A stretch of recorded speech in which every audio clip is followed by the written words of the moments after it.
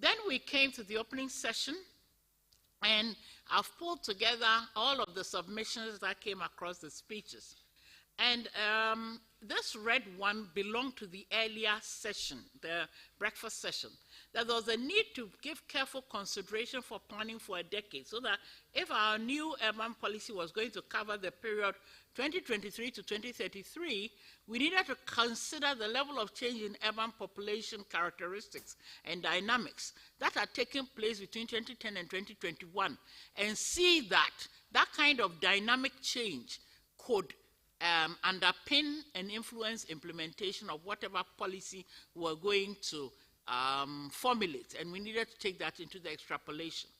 And I've already indicated that there was need for further reflections with the media, traditional authorities, political parties, and so on the implications of population dynamics and the prospective qualitative changes that could influence sustainable and livable cities.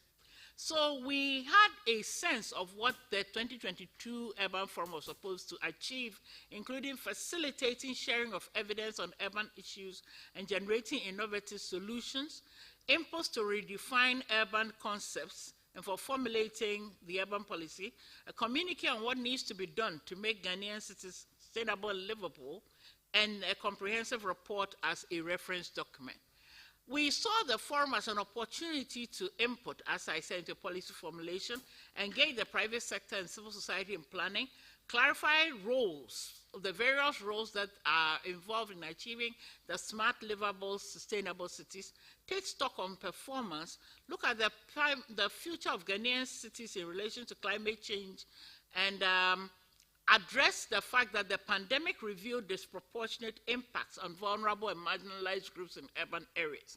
We were invited to think through the fact that urban areas needed to invest in preparedness, assess vulnerability, shocks, and transformation for resilience against disaster, climate change, and disease. And in the context of increased inflation and the disruptions in supply chains, we needed to aim for social, economic, environmental, and other resilience at the heart of city development and governance. We also were invited to think of mainstreaming the new urban agenda in assembly plans, as well as tackle inequality and vulnerability to achieve an urban paradigm shift. We needed to pay attention to the smaller intermediate cities, given their vulnerability to external shocks, as well as their potential to foster better rural-urban linkages. We thought that the youth bulge should require investment in education, sexual and reproductive health, technical vocational skills, gender-based violence, employment creation, recreation, and others. We needed to focus on green transformation, embrace digital inclusion, peace, and security. And then the partnership with private sector and civil society would also be key. And the UN Habitat Smart Cities approach was a critical framework that the UN agencies were buying into and will be useful to adopt. And the theme for the Day of Cities, Act Local Together, Go Global, was also refreshed for us.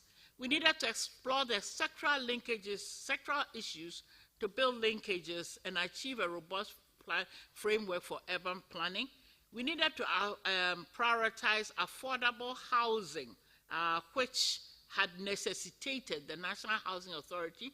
Our attention was drawn to the range of ongoing interventions, such as the Secondary Cities Project and so on, the opportunities that there were to support cities and assemblies in urban development, how to leverage and extend the gains, and then the need to consider urban development in tandem with rural development in order to achieve holistic improvements in urban-rural linkages.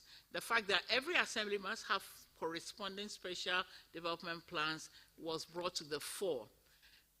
In the theme address, we began with an understanding of the characteristics of livable and sustainable cities: employment, security, public services, affordable public mobility, infrastructure, reliable social services, self-sustaining cities, environmental protection, environmental justice. We were given the facts and figures around the urban development story of Ghana, and then where Ghana had missed out, was brought forcefully to us, listing that we had missed out by way of direction, focus, coordination, harmonization, complementarity, amongst others, institutional tripping. The challenge of capacity was also drawn to us in the theme speech. Some of the capacity gaps were policy to linking policy to spaces. I need to look at that again. Anticipating citizens' behavior, coordinating interdisciplinary action, facilitating political technical linkages, and harnessing citizens' participation. The gaps in relation to financial resources were also brought to our attention, including the difficulties with fiscal authority, balancing budgets, and accountability challenges. Then we had a panel discussion which consisted largely of representatives of the institutions and associations of professionals. If you collate the challenges that came out from that discussion, the issue of lack of appropriate data, sufficient analysis of the data and sharing to analyze bottlenecks, establish patterns of need, time use issues came out. There was a need for practitioners with technical skills and cross-disciplinary capacities. We required a shared vision of the city we want, collective engagement of professionals, development that establishes and addresses linkages within the city environment. For instance, the connections between waste management, transportation, and employment had to be drawn. The encroachment on community rights and the non-utilization of the powers that have been granted by the local authorities. And the fact that some MMDAs regard some of the related assignments as supply-driven. The issue of boundaries also came up in the panel discussion. The need for more proactive preventive action on the acquisition and development of land rather than the corrective action that often followed what had been done. The challenges to development permits, acquisition and approval, understanding land as a multi-resource and managing it from this, special planning to consider both the subterranean opportunities as well as above-ground services, and the extensive involvement of built and planning professionals into policy making and implementation. And there, our attention was drawn to the need to consider the issue of the ratio of professionals to inhabitants of localities. In the opportunities that emerged from their discussion, the issue of the relocation of LUSA and the Ministry of Local Government, Rural Decentralization, Rural Development, provided an opportunity to decentralize the guidance, trickle down of the services. Infrastructural delivery so far as an experience in this country had been a public/private undertaking. Therefore, there was a need to harness privately held resources more effectively.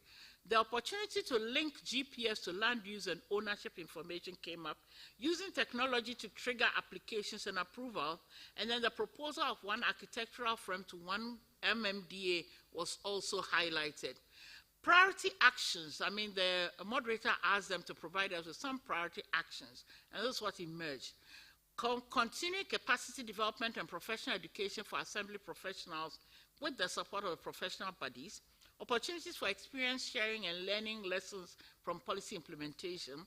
Another priority action was to consciously adopt and strengthen collaborative approaches between participating and mandated institutions to promote resource efficiency, to harness the available IT resources more effectively, make MMDAs or the localities attractive for professionals to work and stay there, and to ensure that the municipalities or those locations or areas that we have designated municipalities have the adequate basic infrastructural resources to qualify for that classification.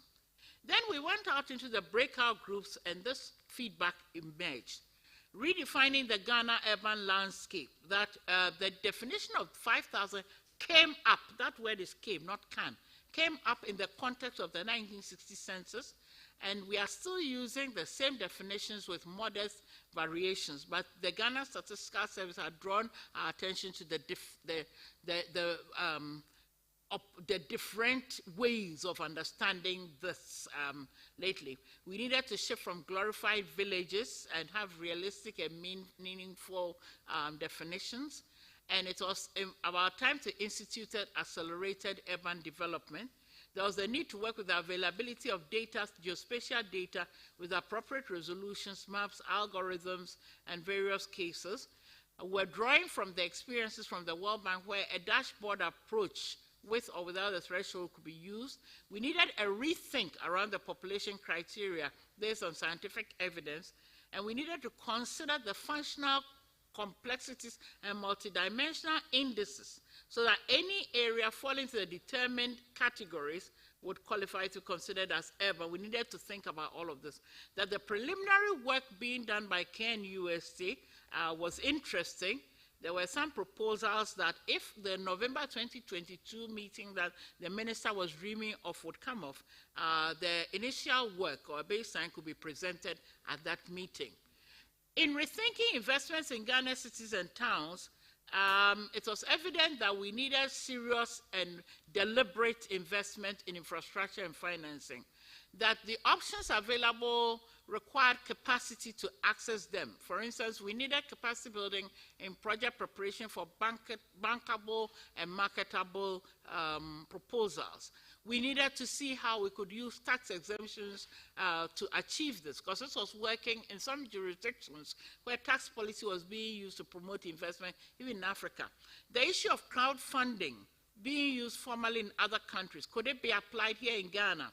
The KJTR financing based on partnerships, we explored that, but we also acknowledge that project implementation required the acknowledgement of social dimensions of the project, the issues of displacement, evictions, and the negative impacts on those who would lose out, and therefore the necessity of social safeguards. We're invited to consider a governance option which would consist of the consolidated local governance model. And therefore, to learn better, we cited Kigali and Istanbul as working examples of this model. And finally, we concluded that assemblies should be able to team up for infrastructure development to benefit the people. In co-designing and connecting Ghana's cities and towns, we talked about the Gamma structure plans, but the fact that implementation management in particular had to be re-looked at and considered carefully. And then the fact that, do we re-strategize governance approaches? Since in 1991, when we're thinking Gamma, Greater Accra was 3 assemblies, and now it consists of 29 different local authorities. The issue of urban governance, to consider the question of amalgamation or further breakup. The issue of spatial planning and land use databases. It was difficult to get this from the assemblies, but we need to be able to provide for these issues and ensure that there's a repository of these at LUSPA. LUSPA is a repository of this. Are we developing the urban at the expense of the rural? That came up again, and the issue of functional linkages. And the indiscipline around unauthorized structures. Could we see informality as an opportunity rather than as a constraint and as a nuisance, as we've seen it so far? In relation to innovating for resilient urban spaces, the team that worked on it looked at the influences on land tenure, the difficulties of getting farmers to adapt to climate change, land ownership, land tenure insecurity, and then the copy arrangements that they had adopted, including inheritance arrangement, transfer rights, and ownership of smaller land holdings. Then the adaptive responses, including the cultivation of early maturing crops, agroforestry, crop rotation, and the adoption of some particular farming techniques as I ones. For policy, could we mainstream agriculture in physical planning? Regulating land commodification in urban areas and peri-urban is an urgent consideration, and we needed to introduce land governance to address some of the challenges of the land tenure experience we have. Again, about local market infrastructure and management, there was an urgent need around that because 70% of populations consume food from markets without knowing the source. The MMDAs have the markets, they are not managing it as well as they could. Security and infrastructure were inadequate, and there was a need to step up in that direction. The contribution to management of municipal markets that was initiated with GIZ support was something that we needed to revisit And MMDAs were not sufficiently focused on investing in markets to optimize earnings. We needed to be able to do that. And perhaps the signing of performance contracts with market management to control inflows and to control what is sold and also the quality of service there could be an answer to the future. Ladies and gentlemen, these were the kinds of things we talked about yesterday. I hope I've given you a flavor of what happened here yesterday. Is that okay? Is that adequate for everybody? Okay. Right. So just to link you to today. Now, Paul, is a gentleman called Paul coming to do the Slido thing? Okay. So I give the platform to you to do it very quickly because I'm sliding dangerously out of my time frame.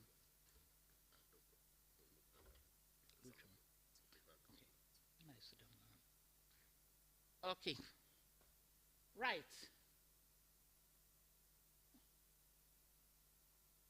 Sorry, this is to give us a flavor of some of the contributions you made.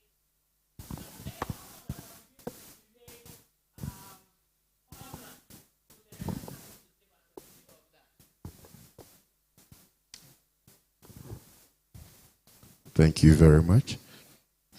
So, can we all just log into the Slido from our phones, our mobile devices? You can join the Slido through the code over there, the QR code, or you log into slido.com.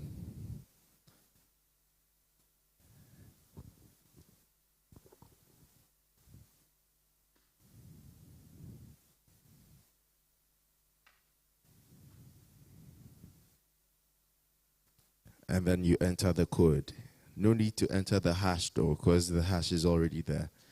So GUF 2022 1101. Don't forget the hyphens though.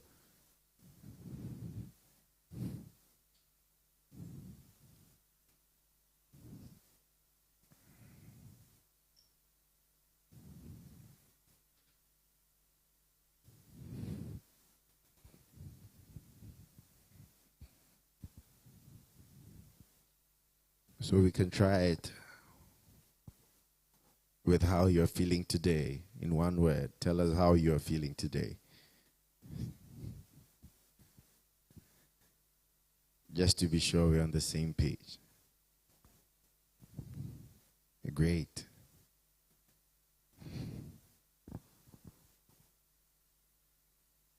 That's awesome.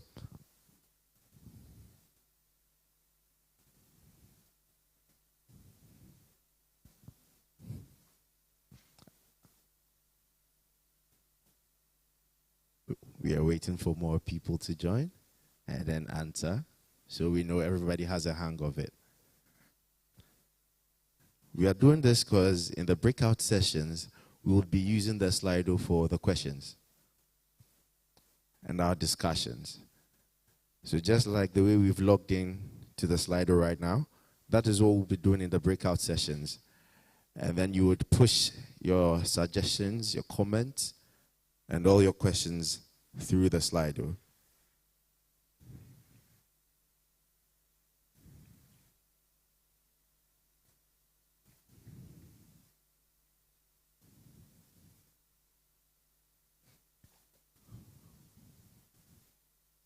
On the side, as a participant, you have these two views. It's either the polls or the Q&A. So whenever you have a question, you can switch to the Q&A and then just type in your question. If not, if there's a question on the floor and you want to answer or contribute to the polls, you switch to the polls and then you enter your answer over there.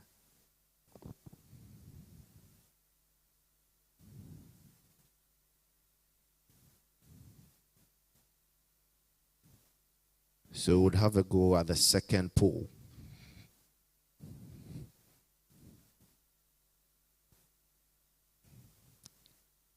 Kindly indicate your gender.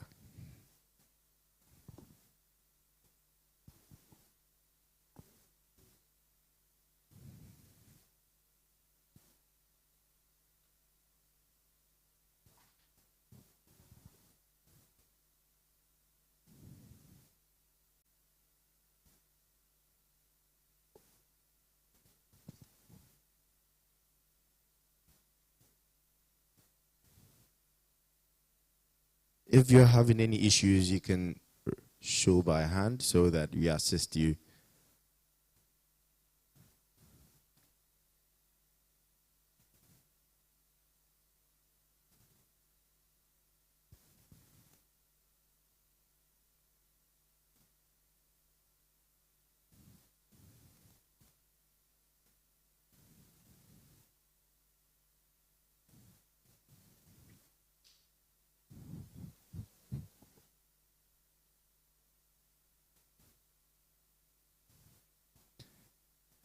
Now with the next four,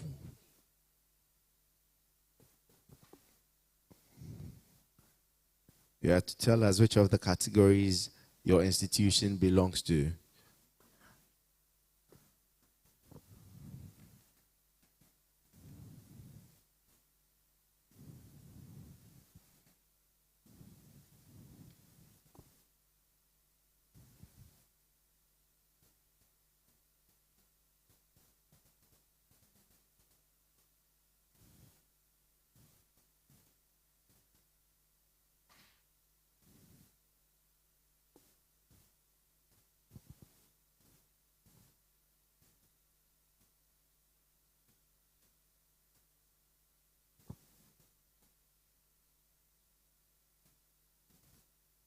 So finally, our last poll. We want to know which of the thematic sessions you'll be participating in today.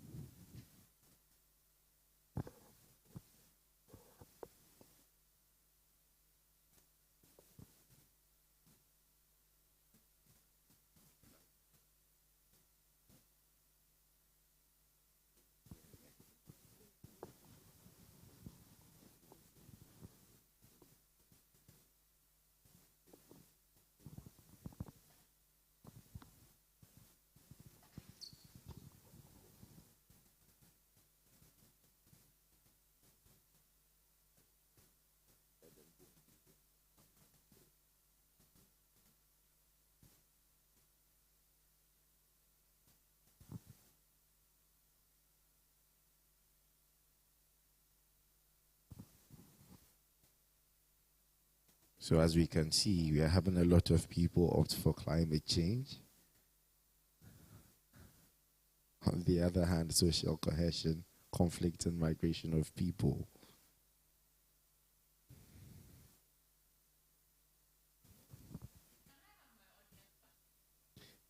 So thank you very much for your time. He was enjoying himself too much. Right, ladies and gentlemen, I think we've been introduced to this exciting tool, and please do fill it for us. However, I want to crave your indulgence to have our technical session and to invite our guest speaker, Dr. Kwadwo Ohene Safo, to join us. I think that his profile is in the brochure. No, it isn't. It is. Are you sure? Page what?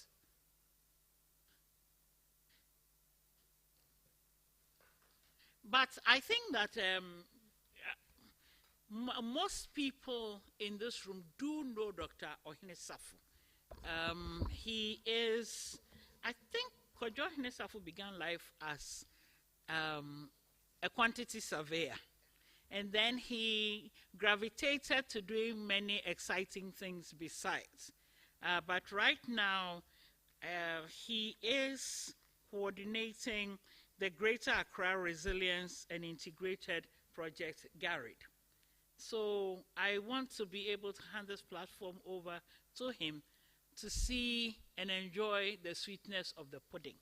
Kwadwo, please, the podium is yours. Thank you. Okay. Dr. Fabaji, good morning. All right.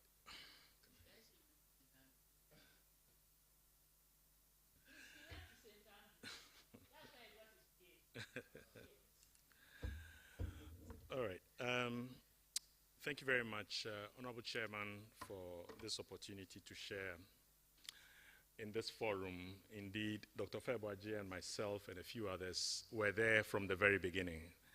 It was at her instigation that we actually formed the Ghana Urban Forum in 2009. And I think the first 3 sessions, we had it in the Institute of Local Government Studies. And then subsequently, we partnered other organizations and proceeded to scale it up.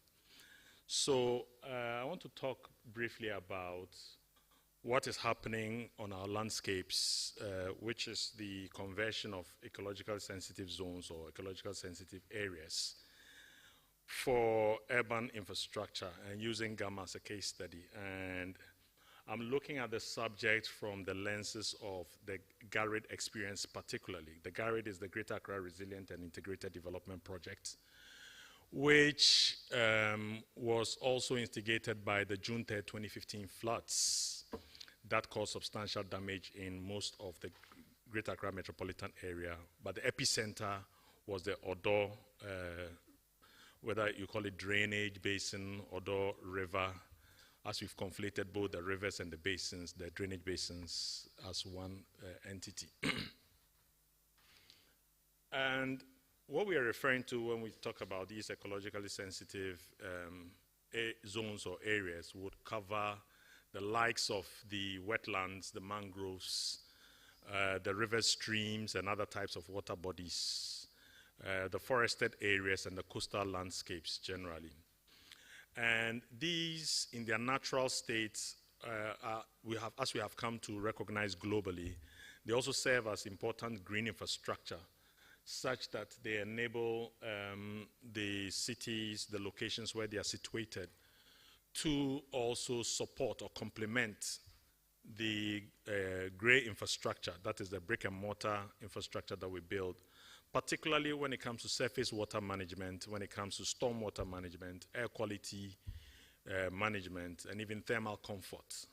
And so for those who have experienced Accra, you recall that back in the 80s,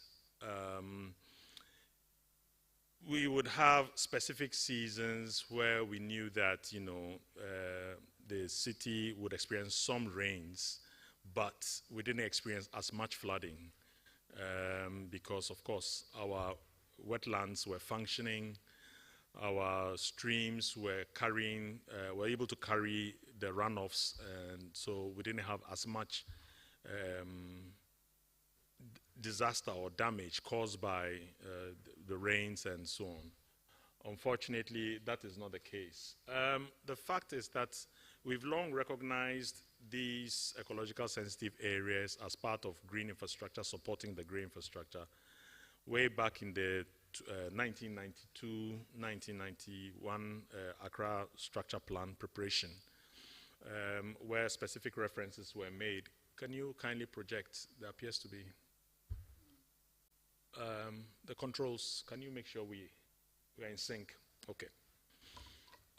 Where the various sections were all able to discuss the utility of these ecological sensitive areas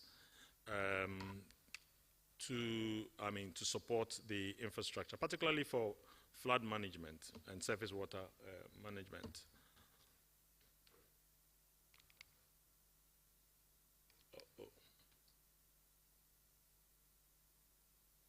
Okay, yeah. And so I had a reference to the 3 districts at the time, the preparation of the 1991 Accra Structure Plan, where we had the 3 local governments just being the Accra Metropolitan Area, the Tema Municipal Assembly, as well as the Ga District. And we know that at the time, it spanned a total area of around 1,520 kilometers square, and the core urban areas was actually just 133 square kilometers. And the total population at the time was estimated to around between 1.3 million to 1.7 million, because we didn't have a population census in 1990. And the density, in fact, what's even more important here is the density at the time. The density was around 123 persons per hectare. Between then and what we have now, if we are talking about the metropolitan area within the Greater Accra region, then of course we are talking about the 27 districts. But if you are talking about the contiguous development that spans the metropolitan area, so the functional metropolitan area, then we're actually even going into the eastern region where in Sowam, Adwajiri, Kwapim South, Aburi, and even also Awutu-Senya, East, West, Gomwa, have all become incorporated one way or the other into that metropolitan footprint, covering an area in the region of 5,000 square kilometers with now a metropolitan core or an urban core of around 1,520 square kilometers, which compared to what was happening in the mid-80s into the 91 structure plan preparation shows that what used to be the entire area of the metropolitan area has now just become just a smaller section of a larger footprint. Again, the population we have the population of around 4.5 million covering this area. And the interesting thing is the density now over this expanse is about 41 persons per hectare. Comparing it to the 1991 levels of 123 persons per hectare, we see that how the city has expanded is that we have a factor of 3. The population has moved up by almost threefold. The contiguous area has moved up almost threefold. And then the density has declined almost threefold. So what is happening in the space? A colleague of ours at the Ghana Urban Forum 3, at the time, this was in 2009, 2010, one of the things he said that, still resounds whenever I think about the experience is that he said, he said urbanization is faster than government. And as has been proved, urbanization has run far ahead of the states.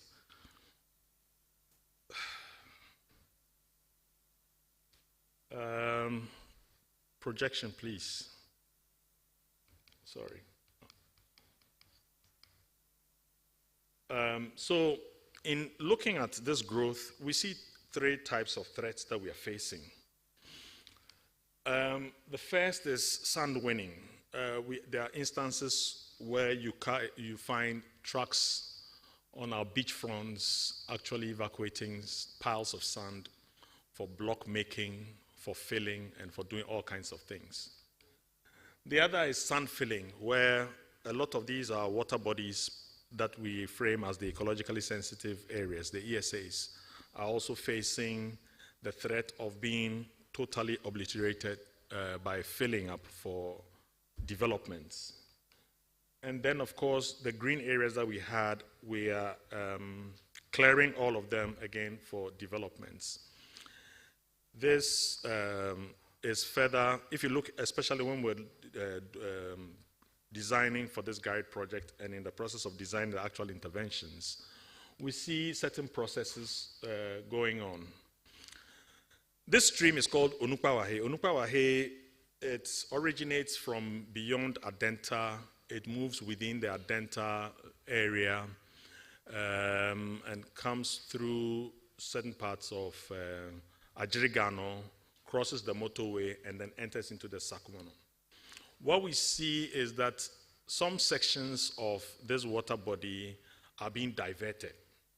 So in doing so, they are clearing up the space for more and more developments. And what its effect is that it is creating, rather than reduce the speed for the conveyance of the runoff, it is creating opportunity for the runoff to move at faster speed, arriving at the Sakumono wetlands faster than previously. We have, different sections where they are being totally and comprehensively diverted to make way for developments. So the red line is where the original footprint of the water body. The blue line is what is now happening. The next we have seen, and let me see. Yeah, this is the Mama Huma. This is another one.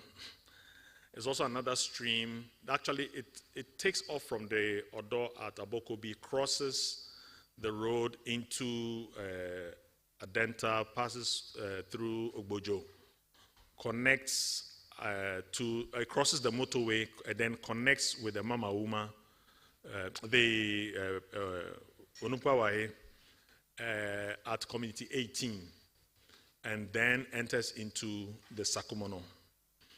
And we see that here, they are not just diverting, they are blocking off the water bodies.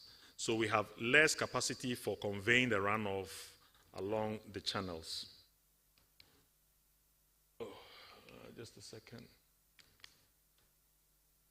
Yeah, this is the third one that we're facing, where when they are not diverting and when they are not blocking off, we're actually shrinking the size of, again, filling with sand and with rubble and all kinds of things to recover the land for developments.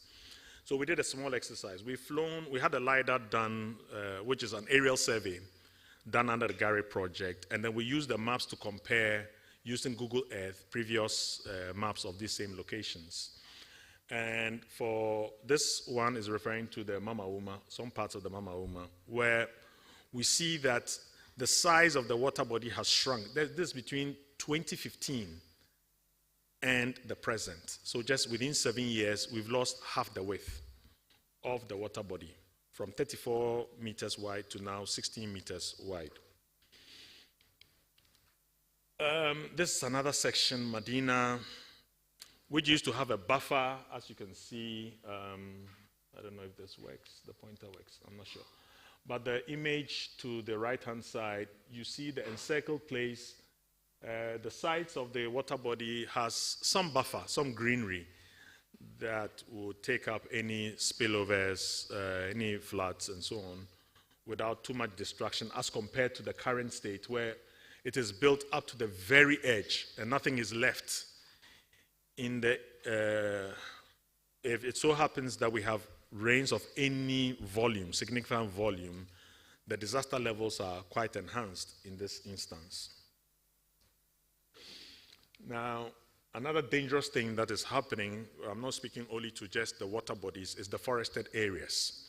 The Odo originates from the foothills of the Brie Mountains, and so you find the source at Abokobi. What we are observing with the Odo is that now the volume at the source is much more than previously. Why? Because the forest sites, or the hillsides that was forested, is now being scraped off. The image again to the left is an aerial photograph of 2015. The image to the right is the same spot, 2022.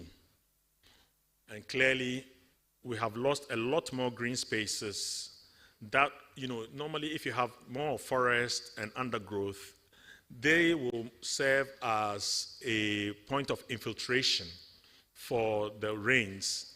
And so a lot more, or a lot less of the runoffs would get to wherever your drainage channels are.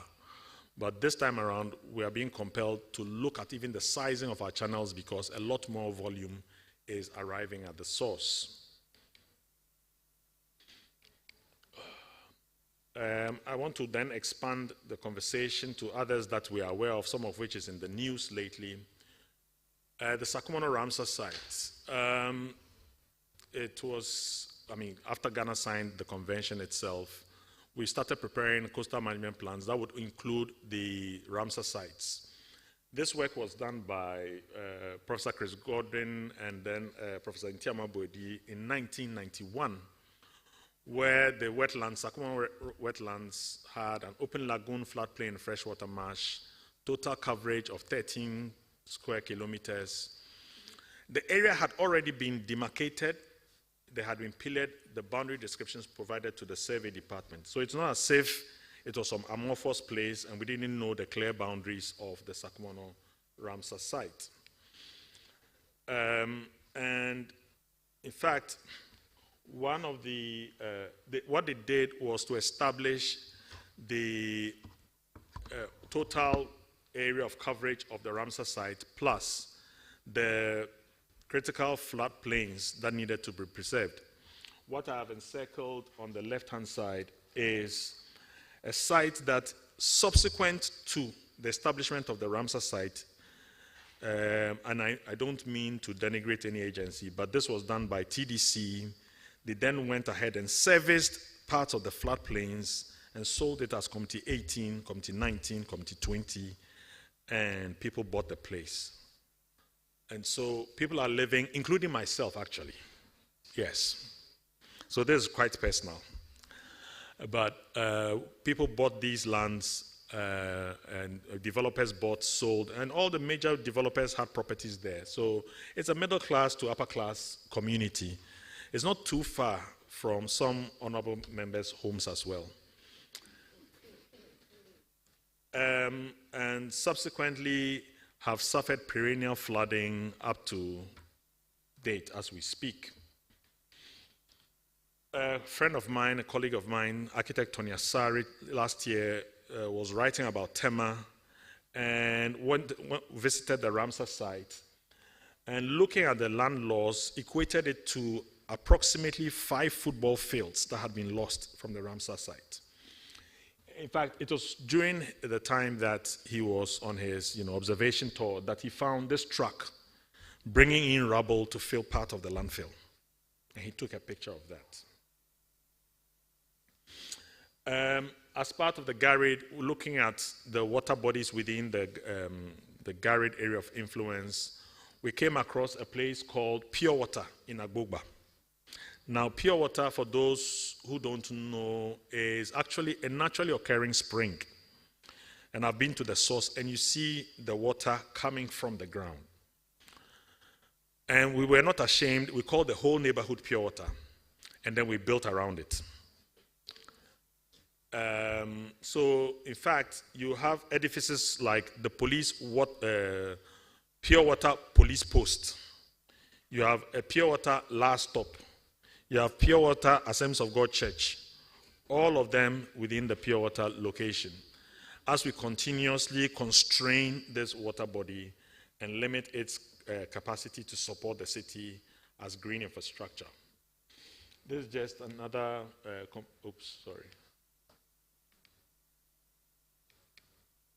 Yeah, this is comparing, the Pure Water is the yellow mark or line.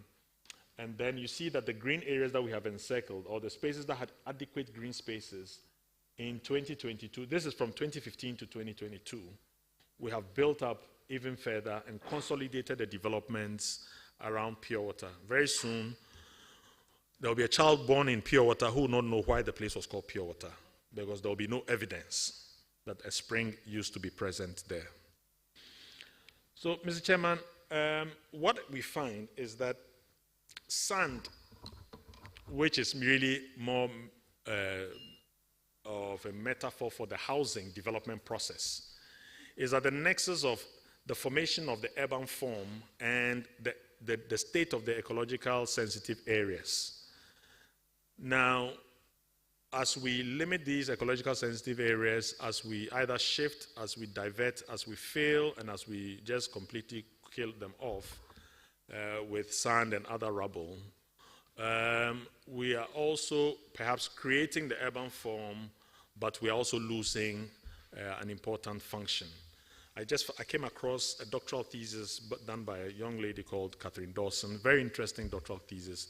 If you have the time, you could also take a look at it. It's titled Shifting Sands in Accra, Ghana, The Anti-Lives of Urban Form.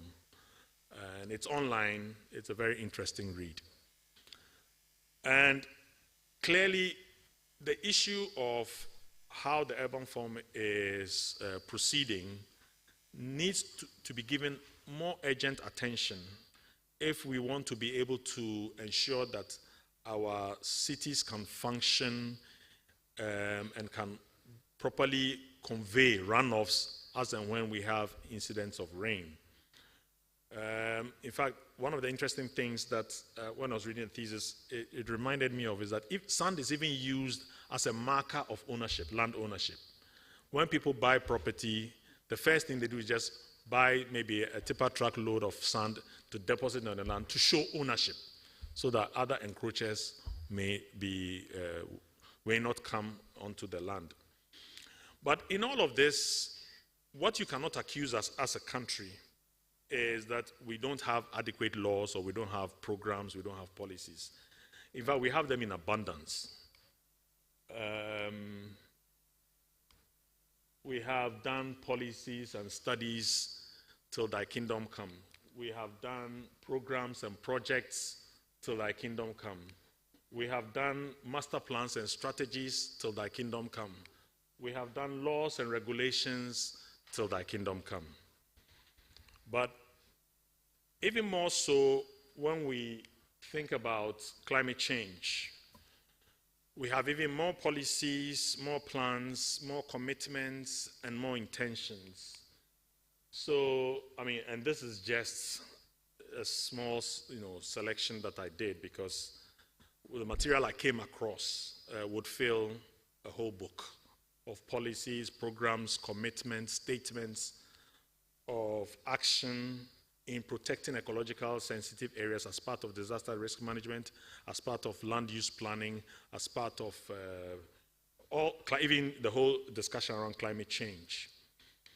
Even more, so we have specific budgets, timelines, action points that we have in abundance.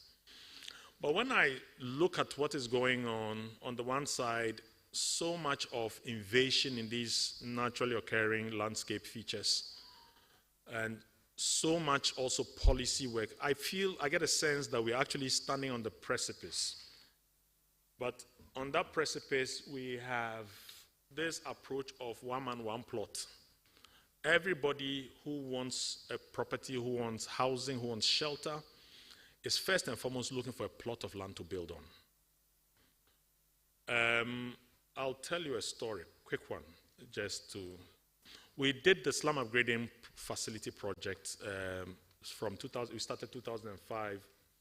I exited around 2009 to do my studies. We're working with a community group, a community savings group, to try to promote a condominium approach to housing. And so for the land that was reserved for the project, there were 9 squatter households there. And we wanted to convert it into a 30-unit household so that at least more people could use the space.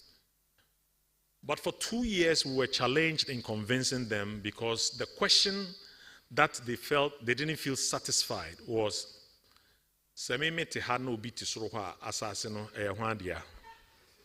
to it, if I live on the ground level and somebody lives on the first level, who owns the land? And we spent 2 years, every Sunday, having community meetings, just discussing the issue of shelter versus land ownership. What was their preference? Did they require the shelter itself, or it was the land ownership that mattered to them the most? Fortunately for us, we were successful. We proceeded, we did a project. But the point being that there's a certain fixation on land ownership first. Of course, tenure is important. If you'll be displaced, then after you've built up your property, then there was no point in putting up so much investments. But there must be a way that we can limit this consideration if we put our acts together. Second thing I also observe is there's a fixation on grey infrastructure. So success is counted by how much you have invested in the grey infrastructure. We've done so much of drainage. We've done so much of roads, so much of this. And it is regime after regime ad infinitum. And we have not even looked at how many people are served by the grey infrastructure that we are putting in place. The other thing I also observe is the unwillingness to recognize that our threat to these ecological sensitive areas and nature in general is also a threat to the existence of the citizenry. we are almost doing an industrial level destruction of ecologically sensitive areas. If you look at what happened, particularly you take the Ramsar sites, where now people are even building cement factories right there on these Ramsar sites. And cities generally, but Gama particularly, have extended our footprint interminably. We don't know what will be the end point in view. I mean, you could perhaps even project that at some point there'll be one continuum of development all the way to Winneba, and there will not be any break at all on one side. On the other side, we've already started building up the hillsides of Abri. We'll be extending further and further into the Kuyapim range. Who knows? Maybe at some point it will be Accra-Koforidua continuum. And then, surprisingly, as this sprawl has manifested, the state, whether it's government, local or national, has also matched this development pace boot for boot with policies, programs, strategies, action plans, and all kinds of things that have very minimal effect on the ecologically sensitive areas. I want to point to a specific incident that really marks our experience. After 2015 floods, initial surveys, we had to identify areas where we could detain some of the runoffs. So after several, forays into the market looking for, we focused on sites within the Ghana Atomic Energy Commission acquisition area. And 3 key sites were located. Initial estimations showed that if we're able to detain at the minimum 2.7 million liters of runoff, flooding in Circle would be stemmed substantially. Flooding in Circle, Odona, all the places that usually flood, even after 20 minutes of rain, would substantially be stemmed. Between the time that these 3 sites were identified initially, and by the time we got to the engineering studies, we had lost 1 site completely. And the other site, we had lost half of the land from prospective developers. The one that we had lost completely, not only to developers who were putting up residences, we lost it to churches as well. And I won't name names, but there are churches there.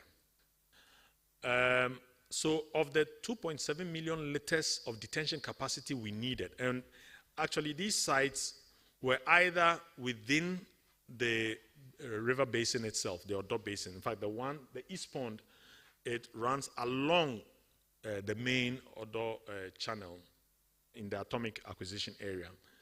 The West Pond is a tributary that joins after the road from the main road, the Kwabinyan Road. The tributary joins the Odo after the road. And then the third one, which is the South Pond, is the floodplains, the original floodplains of this point. And we lost the floodplains completely.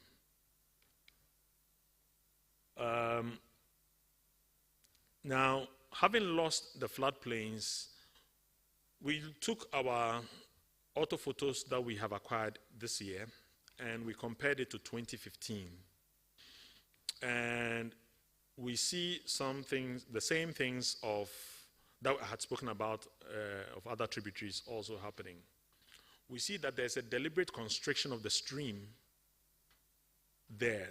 And between 2015 and 2022, 7 years, we've lost half the width. Deliberate filling to reclaim the land for development. And this is our bane. Now, who are those instigating these issues or these things that we are observing? And I point to a constellation of actors.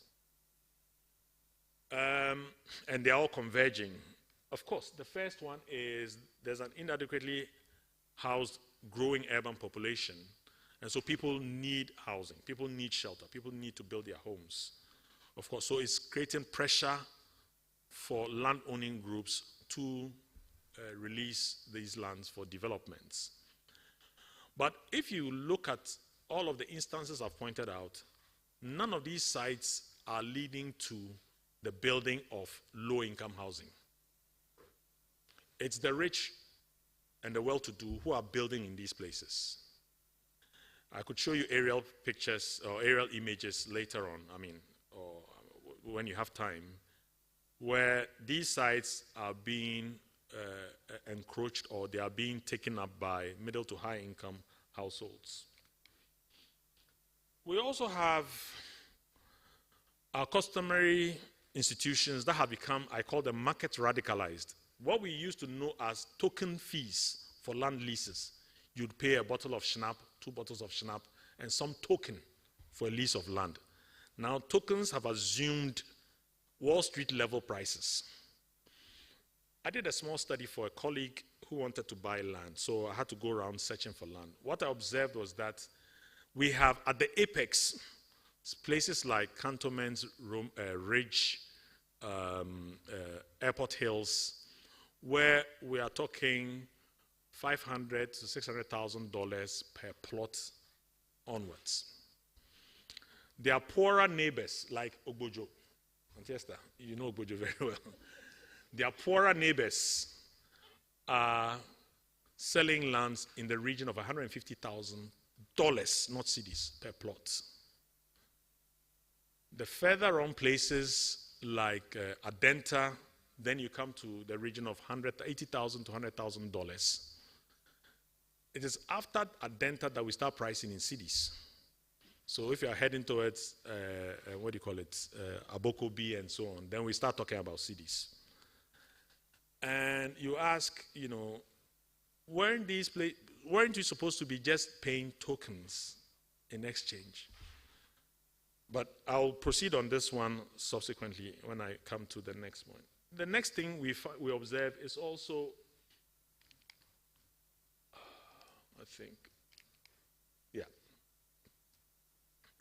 our bureaucrats who are either inhibited from taking action. Yesterday, Mohammed made the point that they have enough laws for the assemblies to take action. We have enough laws for LUSPA and other such agencies to take action. So if there are enough laws, and indeed there are laws and there are regulations, why are they unable to do that? What inhibits them from taking the necessary actions? Is it, and every time you say, oh, if I take action, something will happen. So this fear of victimization, is it realistic fear or is it an unfounded fear? It's a question we need to ask ourselves and to interrogate it deeply, because the situation cannot persist. The last, of course, is the usual suspects, these rent-seeking promoters of public infrastructure investments. There are speculators who they go look for capital and come into the system and facilitate to get their way to build, no matter the consequences on our landscapes. So this constellation is coming together, and it's leading to a situation where collectively they are working against the commons. And the commons, I refer to these ecological sensitive areas. Not only just working against them, but they're also working against two things. One is the efficacy of explicit knowledge, which is empirically derived scientific knowledge we find in published literature, in organized and formal institutions, which is underpinning all of these our climate change strategies. This same constellation is also working against our tacit knowledge, the ones that have informed our traditional customs. Who didn't know that there was some sacred groves that you couldn't enter? In forested areas you were not allowed to enter, and no development was permitted. And these were cultural mores that we grew to hear about. And there were, even for those who were in the fishing communities, there were taboo days that you couldn't go fishing. And these were all folklore to try to protect the environment we had, even if they didn't have that explicitly rendered in articulation. But it makes me wonder that for the explicit knowledge, for example, which audience is being targeted? The science, the knowledge that is being generated from our scientific institutions. Which audience? Because clearly the person who is selling land at Pure Water has no consideration of climate change. He has no appreciation of it, of climate change. So perhaps we need to question how we are targeting the messaging and to whom we are targeting the messaging. And for those who are now, more or less just bulldozing over our cultural norms, it makes me, okay, I need to move faster. It makes me question what kinds of narratives that we have to deal with. I get a sense that there's a certain loss in translation where there's a dissonance between policy documents and then practice on the ground. It's either that the ecological sensitive area policies and commitments that we make at the national level is tone deaf. It doesn't really appreciate what's happening on the ground, or that those who are on the ground are unwilling to be perhaps courted by the national level actors, or perhaps it's a combination of both. And I see that there's a fierce urgency for action now to reverse these threats to the ESAs, the ecologically sensitive areas. Why? Because climate change, the unpredictability of the frequency and intensity of precipitation, rainfall, the sea level rise issues, the heat, the drought, there's a greater need to adopt more nature-based solutions than to pursue these investments in brick and mortar, when even our finances don't make it possible for us to continue putting in funds as if the funds could not be exhausted. The second reason why there's urgency to address this is also because of our population growth. Estimates from the National Spatial Development Framework projected that the population level of 2010 for Gamma area would be doubled by 2035. Today is 2022. We have less than or a little over 10 years for that to manifest. How are those people going to be housed without compromising these ecological or totally obliterating these ecologically sensitive areas? So it's time to begin to innovate on the issues of land access, housing development approaches, and even our perspective of these ecologically sensitive areas. The orthodoxy of urban development is perversely counterintuitive. That we need more ecological sensitive areas than less of it. And especially even for our sustainable present. We always talk about the sustainable future. Our sustainable present is under threat, much less our future. Where we have to now see, oh, it is blank. Oh, sorry, I'm sorry. Where we now have to see ecological sensitive areas as infrastructure and not opposing infrastructure. So we should look at incorporation rather than conversion. More space is not tantamount to wider footprint. On the quest of housing everybody does not mean that we extend the city limits interminably. We must now look at density. Like the colonial quest for self-government, it has density now. Like Nkrumah led the self-government now. And also, our city governments must move from this passive role of waiting for an applicant to submit a building permit, an application for building permit, before they begin to work on that. Besides the land use plans and the zoning and all of that, our city governments must now move into a more active role in the housing market, looking at how demand is shaped, so we know where to make room for whom and how to make room for that. If you look at our statistics, the dwelling types, the predominant ones are always more of the single-use family dwelling types, rather than multiple household dwelling types. The market forces is generally trumping common sense, but I need to caution that market forces are not God. But who will be bold enough to bring market forces to order?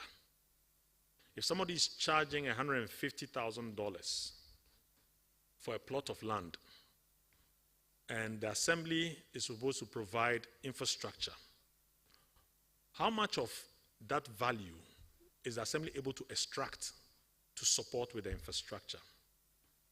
And in talking about the protection of ecological sensitive areas and looking at some of the key actors who are leading to its constraints, we see that equity is not a parameter in our urbanization calculus. So equity is important. For all of this, we're just talking about just the rich people. Where are the poor people to be housed? How do they also obtain a foothold on the city space? I want to also point out the absence of civil society organizations. Dr. Fairboaji, I need to look. The absence of civil society organizations in the built environment advocacy and activism. When it comes to national level governance issues, civil society is very vocal. And today the chant is, somebody must go. Everybody is talking about somebody must go. But our land spaces also need that kind of lenses and focus, because that incidental interest is no longer helpful. So we need to really look at how we are playing with nature, that there will be a price to pay, and the price is coming. From this framework that I found in one of the literature, I found it very interesting. It said that our responses are akin to the antibiotics and painkillers that an unhealthy person needs to survive. I dare say that at this point, what we need is not just antibiotics, we need blood transfusion. Our cities need blood transfusion. And it's important for us to now begin to take our medication. Thank you.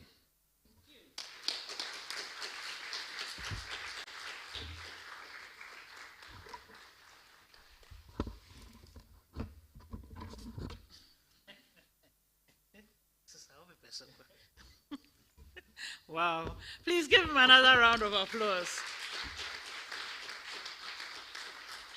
I think I've particularly enjoyed this presentation, as with others. Dr. Hinesafo, thank you very much. I'm not going to allow any discussion because I've allowed for slippage, a bit of slippage of time. Do forgive me. I also want to recommend that we do a panel discussion before tea as planned. But what's your pleasure? I should stick to the program, eh? You are not too hungry, eh? And then you can put in, let's see what we can do. Should we do that, please?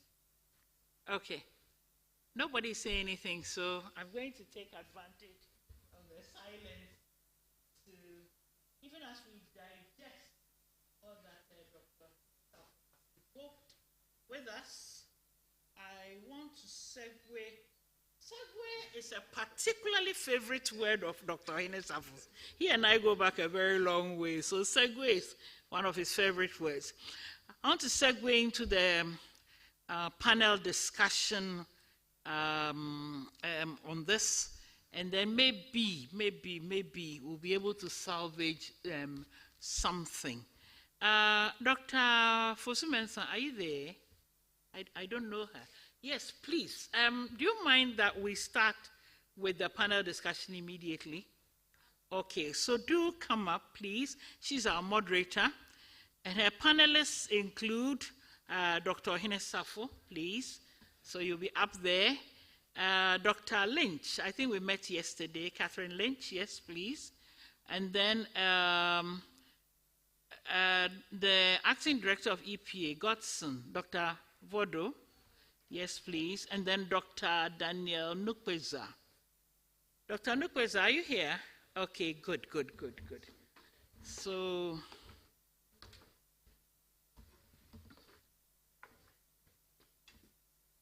I leave you in the very competent hands of Dr.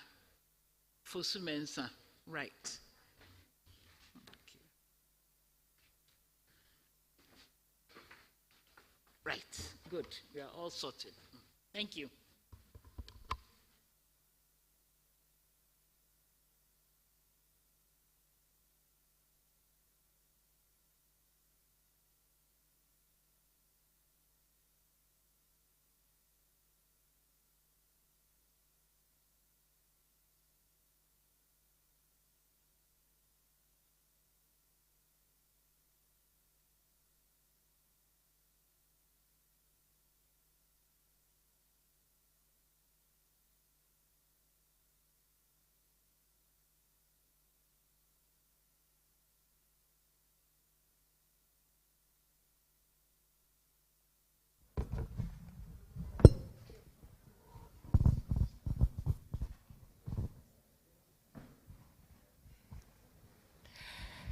Yeah, good morning, ladies and gentlemen.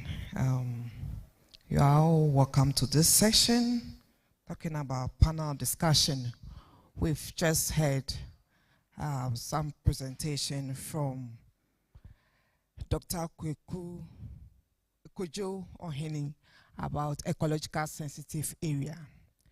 God in his own wisdom separated water from the land. And on the land, he provided areas that are supposed to serve as sponge or are supposed to serve as certain sensitive functions. As population have grown, and for that matter, the country Ghana, we think that these areas are not necessary. And so we have found ways to destroy these various areas. Population, as reports have indicated, would increase. But whilst population is increasing, we are faced with climate change. Climate change have a lot of implications for urban dwellers. We have seen the impact over the years, and reports and projections shows that these effects are going to worsen if man do not take certain actions to mitigate or reduce emission.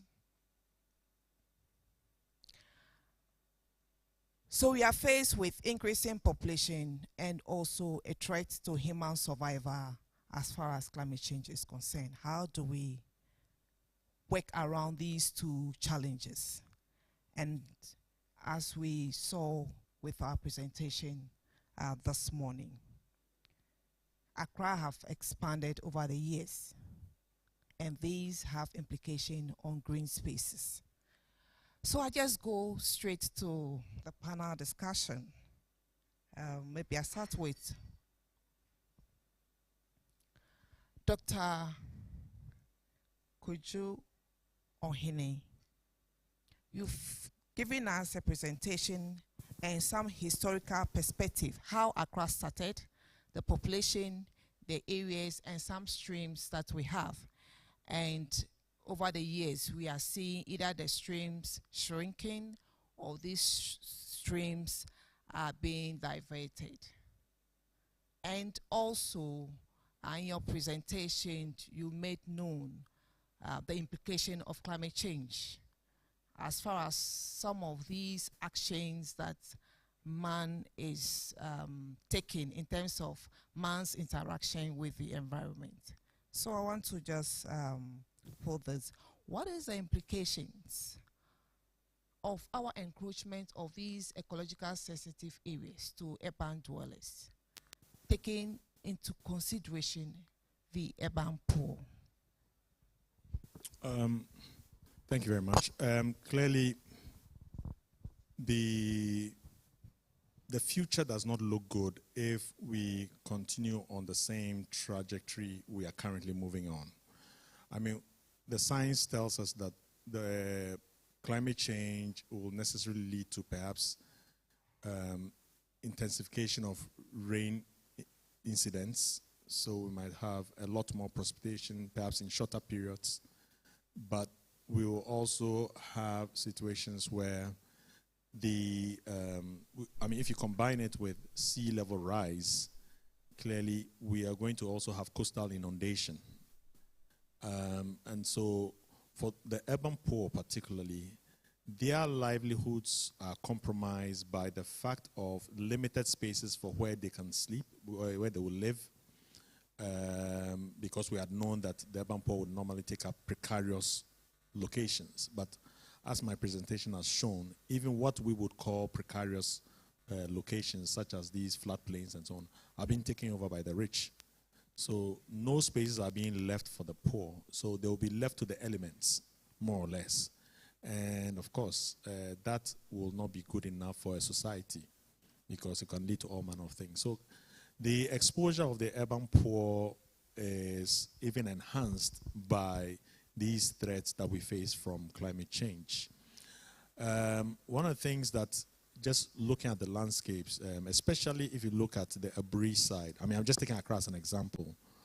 And most cities do have these features where they have some hilly features. In the valleys, we'll begin to have more inundation there. So as we clear the forested areas, there'll be more rains or more ponding in the valley. So places like Abokobi, particularly those very close to the foothills of the mountains, for example, will become disaster prone. Places like, if you take the road to the central region, the Kaswa, the hillsides there, I've forgotten the name of the place, where the famous footballer has built his house. McCarthy, no, not McCarthy Hill, Botiano.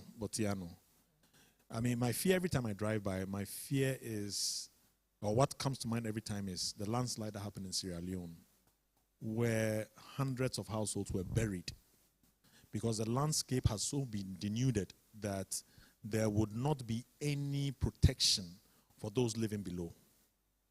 And that is, and so it's likely that it will not only just harm the urban poor, but also even the rich themselves, who in pursuit of landscape views are now building on these hillsides just to be able to get these views. They will also become victims of their own folly, to put it mildly. Okay, Dr. Anukpeza, what's your perspective as far as the implications?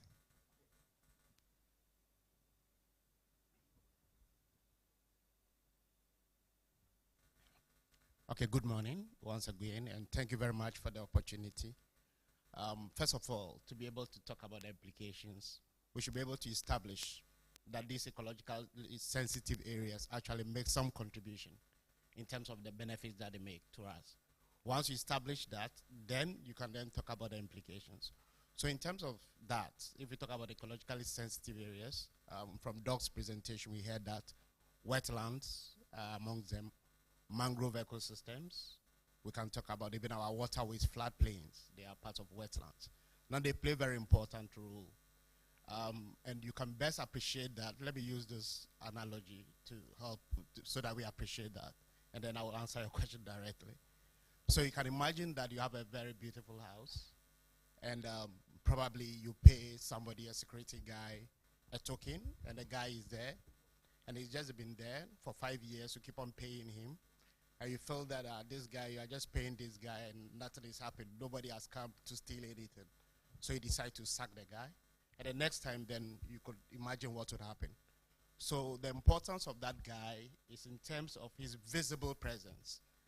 Similarly, we can understand these ecological sensitive zones or areas in terms of, we can see their importance if they are not there rather than if they are there, because people don't mind, if you build in waterways, so what? That kind of thing. But they play important roles in terms of flood retention, processing pollutant, and several other things once you have them as part of the landscape. So the implication in terms of if they are not there, Doc has actually highlighted some. But it is very clear that if we lose our wetlands, then we are removing the vegetative cover, for example, and that would mean that we will have a lot more very turbid water. So that affects our water quality. In terms of that, even important ecosystem functioning and ecosystem services will be affected. And there are several other implications of that in terms of even our fisheries. And that could cause flooding, and then we are exposed to more risk. So those are things that could happen.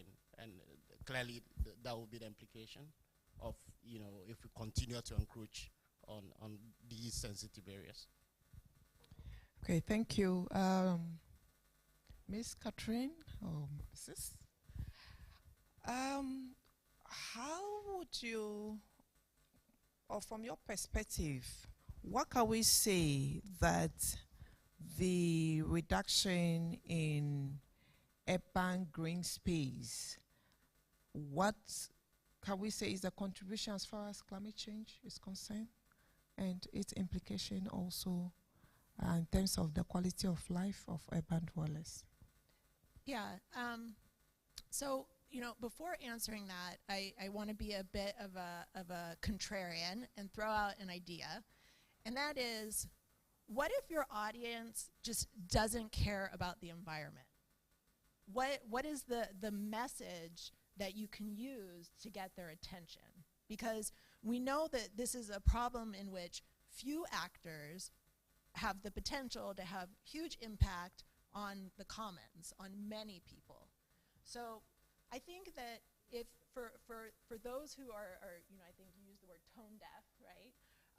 With the messages on environment, I think there's an opportunity to switch the message to be on people and money, because everybody cares about people and money.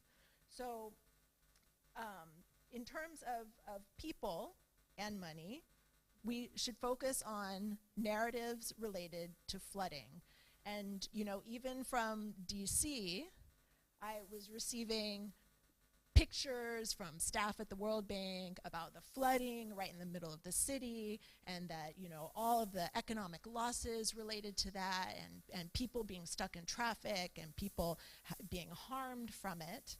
And so I think there's a rationale to focus on that. I think there's a rationale to focus on air quality. I've seen reports from local academics about the deteriorating air quality. In part, it's from transport, but it's also from the loss of ecological areas around the city. And then also talk about the heat, because I think, as we all experienced yesterday at the tea break and at lunch, it is really hot in Ghana's cities. And also from local academics, there are many studies about the urban heat island effect in especially Accra and Kumasi, that it's getting hotter because the cities are losing their green cover. So I would say that those would be the main messages that I would send. Now, the impact on climate, you have an impact on, in terms of mitigation, that these green areas serve as for carbon capture. But I mean, in my experience in other countries, and I assume that it's true here, is that that's not a message that really resonates with most people. That really, for Ghana, climate change is about the impacts of climate change and about building resilience to flood and to heat. And so I think that when we think about ecological areas in Ghana, that's what needs to be focused on more, is the resilience aspect, and how nature-based solutions, as Dr. Ohene mentioned, are really the right way to proceed. They're the most cost-effective way to proceed, and they have the most benefits to the community. Yeah, thank you very much.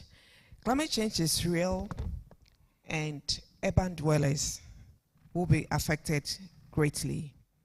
From the rise of the sea, that's for countries that are by the coast, and also, as Ms. Katrina just indicated, we are having heat island in our cities because we've virtually taken off all the green covers or green spaces. And also, recently I have seen a style of building where people build and they tile their compounds. I've always asked and wondered, where do they think the water that falls from their roof whenever it rains should go to? These are threats to our very survival. Now, Dr. Kojo, I just want to find out, climate change predictions shows that we will see frequency of events, that we'll see events such as long droughts. If there's going to be flooding, then we'll see number of flooding situation. And we all know that these green spaces within our cities are supposed to serve as sponge to contain excess water whenever it rains. But we, in our own wisdom, have decided to take over all these areas. what main attribute can we say is the major cause? Is it an institutional failure, or it's just lack of education, if you are to rank them? Oh, that's a tough one. Because I don't think this is an either-or question, actually. We could spread the blame around it very clearly to all the... I mean, institutional failure to the extent of not implementing or utilizing the tools to limit these kinds of activities and actions that are harming us, like, you know, the removal of land cover and all of that. To that extent, yes, it's institutional failure. But it's also, like I said in the presentation, perhaps and Kathy put it, the messaging, what kind of messaging would get to the local actors? So that when we say the lack of education, it needs to be more nuanced. I mean, we do have an educated set. I mean, and everybody here from yesterday's proceedings, it's clear that, you know, we are very, very educated people in this country. We asked somebody to say, we are very much lettered society. So it's really about perhaps knowledge that is able to transcend the different classes. Because you have an upper class, well-educated, very much up-to-date on all of the latest information, latest scientific evidence and so on. But you have, you know, people on the ground who are not that informed of the science. Perhaps the science itself needs to be educated on how to reach other actors and not to, like an echo chamber, speak to themselves, you know, just speaking to themselves or preaching to the choir.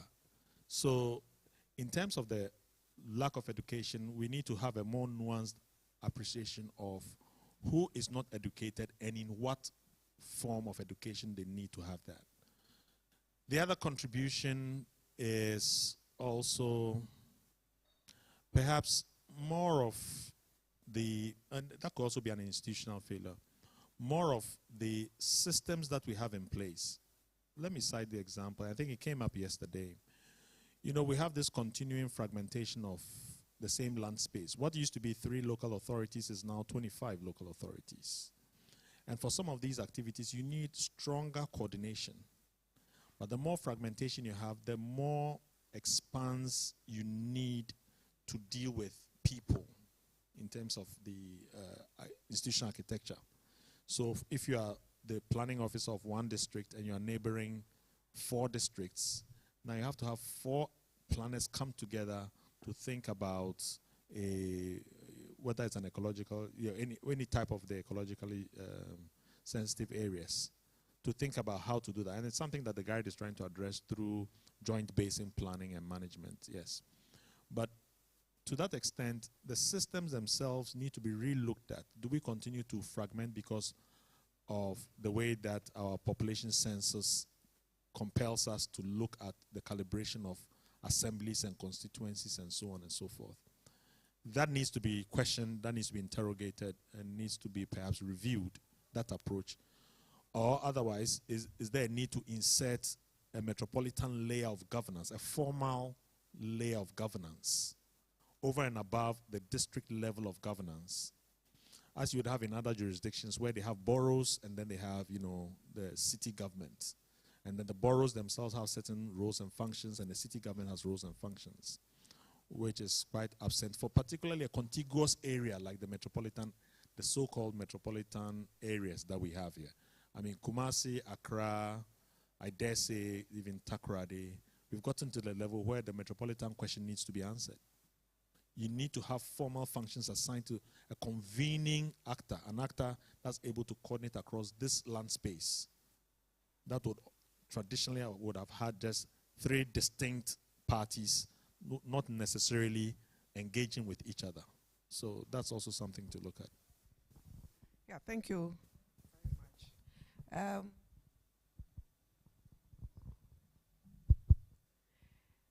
Dr. Nupeza, there's a saying that for every problem, there's always, or every problem brings an opportunity. Now, your perspective, what are some opportunities that the menace that we find bring to us that we will be able to leverage on in order to really stop what we are seeing of virtually developing or destroying all ecological sensitive areas, especially within the urban areas? Okay, thank you once again for the opportunity. First of all, I would just want to continue from where Doc left and frame it within the question that you asked earlier. You ask what the problem is, why things are not really working the way it should work. Is it education? Maybe there is a chasm, there's a gap between people who are well educated and people on the ground. That may be something to address. But then we also have to look at it in terms of, you know, the policies that we have. Why is it not working on the ground? There are underpinnings that we may have to address. And I'll give an example of that. So, for example, we may have a policy designating an area as an ecologically sensitive area. But we know about land acquisition and land ownership arrangement in our country. So if an area has been designated and yet the land is an ancestral land, then there is a problem because the people would think that, I mean, they want to use the land for a particular purpose. So the underpinning may be an issue of compensation, and if probably we compensate people adequately, then you have property rights are very well defined. And if access to land or property rights are ill-defined, that leads to a tragedy of the commons because everybody thinks that is for them. So we need to address the issues of the underpinnings. And if we're able to do that, then that will be a first step. So you asked about opportunities. So one, we need to clearly designate areas. Once we deal with the underpinning, clearly designate areas as ecologically sensitive areas. We need to institute, you know, a monitoring protocol for those areas that we've designated. And we have to, I draw from what somebody said yesterday, we need more of a proactive approach to management rather than being reactive. Because when we do that, obviously, I mean, if you have to bring down structures in an area, it will cost you less when you are bringing down one structure than to wait until 100, you know, buildings are put up in an area before pulling them down. So that is much more efficient if you are proactive. And apart from that, too, that has a disaster risk reduction component because you are reducing the number of people who are exposed to that area. But then there is another thing that I'm just thinking of. In Ghana, people compete for space, for land. And again, reference was made to the fact that in some areas they sell land, just a plot of land for $150,000. That's a lot of money. And if we want to have green spaces, that will bring about cooling effect. Then we have to think outside the box. And what are some of the opportunities that we have? People will compete for land. And I was just looking at data when Doc was making his presentation. If you look at between 1986, 30 years, and now, just the Sakumo Ramsar site, the built-up area has increased by 50%, meaning that there is a lot of loss in vegetation. And then you have about the surface water has been reduced. So it starts as creeping changes, but then that accelerates. And initially you may not feel the changes, but within half a generation, you start seeing the changes, and that affects all of us. So we need to address these issues. And I mentioned thinking outside the box. Just last week, have we ever thought of, you know, we used to have a lot of sacred groves, but we don't have that anymore. And what are the reasons? Some of the reasons advanced is that we have become westernized. Formerly, people were afraid of the girls, but now because they are not afraid of the girls, so people, you know, I mean, we just destroy sacred groves. But I think that people are still afraid of the dead in Ghana in a way. So have we thought of using cemeteries as green spaces in terms of designing cemeteries appropriately? You know, just last week I was, you know, listening to a PhD thesis at the University of Ghana, and somebody actually did work around that. Maybe that would be a starting point of thinking that, I mean, there are additional areas that we can think of as green spaces going forward. I think those are some of the issues that I would want to mention at this stage. Thank you. Thank you. Can I just add something that, in terms of opportunity, our current state also gives, particularly the institutions that are directly concerned with the protection of these ecologically sensitive areas. This is the opportunity, this is the time where they can draw in more community participation in the protection of these sites. Back in the day, there was a place where we lived where we were told was for recreation. So the boys in the area would always play football. And then somebody wanted to take possession of that through some underhand dealings. But the resistance that came from those who patronized the site for recreation led to its maintenance as a recreation spot for years. So that's one of the key opportunities, that if those sites have some uses that could benefit the communities themselves collectively, then the community has an interest in preserving it as is. And so that's where the likes of the Water Resources Commission, Forestry Commission, EPA, and must look at how they engage the communities. In fact, I think Forestry Commission has a program when it comes to afforestation where they work with the communities in doing these forest management practices. And this is something we must look at how to translate that, especially into urban areas. Thank you. How to translate that into urban areas. Madam Catherine, what is your perspective as far as this topic is concerned? What are some opportunities that these menaces bring to us that we can leverage on? Yeah. Well, first, Dr. Ohene stole my idea of trying to use these spaces as public amenities. So this type of approach we've seen across the world in several cities, especially along flood channels, so stormwater management channels, to create linear parks, to put in walking paths, running paths, etc., to ensure that there's not encroachment once improvements are done to the flood management infrastructure. But going back on two comments, one from the presentation and one made after by Dr. Ohene, is that I think that the opportunity is really one of looking at metropolitan level coordination, because the issue of flood management, adaptation to climate change, it's not something that can be handled at an assembly level. It has to be managed at a metropolitan or even a regional scale. And so I think that there's an opportunity to start thinking of this issue at that level. The other is, and I think this would deserve its own forum, would be that, underlying this is a housing market problem. And related to the housing market, the first pillar of it is a land management problem. And people, both rich and poor, are building where they shouldn't because they're all seeking out places for shelter and to live. And so there's really a need to focus in on that, to try to address that problem, not just for biodiversity, ecological reasons, but for a whole host of social, human development, economic development reasons. Well, thanks. Thank you very much.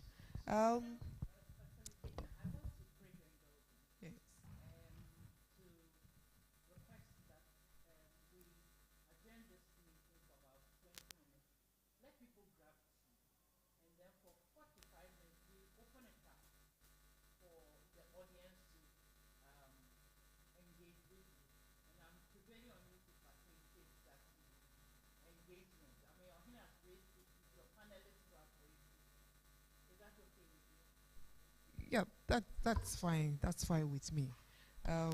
Yeah, so as our MC have made the request, we will suspend the discussion and then go for tea break. Then we come back Thank and you. continue. Thank you very much. Thank you so much. Folks, 15 minutes. This is galamsey tea. You grab and you sell. You can segue to the bathroom, but in 15 minutes, the panel will be reconstituted.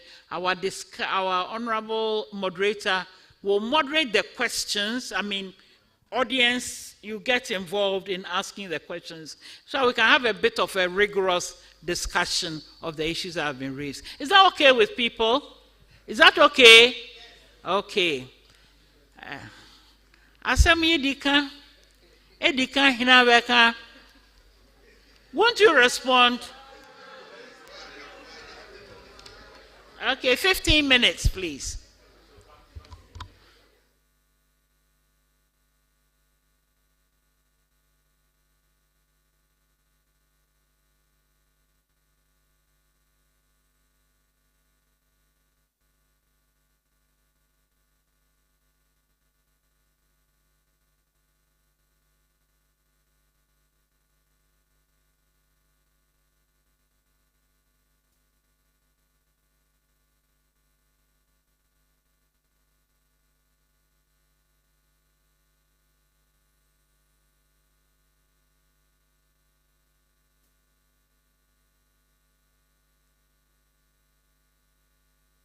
In 2001, the Institute of Local Government Studies and the Institute of Housing and Urban Development Studies from the Netherlands organized an international conference on housing and urban development in sub-Saharan Africa in Ghana with over 300 participants from all over the world.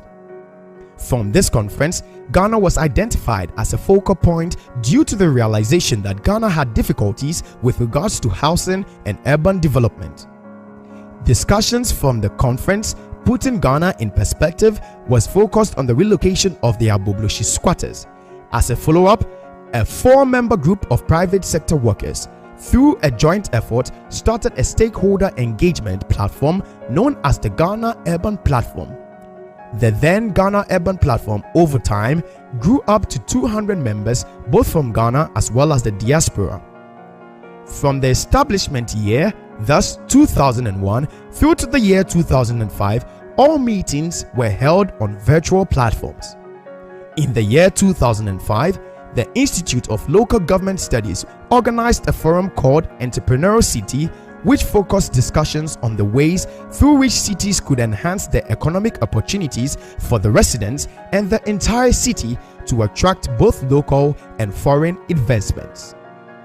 The aftermath conversations remained online until 2009 when the Cooperative Housing Foundation International, in collaboration with the Institute of Local Government Studies, organized the very first conversation on focus of urban development. This was a critical topic because Ghana's urban population at that time was gradually crossing the urban divide, which meant a time was approaching where majority of the people in the country will live in urban areas. This was at the backdrop that Ghana was predominantly rural, where almost all the country's development policies were rural focused, and this was evidential in the agricultural sector, where the focus was on cocoa production and export of raw materials. This triggered series of discussions, meetings, and forums geared towards the development and advancement of sustainable urban development through dialogue and advocacy, which the Ghana Urban Forum provides for all stakeholders. The ministry institutionalized the Ghana Urban Forum, and it has seen 8 power-packed and change-making forums being organized with strong support from development partners as well as state and non-state actors. 2022 GUF, being the 9th forum, is being organized under the theme Rapid Urban Growth in Ghana, promoting effective urban planning for livable and sustainable cities and towns. This year's forum is also being held at a time where the ministry is updating the National Urban Policy and Action Plan of 2012.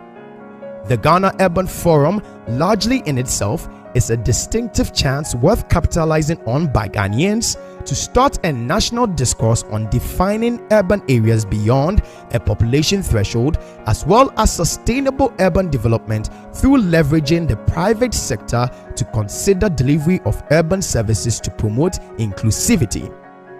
The existence of Ghana Urban Forum has inked many legacies, which include 1. Enhancement in Ghana's participation in global and regional urban platforms to build resilient and sustainable cities, and 2. Precedent of more advocacy in cities for the formulation and implementation of Ghana urban policy and its action plan to improve city conditions. The ministry is expectant that this year's Ghana Urban Forum, as in the case of previous years, will serve a great purpose of handing a direct offer to opinion leaders, practitioners, local governments, civil society, as well as ordinary Ghanaian people to take active part in the conversation on defining urban areas beyond a population threshold.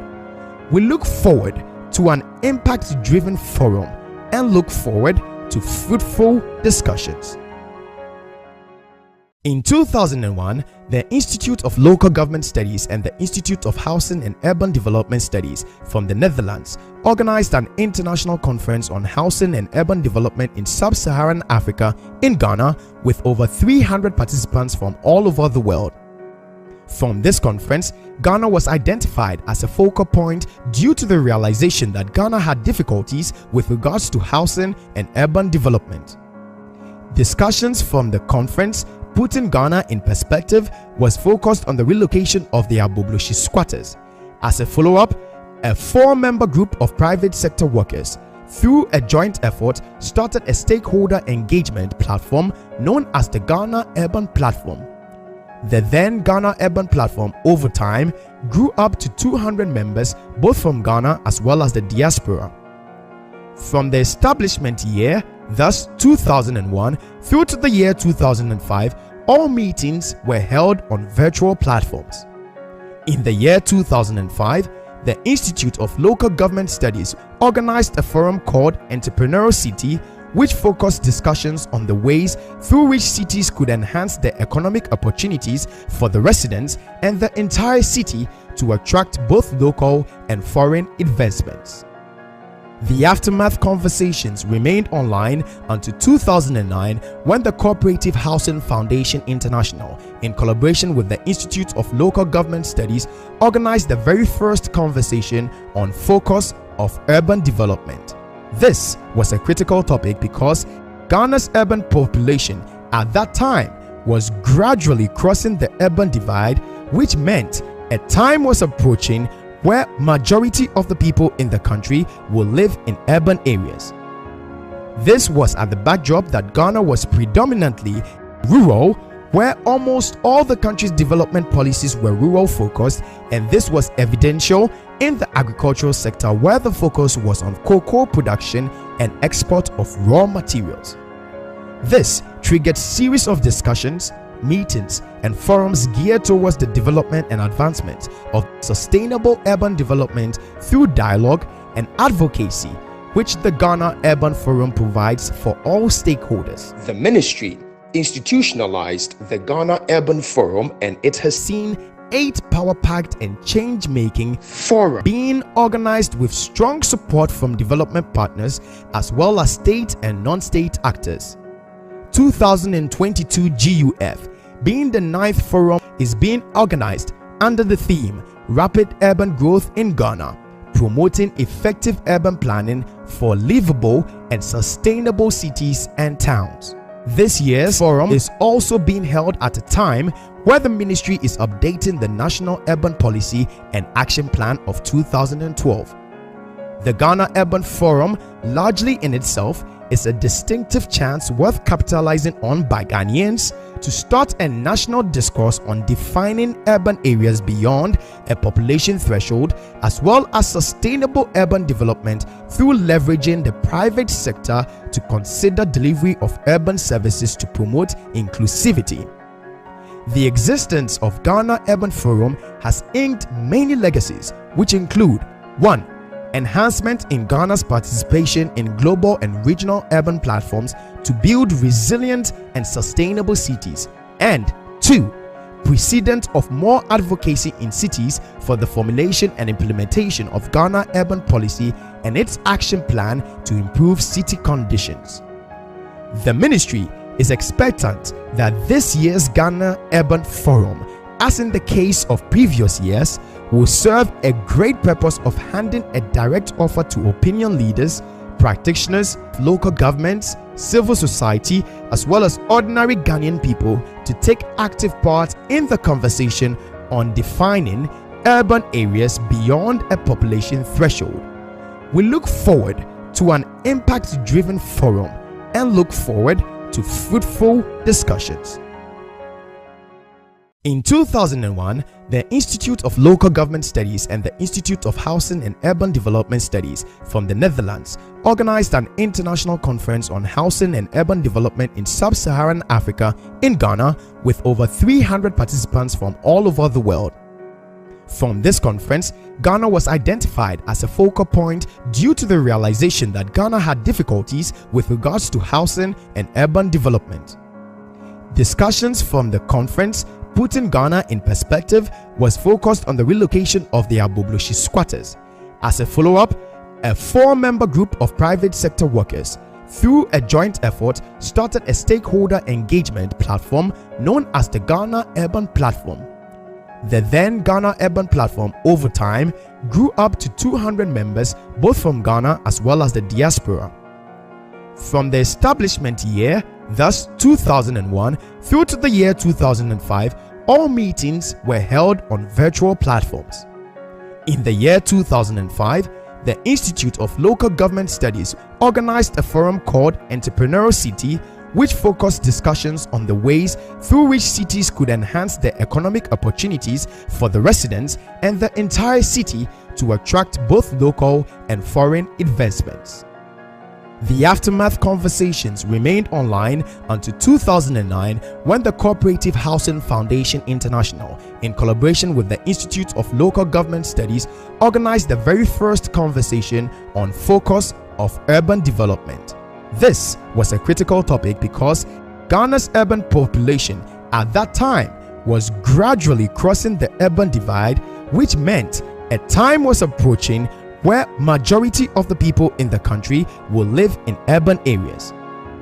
This was at the backdrop that Ghana was predominantly rural, where almost all the country's development policies were rural focused, and this was evidential in the agricultural sector where the focus was on cocoa production and export of raw materials.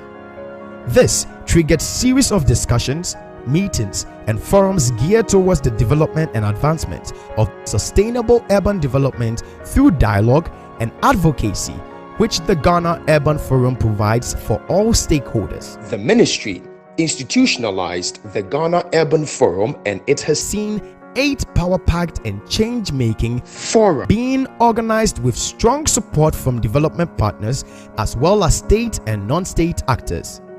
2022 GUF, being the 9th forum, is being organized under the theme Rapid Urban Growth in Ghana, promoting effective urban planning for livable and sustainable cities and towns. This year's forum is also being held at a time where the ministry is updating the National Urban Policy and Action Plan of 2012. The Ghana Urban Forum, largely in itself, is a distinctive chance worth capitalizing on by Ghanaians to start a national discourse on defining urban areas beyond a population threshold, as well as sustainable urban development through leveraging the private sector to consider delivery of urban services to promote inclusivity. The existence of Ghana Urban Forum has inked many legacies, which include 1. Enhancement in Ghana's participation in global and regional urban platforms to build resilient and sustainable cities, and 2. Precedent of more advocacy in cities for the formulation and implementation of Ghana urban policy and its action plan to improve city conditions. The ministry is expectant that this year's Ghana Urban Forum, as in the case of previous years, will serve a great purpose of handing a direct offer to opinion leaders, practitioners, local governments, civil society, as well as ordinary Ghanaian people to take active part in the conversation on defining urban areas beyond a population threshold. We look forward to an impact-driven forum and look forward to fruitful discussions. In 2001, the Institute of Local Government Studies and the Institute of Housing and Urban Development Studies from the Netherlands organized an international conference on housing and urban development in sub-Saharan Africa in Ghana with over 300 participants from all over the world. From this conference, Ghana was identified as a focal point due to the realization that Ghana had difficulties with regards to housing and urban development. Discussions from the conference, putting Ghana in perspective, was focused on the relocation of the Abobloshi squatters. As a follow-up, a 4-member group of private sector workers, through a joint effort, started a stakeholder engagement platform known as the Ghana Urban Platform. The then Ghana Urban Platform over time grew up to 200 members both from Ghana as well as the diaspora. From the establishment year, thus 2001, through to the year 2005, all meetings were held on virtual platforms. In the year 2005, the Institute of Local Government Studies organized a forum called Entrepreneurial City, which focused discussions on the ways through which cities could enhance their economic opportunities for the residents and the entire city to attract both local and foreign investments. The aftermath conversations remained online until 2009 when the Cooperative Housing Foundation International, in collaboration with the Institute of Local Government Studies, organized the very first conversation on focus of urban development. This was a critical topic because Ghana's urban population at that time was gradually crossing the urban divide, which meant a time was approaching where majority of the people in the country will live in urban areas. This was at the backdrop that Ghana was predominantly rural, where almost all the country's development policies were rural focused, and this was evidential in the agricultural sector where the focus was on cocoa production and export of raw materials. This triggered series of discussions, meetings, and forums geared towards the development and advancement of sustainable urban development through dialogue and advocacy, which the Ghana Urban Forum provides for all stakeholders. The ministry institutionalized the Ghana Urban Forum, and it has Seen 8 power-packed and change-making forum being organized with strong support from development partners as well as state and non-state actors. 2022 GUF, being the 9th forum, is being organized under the theme Rapid Urban Growth in Ghana, promoting effective urban planning for livable and sustainable cities and towns. This year's forum is also being held at a time where the ministry is updating the National Urban Policy and Action Plan of 2012.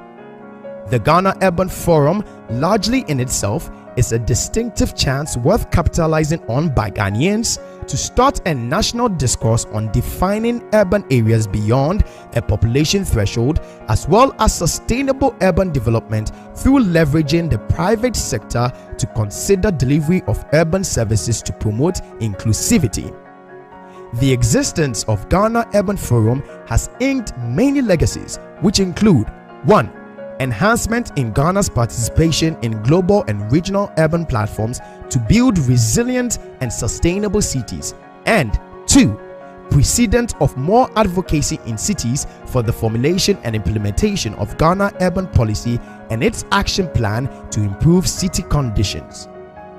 The ministry is expectant that this year's Ghana Urban Forum, as in the case of previous years, will serve a great purpose of handing a direct offer to opinion leaders, practitioners, local governments, civil society, as well as ordinary Ghanaian people to take active part in the conversation on defining urban areas beyond a population threshold. We look forward to an impact-driven forum and look forward to fruitful discussions. In 2001, the Institute of Local Government Studies and the Institute of Housing and Urban Development Studies from the Netherlands organized an international conference on housing and urban development in sub-Saharan Africa in Ghana with over 300 participants from all over the world. From this conference, Ghana was identified as a focal point due to the realization that Ghana had difficulties with regards to housing and urban development. Discussions from the conference, putting Ghana in perspective, was focused on the relocation of the Abobloshi squatters. As a follow-up, a 4-member group of private sector workers, through a joint effort, started a stakeholder engagement platform known as the Ghana Urban Platform. The then Ghana Urban Platform over time grew up to 200 members both from Ghana as well as the diaspora. From the establishment year, thus 2001, through to the year 2005, all meetings were held on virtual platforms. In the year 2005, the Institute of Local Government Studies organized a forum called Entrepreneurial City, which focused discussions on the ways through which cities could enhance their economic opportunities for the residents and the entire city to attract both local and foreign investments. The aftermath conversations remained online until 2009 when the Cooperative Housing Foundation International, in collaboration with the Institute of Local Government Studies, organized the very first conversation on focus of urban development. This was a critical topic because Ghana's urban population at that time was gradually crossing the urban divide, which meant a time was approaching where majority of the people in the country will live in urban areas. This was at the backdrop that Ghana was predominantly rural, where almost all the country's development policies were rural focused, and this was evidential in the agricultural sector where the focus was on cocoa production and export of raw materials. This triggered series of discussions, meetings, and forums geared towards the development and advancement of sustainable urban development through dialogue and advocacy, which the Ghana Urban Forum provides for all stakeholders. The ministry institutionalized the Ghana Urban Forum, and it has Seen 8 power-packed and change-making forum being organized with strong support from development partners as well as state and non-state actors. 2022 GUF, being the 9th forum, is being organized under the theme Rapid Urban Growth in Ghana, promoting effective urban planning for livable and sustainable cities and towns. This year's forum is also being held at a time where the ministry is updating the National Urban Policy and Action Plan of 2012. The Ghana Urban Forum, largely in itself, is a distinctive chance worth capitalizing on by Ghanaians to start a national discourse on defining urban areas beyond a population threshold as well as sustainable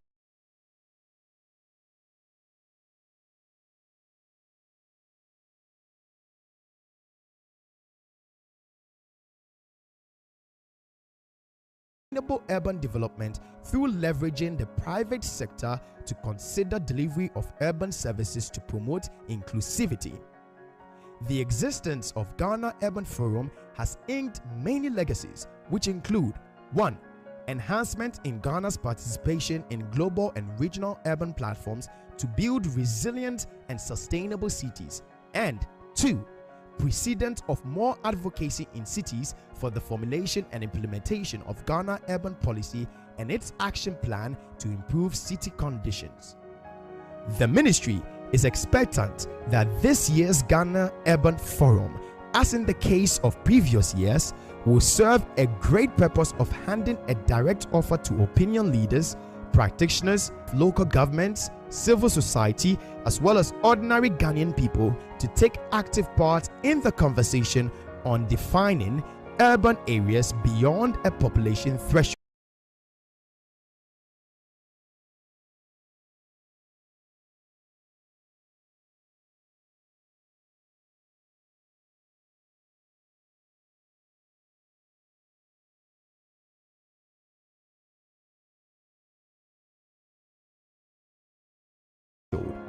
We look forward to an impact-driven forum and look forward to fruitful discussions. In 2001, the Institute of Local Government Studies and the Institute of Housing and Urban Development Studies from the Netherlands organized an international conference on housing and urban development in sub-Saharan Africa in Ghana with over 300 participants from all over the world. From this conference, Ghana was identified as a focal point due to the realization that Ghana had difficulties with regards to housing and urban development. Discussions from the conference, putting Ghana in perspective, was focused on the relocation of the Abobloshi squatters. As a follow-up, a 4-member group of private sector workers, through a joint effort, started a stakeholder engagement platform known as the Ghana Urban Platform.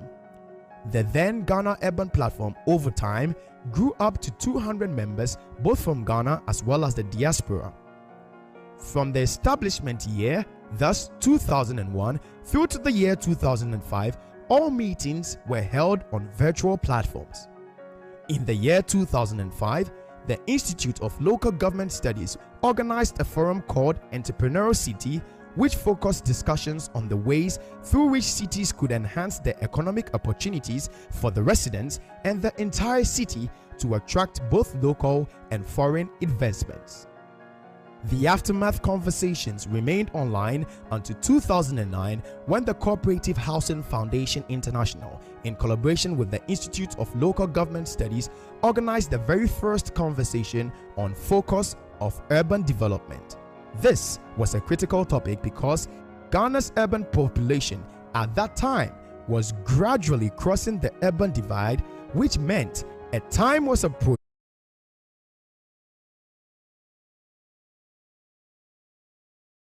to our capable moderator, who's going to open it up for some input from our participants. Madam, your audience. Thank you. Thank you very much, Madam MC. I want to use this opportunity to welcome all of us back from tea or coffee break. And I hope we all enjoyed the time there. Now we are just continuing with the panel session, and we are opening up for some contributions to the topic that we are discussing, or questions, if there are any, to the panelists to answer. So I open the floor. If someone has a contribution or a question that he or she wants to pose, you are most welcome to do so. Okay, I can see 2 hands there.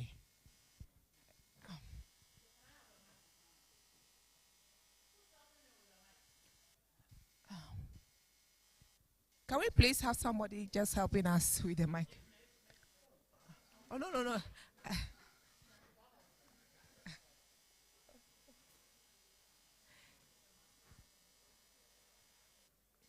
Okay, so please, it should be straight to the point. Yeah. Thank you, Madam Moderator. Dr. Safo, the presentation was quite interesting, and the issues you raised are very relevant, except that I'm not in full agreement with you when you say it's the rich who are going towards the ecologically sensitive areas. Our experience from elsewhere, particularly Kumasi, shows that the poor are equally guilty. Now, what is happening is that they also fill up the approaches to the streams and so on and so forth. And what they do is that you can even have 2 families on the same plot of land. Okay? It's a phenomenon that is now called a half plot. Half plot. So perhaps we need to revise our notes and to say that perhaps in Accra, this is it. But in other parts of the country, we also have the poor who are equally guilty. So it's not just that segment of society. The condominiums, as you know in Ghana, at least I think there's something in Sakumono which comes close to that. We don't have to worry. Eventually, we'll all adjust because there will seem to be some very interesting and challenging times ahead of us. Those kids coming out of school, you wonder where they will be housed. Okay? So eventually, I think they will catch up. But the point is that we are not used to high-rise buildings. Okay? And as I said, when you have an option to go into a high-rise building to bring up a family and an option to live perhaps about 50 kilometers away, you will decide what to do. So I think that while we are saying this, let's begin to build up the knowledge base, not just for Accra, but for other parts of the country. Thank you very much. Thank you very much. Building the knowledge base for Accra and elsewhere. I think there's a gentleman. Okay. Oh, okay. Oh, but there was another hand before Yeah, me. so you have the mic, okay. so you okay, go ahead. Good. Thank you very much. Okay, still on Dr. Safo's presentation. I think Prof has said a lot already. The issue around flooding is what I want to talk about. You see, it's very good. You gave a very good history of what has happened in terms of floods and all that. I see that the issue of flooding started around the 1930s. At that time, we didn't have this number of people living, and so the disaster part was not there, but maybe a hazard. Moving forward, we have gotten to a stage where I think we are beginning to experience the disaster part. What I would want us to consider is that of interventions. Now, you didn't say too much about GARED and how it intends to solve the problem. Maybe you would throw a little more light on that. But I have been worried about the consistent investment in hard infrastructure as a solution. Because we have done that for close to 50 years now, and Accra still floods, and floods even worse. Clearly, it means the hard infrastructure is not solving the problem. We haven't solved the problem. We're still piling projects that are still hardcore infrastructure, and we are not getting there. So let us see whether GARED has a new way of solving the problem, which is better than what has happened in the past. That's what I would want to put across. Thank you very much. Thank you. So we will take the last one, and then there will be some reaction from my panelists. Thank you. My little concern concerning the presentation has to do with the fact that we lost some lands, wetlands, and it seems we just said we have lost it, so it's gone. What are we doing? Can't we begin to make development in these areas expensive, or can we begin to integrate new ways of making sure that even though these places have been developed, we can begin to create some green zones even within the area that can hold some of the water before they get to where the flooding areas are. Can we also begin to think about some forms of taxes for the fact that you have breached the law and you have moved into an area where you are not supposed to move?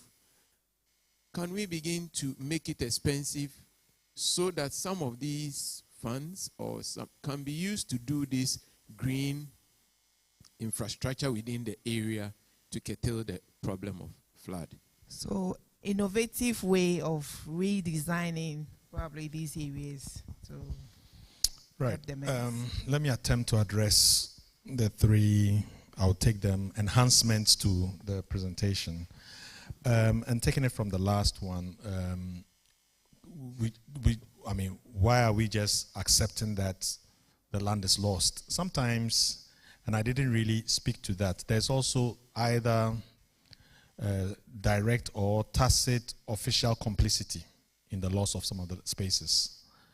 There are some agencies responsible for land management and land use planning, and then those who have who are also versed with the powers to also regulate the space, the development of the space. And most often, these do not speak to each other. So you would have the one agency, perhaps in charge of land management, who proceed on a tangent that is contrary to the mandate of another entity. For example, let me speak directly. Lands Commission and Land Use or Spatial Planning Authority and the assemblies do not always sing along the same song sheet. So whereas LUSPA has a particular land use function for a particular area, you would find that Lands Commission, moving on some other directives, may give out the land to other actors. And then the assembly also will also have its own orientation. So sometimes that creates the challenges where dedicated sites for particular functions we don't have access to. Can't we innovate? Certainly we can innovate, except that the innovations must have some resonance on the ground. So we cannot think in the boardrooms and forget about the local players on the ground. So there has to be a certain iterative process in identifying what best works, in maybe identify a particular site to dedicate it for these things. As I pointed out earlier, this whole issue of engaging the community in the preservation of the land is crucial. It's being done more particularly in the rural areas, Forestry Commission, Water Resources. Water Resources has basin management committees for the larger basins, Tano and all of those ones. But that function is not translating well when it comes to urban spaces. So they need to be able to now find a way in which, with smaller water bodies also, we can involve the communities in the preservation of such sites.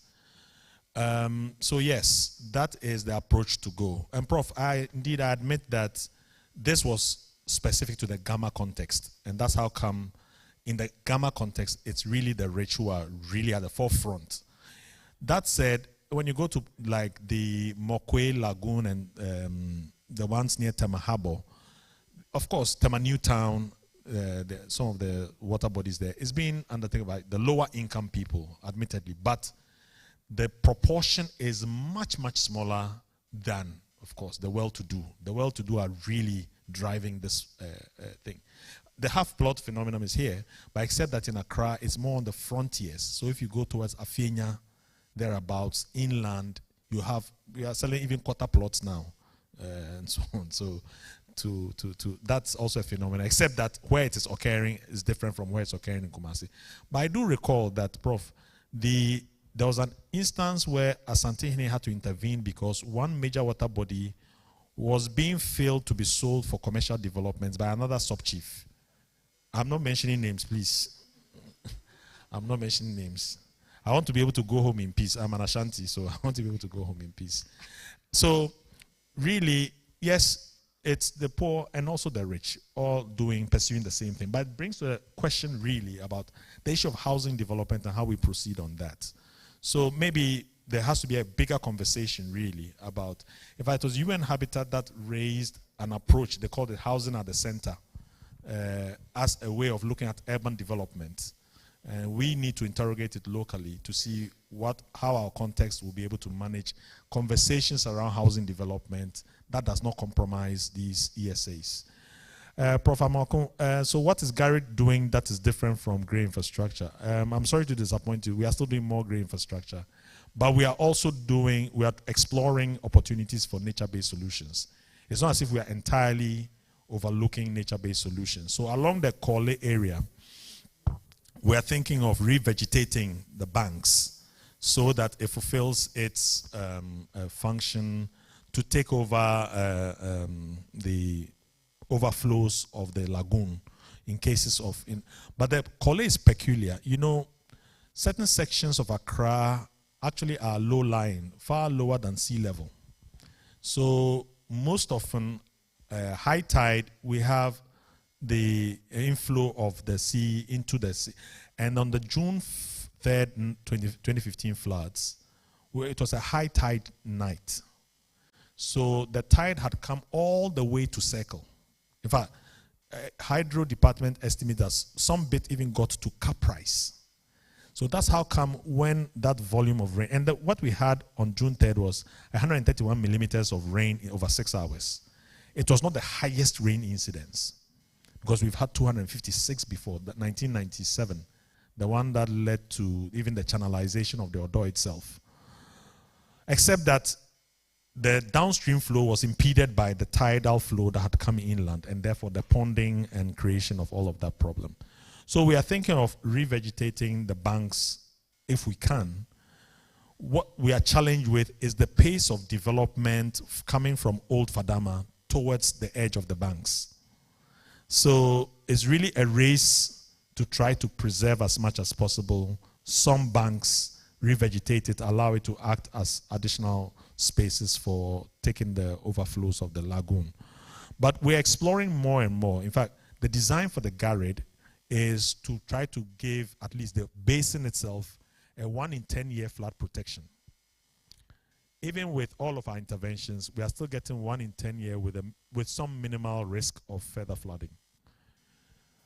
We are projecting to be able to, over time, develop a 1 in 25 year flood protection for the Odo Basin.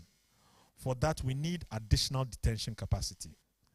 Even the one for 1 in 10 year, we are not getting space for the 1 in 10 year detention capacity. Much less to talk of the 1 in 25 year. We identified 6 sites where we could do additional detention capacity. One is the former Secaps Hotel. That place perennially floods because actually the Onyasia tributary runs through there and then joins the Odo around Jolu, Perez Chapel area towards Alajo by its private lands. When we're doing the 1 in 10 year calibrations, we identified 6 sites, one of which was the pure water, Abuwa pure water. But all of them were either totally constricted by developments or one thing or the other. We asked Lands Commission to do evaluation, and it cost us, they valued those sites, 6 sites, to acquire them and use them for this purpose, $100 million. Those 6 sites. Now, Gary, we don't have, that would have been half the commitment of Gary just to acquire the sites. So we even decided that then let's focus on public lands which had already been acquired and have LUSPA and Lands Commission assist us to redesignate those sites for whatever functions that we, and that's even the ones that we are also having contestations about. The sites I showed you, the rate at which encroachment is coming, it's amazing. We've been accosted by armed people with guns, go there early in the morning, shoot randomly, just to scare off our consultants who are doing studies for the sites. So it's not been an easy, but we will still persist. We'll still try to get, because Accra needs, particularly Accra, needs that protection in the face of climate change. From Caprice, thereabouts, all the way to Korle, the gradient is less than a meter. Less than a meter. So the flows are slowed significantly. So that if it rains seriously, if we get the kinds of rains that Nigeria faced, Pakistan faced, Accra will be swamped for months, because even the flow is not that rapid for us to be rid of, the floods. So there is a challenge. We need to get as many people on board as possible so that we can, and then of course extend it to other cities as well as we make progress. I hope that has answered. Yeah, thank you very much, Dr. Ohene. Yes. Can someone assist us with the mic?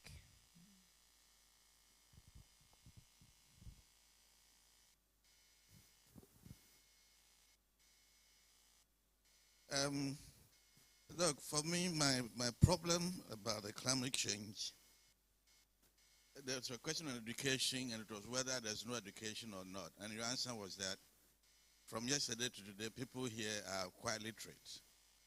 but I think I had a different understanding of the question.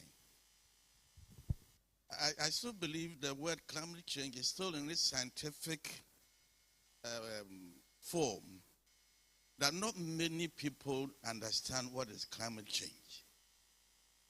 After all, it takes about 30 years to change the climate. That's what I know before. So if I meet somebody who is winning sand at the shore, or somebody who is diverting the river, or filling the river valley in order to do whatever he wants to do, what do I tell him to believe that is causing danger rather than saying you cause climate change? Because he cares nothing about what will happen to him 30 years. It's already gone. So my request is that probably to the ministry and all who are interested, the language on the climate change hasn't gotten down to people who are acting in it. And therefore, we must find a way to get the mass participation and community involvement in a manner by which the language can go down more than as at now. It's not only today. I was at a conference not too long ago, and one person also stood up, and it's not here in Ghana, that people don't take the climate change seriously because we talk about figures and next year and things which many people, it doesn't come to them in their local context. So I'm appealing, whoever can help all of us, that this language on climate change is still in its scientific mode. It must be brought down to the vernacular in order that we can all participate and educate people on how to get involved. Thank you very much. Thank you, thank you, thank you. I think that for most of us, we tend to exaggerate what we are saying. It's a matter of greed. Yeah, it's just that you see smoke coming out of industry, and you tell the person this is pollution. He says, no, that's my life. Without the industry, I'll have no work to do, so keep quiet.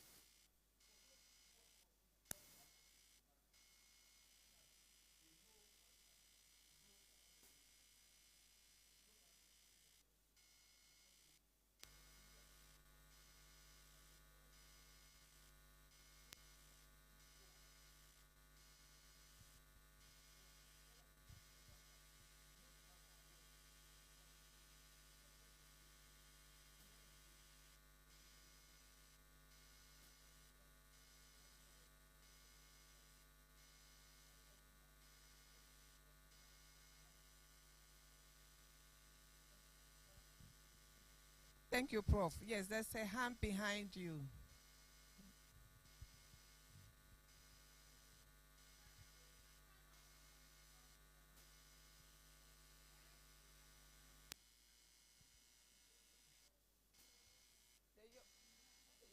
Yes, it can help. Yeah. Okay. Yeah. Thank you very much. I have one worry and one concern. And the concern is, do we really want to solve the problems? Do you really want to solve the problems we are identifying? Now, Dr. Ohene-Safo made an observation that maybe within the next few years, Gamma will extend to Kofodia. And Madam also raised another issue, or drew our attention to other issues relating to air quality in some other areas. For instance, Dr. Ohene-Safo made another point again, that the population in Gamma area, the density is increasing. Population is increasing, the density is going down. Now, about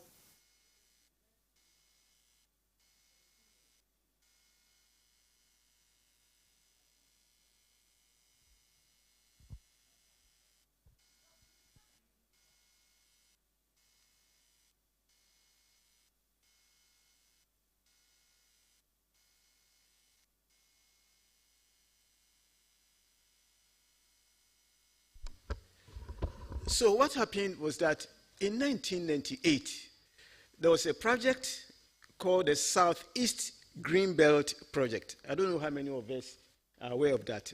It was, at that time, Town and County Planning Department, got a consultant from UK to try and map out an area around Greater Accra. And okay, so it was going to be a band of land about 5 kilometers from Pong, over the ridge up to Butiano. I was part of the team that prepared it. We finished everything, submitted, and I don't know how many of us have even seen the report before. The idea was that with that band, you cannot build, no physical development. And so it will compel those who want to be within the gamma to go up. Because they say the sky is the limit. So you can go up, but not within that band. I remember before my uncle, who was a chief, died, he told me one thing, that look, God has stopped creating more land, but he continues to create more people. So the land that we have, please take good care of it for us. And that is it. So I think that we need to go back to some of these issues. We can talk, but how do we ensure that all these good recommendations are implemented? Otherwise, we wouldn't have had the challenge that we talked about of Greater Accra going to Kofodia. Because if you don't have that belt, I don't know where we'll get to. Thank you very much. Thank you very much. How do we make sure that our policies are implemented?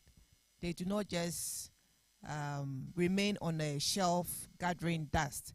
Any other question from the audience? Okay.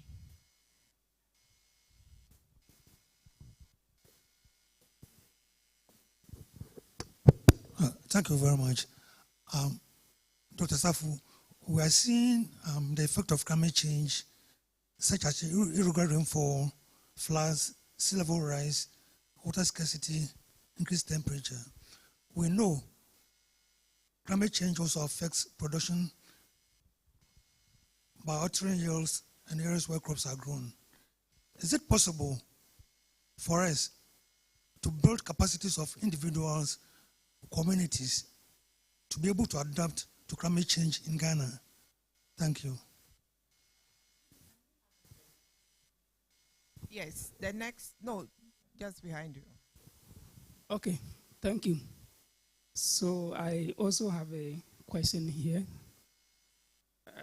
What I want to know is Dr. Ohene has spoken a lot about the extent to which we have converted essential ecosystems into other use, probably for residential and other uses.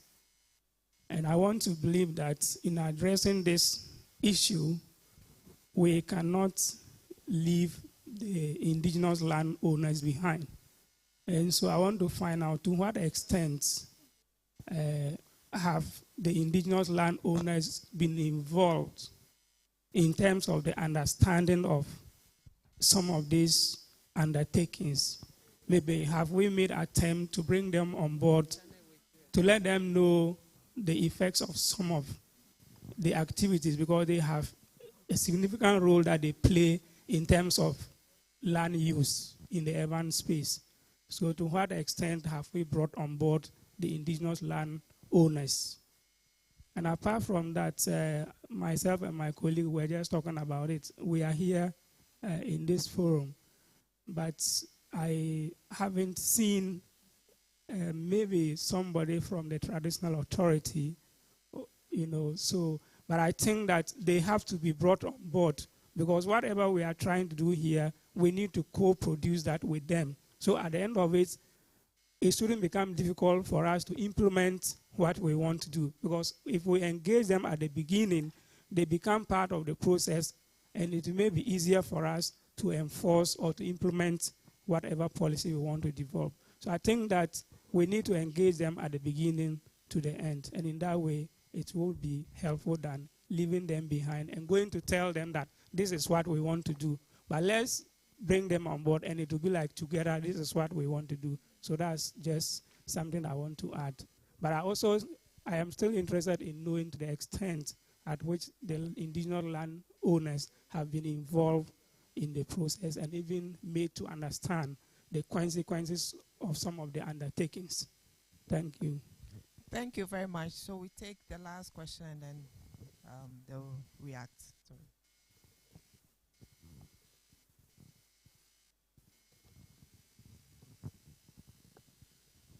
So mine goes to the CSOs around, since we have quite a number of them around.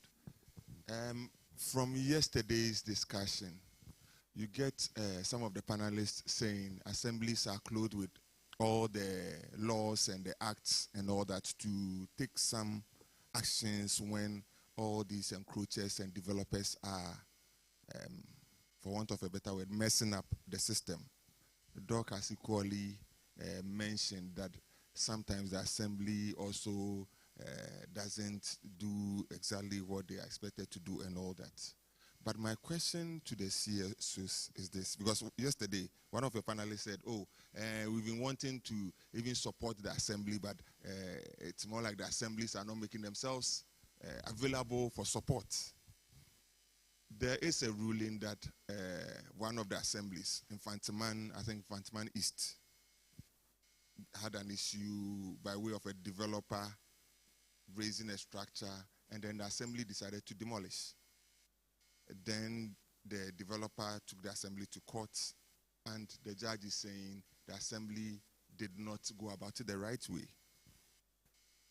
When you look at the act vis-a-vis the ruling, there is a problem. But you hardly have any CSO even coming out to say what the developer did was wrong. Technically, everybody is expecting the assembly to do a Superman's job. But civil society has decided to go to sleep and wait for the assembly or the districts to be doing, I don't know whether to say a Superman's job, but then it comes back to all of us. If you think only the assembly can deliver everything the society wants, we may be making a mistake. Why are the CSOs also not supporting the assembly to help achieve what we are all looking at achieving? Because today, there's hula baloo all over the place because Tema West Municipal Assembly decides, in conjunction with RCC, to bring down structures in a Ramsey area. CSOs are around. They won't say anything. Rather, somebody is developing. Why are you demolishing? If society thinks what the assemblies are doing is not helping, why would we come here and say that assemblies must, because they are clothed with all the laws and the acts, go ahead and do some of these things? Thank you very much. Thank you. Thank you very much for that submission and question. So, Dr. Nupeza, I would want you to make a quick remark or some comment on this. How do we effectively implement policies? Because we know, or I know, all of us know, that there are some policies as far as green space in our urban areas are concerned. Policies how to preserve these green spaces, or especially the ecological sensitive area, talking about wetlands. But yet, we find people that sometimes are supposed to be the enforcers, the people who are supposed to enforce the law, themselves are falling short of the law. So how do we effectively make sure that the policies we have are implemented? That's a difficult one. Getting to the end of your question, you said that people who are supposed to enforce it, if they are not doing it, then that becomes difficult. But I think I can just re-echo some of the things that I've said already. That yes, one, we have to look at maybe the gaps in the policy. If there are underpinnings that we haven't addressed, we want to address them. Two, we can, in terms of flood control and all that, we can think of having retention ponds. We have retention ponds already. Those that are degraded, how then do we protect that? Doc was talking about revegetating some of the areas. But if development is expanding, that would mean that even if we do revegetation, then people will probably, destroy that, exploit the area for building purposes. So I will again re-echo what I said in terms of areas that are preserved in a way already, like cemeteries. We can develop those areas as green spaces. There are a lot of cemeteries within the Greater Accra region.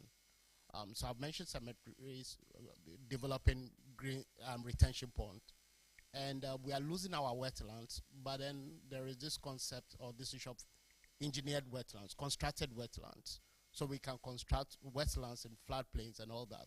And that is actually something catching up in East Africa, in Tanzania area, as a way of trying to, mitigate or reduce impact of flooding and all that. So those are some of the issues that I think that we should consider. But when it comes to the policy, and once we have the policy, I think the policymakers and sometimes we need to provide confidence to people who are implementing the laws that we are behind them. And when that is done by, of course, the political heads, then people will actually see the need to enforce the laws. Sometimes when nothing is said, people get a little bit afraid. We all live in Ghana and we see that. But once we assure people that, we're on the side of the law, probably that will contribute to making it easy to actually implement some of the policies that we have. Thank you. Thank you very much. Madam Catherine, I just want to pose the same question to you as a partner or a development partner. What will you recommend that we can do to effectively implement some of the policies that we have as far as urban green space are concerned?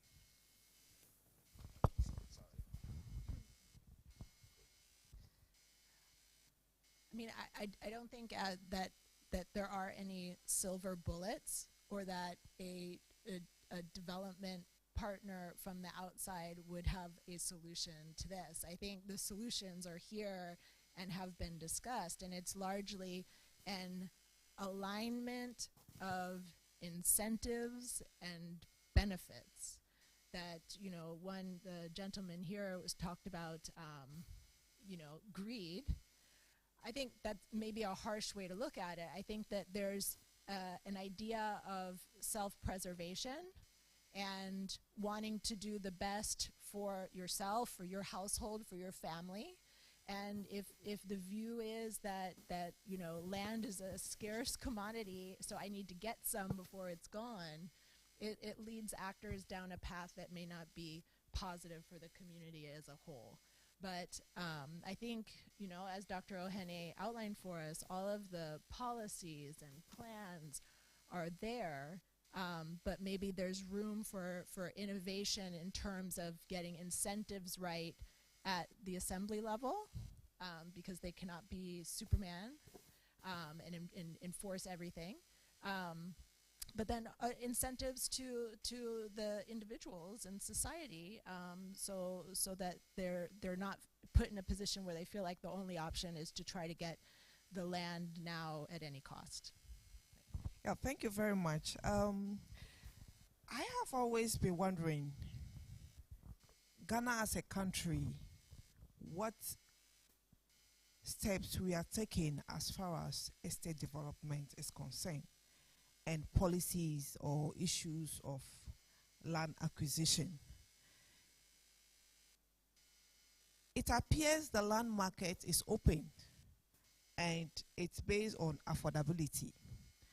But as a country, if we leave our natural resources to an open market, an affordability, or your ability to purchase land, you can use it for any purpose without really proper planning of land use, then we are heading for a disaster. I'm saying this because we've seen that, like the presenter indicated from his presentation, how initially certain places were zoned, and we've seen that there's total disregard for this zoning. Land seems to be in an open market. Now we are seeing a lot of estate developers acquiring land. There is one estate I keep on saying that I feel so sad anytime I see it. And I don't know what our surveyors and planners are doing about the issue of estate development or estate developers in Ghana and the law governing that. You see an estate developer acquiring a stretch of land of about 100 acres. Now, this estate developer just built 2-bedroom self-contained single apartment. Or this single story. A stretch. I don't want to mention an estate, but I always feel very sad anytime I drive past that estate.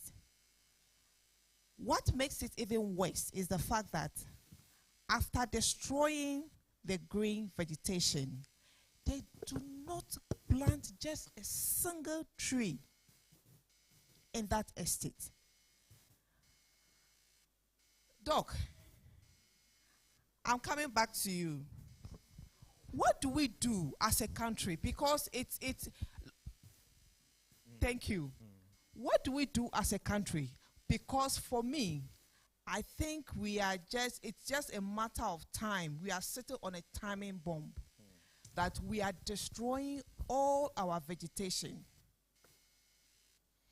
and giving way to built environment. Yeah. Not too long, Achimota Forest has been in the news of it being rezoning or reclassified.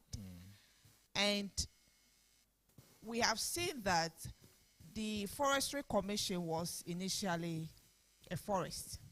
We've taken that part out. We have seen structures coming up. Gimpa used to be a forest. We've taken it out. We have Gimpa there. What is the implication of all this as far as our very existence is concerned?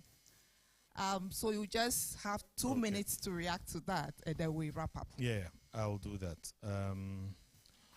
Of course. Sorry, let me I think somebody raised an issue of involving the traditional authorities. Yeah, I'll add that to the response. There are two things. I mean, besides what every other panel member said in terms of interventions, two things that are left, and I see them as one being one that must be done consistently, and one that is a last mile activity.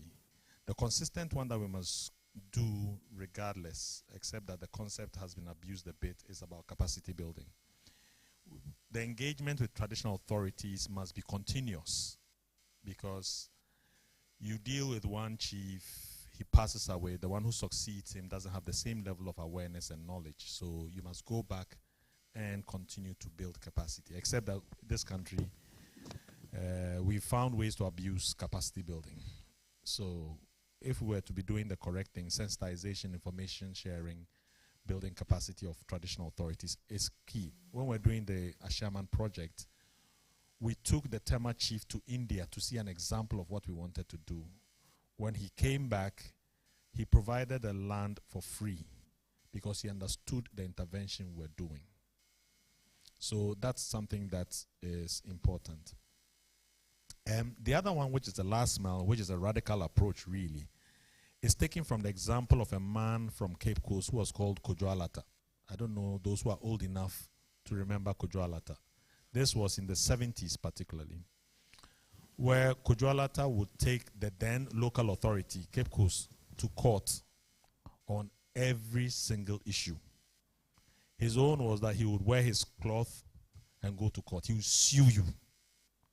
So, I mean, the assemblies were careful. Anytime Kojo Alata stood up to make an issue, they paid attention, or the local authorities at the time paid attention. The principle is about public interest litigation. That is something that we have not pursued enough, where individuals assert rights about the commons. EPA, I think, tried to do something. There was a filling station at East Legon, Ajigano area, that an individual took both EPA and I think the assembly to court. A teacher in Teshinungwa also did that about 5-6 years ago. Then it was LECMA, I think, took them to court. I think that we must begin to explore, for those who are minded about the sanctity of the commons. That should be something that we should begin to explore. Because, see, it cannot always be encouraging, facilitating. Sometimes we have to use the whip of the law to get points across. And there's a colleague, Tony Asari, that I always say that when I go on pension, that will become my vocation, just suing statutory authorities. So all of my pension funds will be dedicated to just lawsuits. And I have just a few years left for pension, so assemblies and other statutory organizations should be ready for me. Thank you very much. Thank you very much. Maybe just 30 seconds. And then Dr. Nukweza, maybe 30 seconds for quick remark. A concluding remark. Yeah, thank you for the opportunity. And in conclusion, I would like to say sometimes our actions regarding disregard for the environment, encroaching on sensitive areas, may be linear, but the consequences are always non-linear. That means that it will affect us and everybody. So we have individual responsibilities. We also have responsibility at the community level and then at the state level in terms of how we engage with people to be able to solve the problem to protect the common good for all of us. Thank you. Thank you, Madam Catherine. Concluding remark. Yeah, I would like to just say thank you and say I'm really honored to be on stage with such impressive individuals and part of this conversation with all of the participants. Thank you. Thank you very much. So I want to use this opportunity to thank my panelists, Dr. Ohene. We are so grateful for your presentation and also your contribution as far as the panel discussion is concerned. Dr. Nukweza, very grateful for your time. And Ms. Catherine, we are so grateful. To my audience, I say thank you very much for your cooperation and also your contribution. We are so grateful for this time. So I wish all of us a very fruitful deliberation as we continue with the forum. Thank you very much.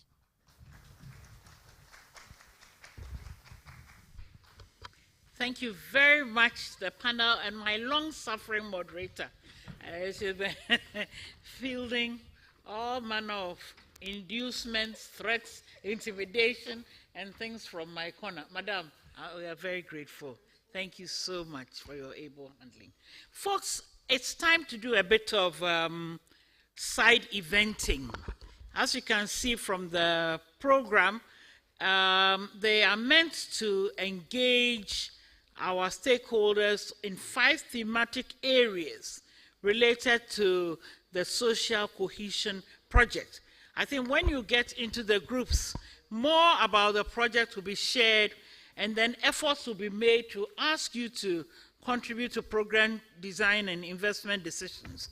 There are 5 groups: the local governance and decentralization, the climate change, social cohesion, conflicts and migration, local economic development for women and youth, and digital technologies and innovation.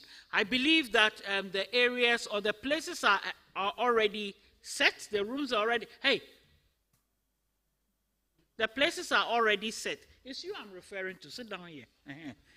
They are, once a teacher, always a teacher. So once a Presbyterian teacher, always a Presbyterian teacher. So, right. So having said that, Mr. Passa, you are going to help me with the locations. Okay. Right. Okay. Room 1 in the main hall will be the local governance and decentralization group, and that will be moderated by Mr. Passa, SS Passa. Do you want to wave to your people? The second part of the main hall will be looking at climate change. Another long-suffering friend of mine, Dr. Nelson, Winfred Nelson, NDPC. Okay, there he is. Then the third one will be in the mini lounge mini lounge, room 3, the conflicts, social cohesion, conflicts and migration of people. Richard Chinebua Kodria. Richard, where are you? Richard. Okay, there he is. Great. Okay, the 4th will be coordinated by another Richard, Babankwa Ejapong. They will be looking at local economic development for women and youth, and they will be in room 4, Labadi Suite. Room 4, Labadi Suite. Richard Abankwa, where are you? Okay, there he is, over there. And then the 5th is a 3rd Richard, Dr. Richard Osebo for NDPC. He'll be looking at digital technologies and innovation. Richard Buffer, where are you? Okay, there we go. All right. So they too will be somewhere in the Labadi suite. I guess you know where it's going to be. Right. So, folks, let's disperse. According to my time, it is 12:13, and you are going to work up to lunchtime. Lunchtime at about 1:30, so you work for an hour and a bit. And let's endeavor to convene at 2 p.m. Let's endeavor to convene at 2 p.m. I'm going to dispatch Pamela, who should be listening to me, to go and see how we can expedite lunch today. Thank you very much. Up together. Disperse. Up together. Thank you.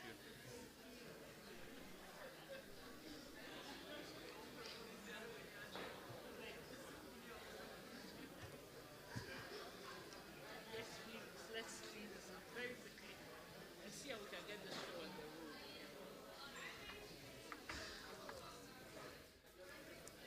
What's in it? My roots, I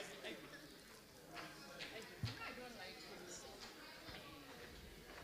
So I shall drink it all, but you see the time you gave me, I was drinking tea. At that time I was drinking tea, so I sipped it. And I'm doing something. Now I'm going to your come inside there, and you are pointing to things.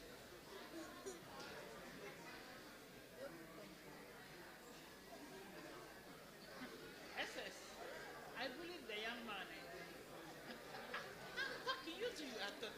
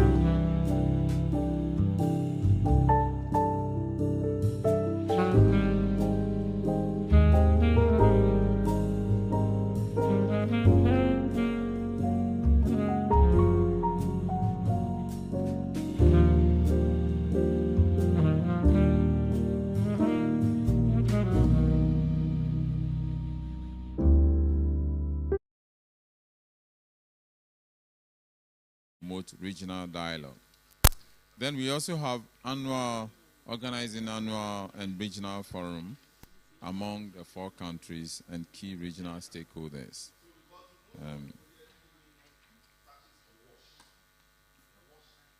These are broad key activities of the component. That is the component 3 that I raised. Promoting dialogue, carrying out scoping study, preparing 5 baseline reports, developing knowledge management platform of key stakeholders and experts to drive the agenda forward, and then building relevant partnerships to strengthen the project implementation. So we are interested in all these, and then implementing committee regional coordination. That will also help the bigger partnership at the 4 country level. These are the broad pillars that we expect to develop, work on, or anchor on.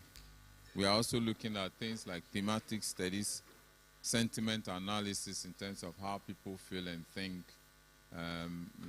something like perceptions and all that.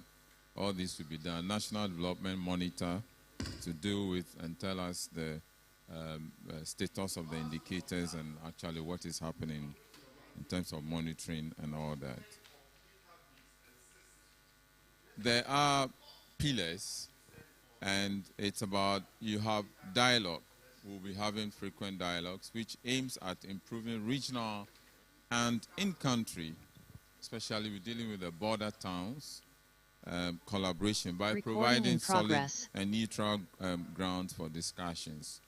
We're looking at coordination and also planning together. So the countries are Togo, Benin, Cote d'Ivoire, and Ghana. And you see that in the northern parts, we have similar climatic conditions.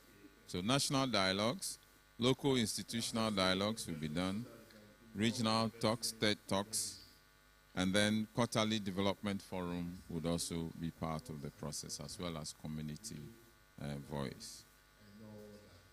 So the implementation arrangements, National Development Planning Commission, through the project unit, I'm working with the Ministry of Local Government, Rural Development, and the World Bank.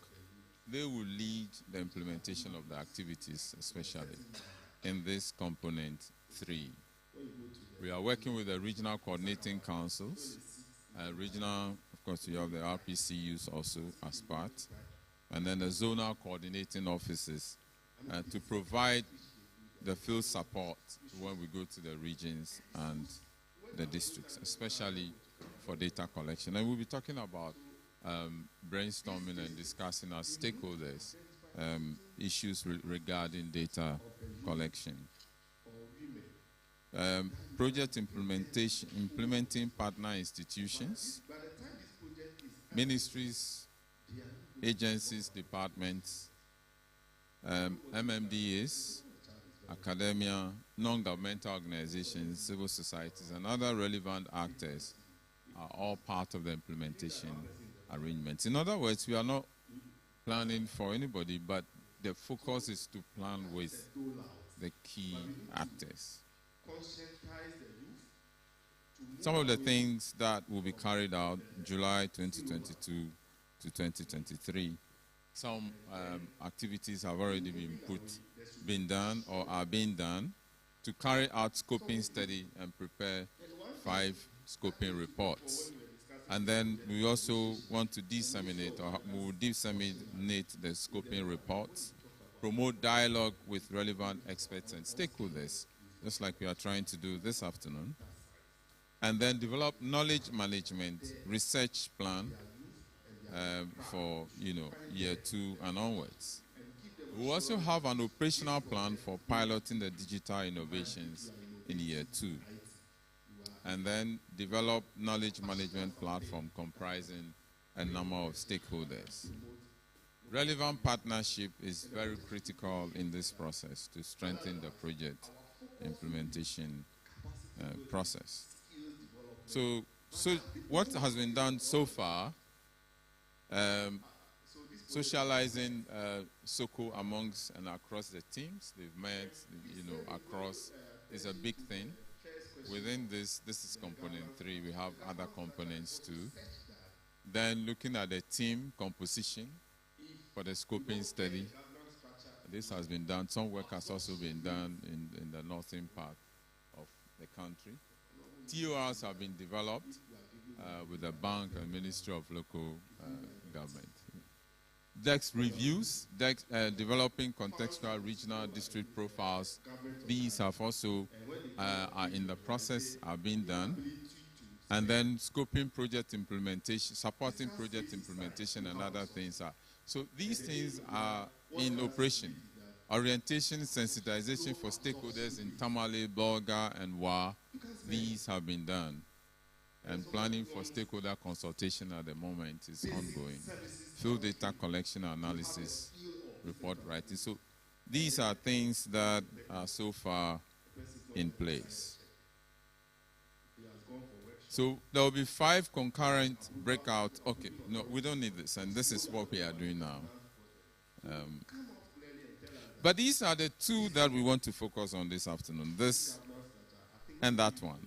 And then we'll end it here. But this is what we are interested in as key stakeholders. Have a certain space in the project implementation so as to ensure that these SAPS patches, we have been trying SAPS patches, they don't have resources, they can't try them. Just as we also advert to fiscal decentralization. Right, okay. So I'm being told. So we are going to go to the Slido. And what we are going to do, if you have your answers and your responses, you could then put it on the Slido where they will pick it up and then we'll use it. As we said, we don't want to sit in the room somewhere and decide for people, but you are very, very dear to us as stakeholders. So we want to hear from you and make it as part of the planning process. The first question we are looking at is, so this is general.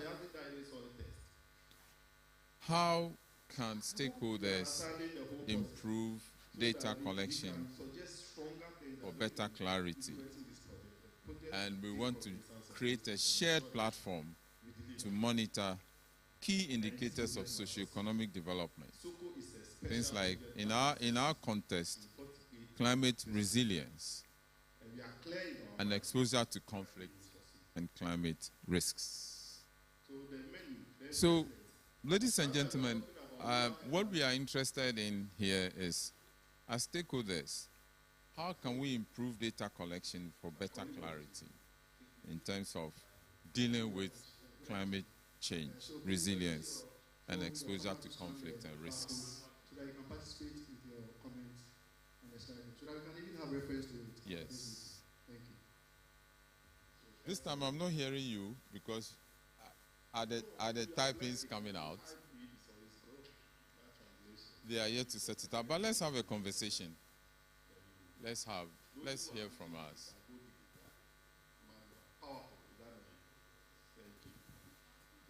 Yes, is there any other microphone? Yeah, please, so that we can have.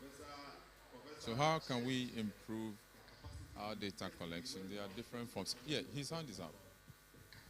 We want to look at what methods we want to look at. Qualitative, quantitative, what mixed methods, focus group discussions, etc.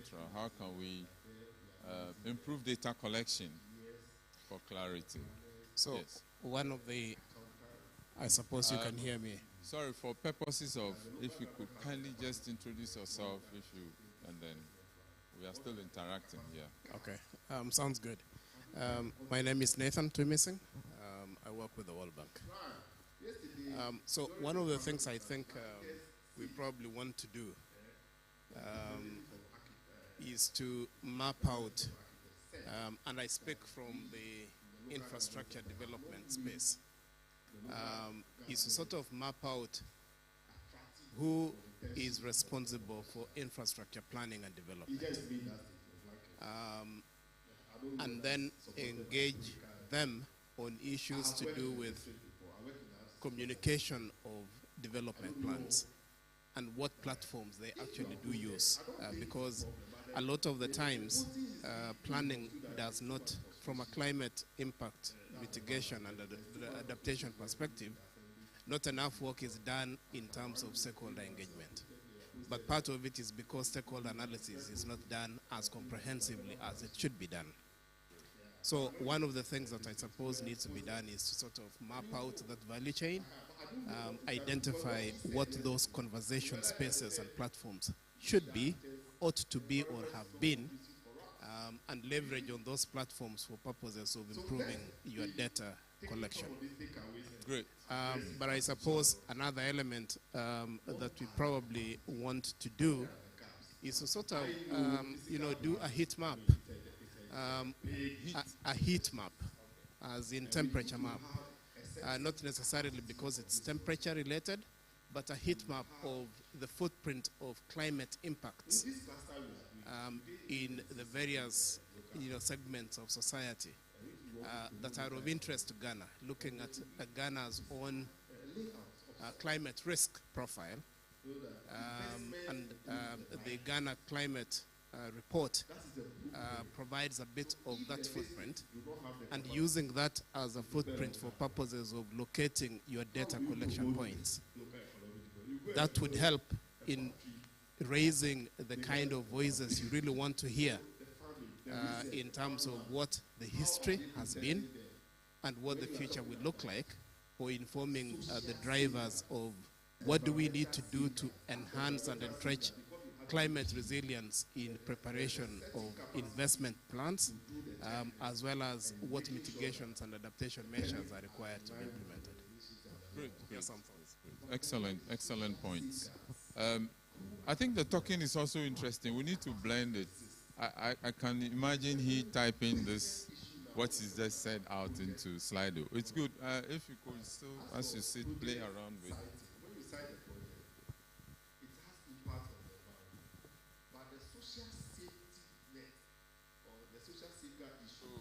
So when you start typing to, we'll pick it here. How do you call that thing? Is it word something? Yeah, there's something that is. So yes, okay.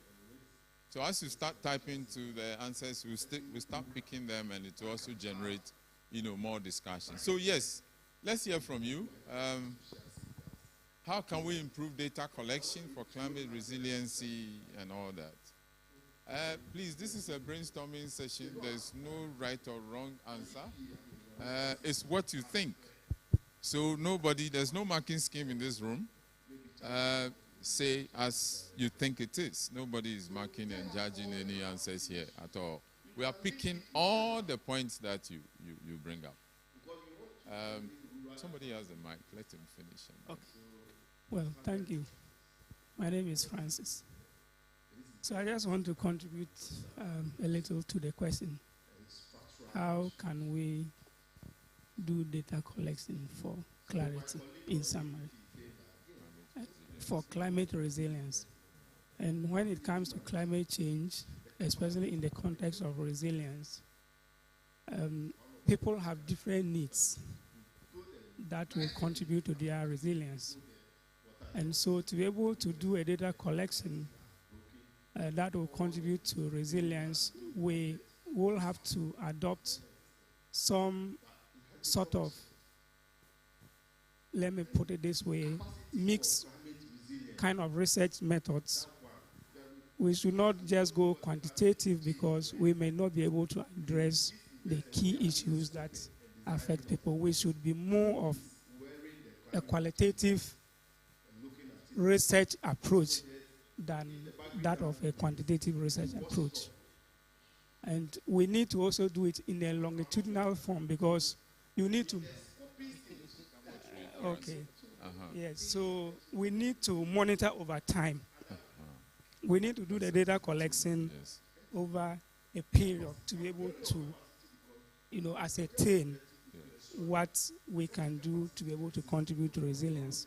But what I also want to note here is, who are the people doing the data collection? Because if you don't collect the right data, you will not make the right decision. And so in doing the data collection, you need to build a capacity. You need to train the people who are going to get the data to ensure that they get the right data for you to be able to make the right policy. We also will need to also employ technology as part of the data collection process. For instance, if you are going to do data collection in the fields, and then you print questionnaires, you give it out to the field assistants, probably they will go and sit somewhere and try to even fill some of them by themselves. But if we are able to employ technology as part of the process, for instance, I'm designing a questionnaire to go to the fields. I'm using an app. And as part of the data collection process, you collect a GPS, coordinates of the location. If you don't also enter it there, you cannot continue to the next stage. These are all check and balances to ensure that the right data is collected. And so I will also ensure that we also consider the personnel who will do the data collection, make sure that we train them well, and we also put in place technology to be able to ensure that we get the right data. Thank you. That's great. Please let the mic come to the lady here after that. Yes. As an lecture area, it's not coterminous to the name yes. by GSS. GSS enumeration area. Then EC is lecture area. They are all E's. Please let's go back to livable.com. That one talk of community names. Then URL. And please, it means that you need to build a certain capacity at the local level. Okay. And you know all the people have district electoral officers. And then the hashtag we put there. Bring my attention of that accident.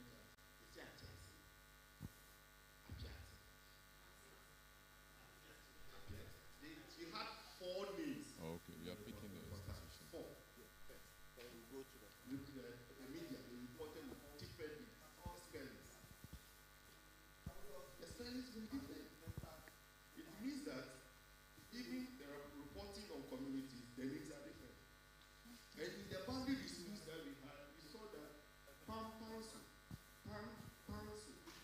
So the names are, the spellings are different. So you see a certain name here, let's say Ekufu. You can see Ekufu somewhere, but they tell us that GSS has a specific code for this one. So going forward, we need to build a certain capacity downstream to have synergy of all the things. What capacity is there? Number 7, digital tools. This one, the IT people, what digital tools will exist? But we are dealing with technology, so a little patience. I'm used to this traditional one. But so this said we have to start all over. But please rest assured, the points, good points that have come up, we are also recording. We have noted them, and we'll add them to the process. Yes, so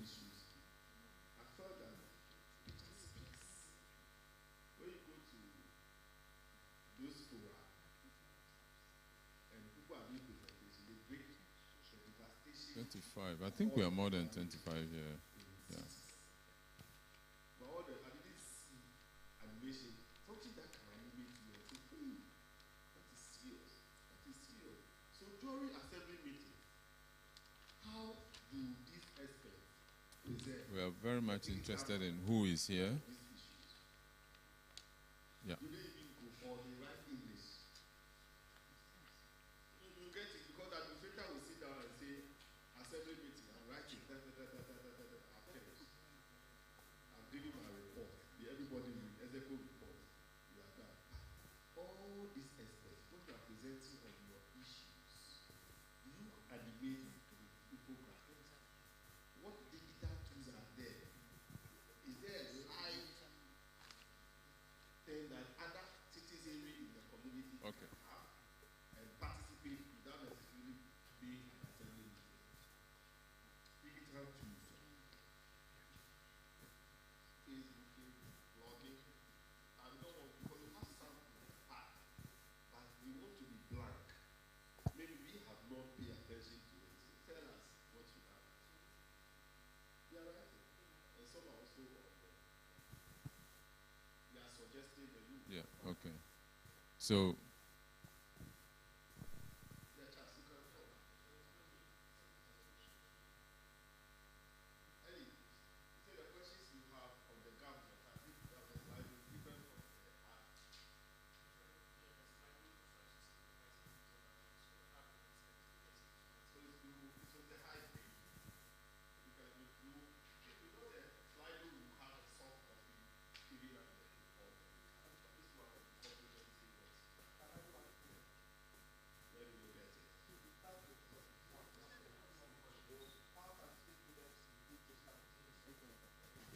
Yes. Hmm. Okay.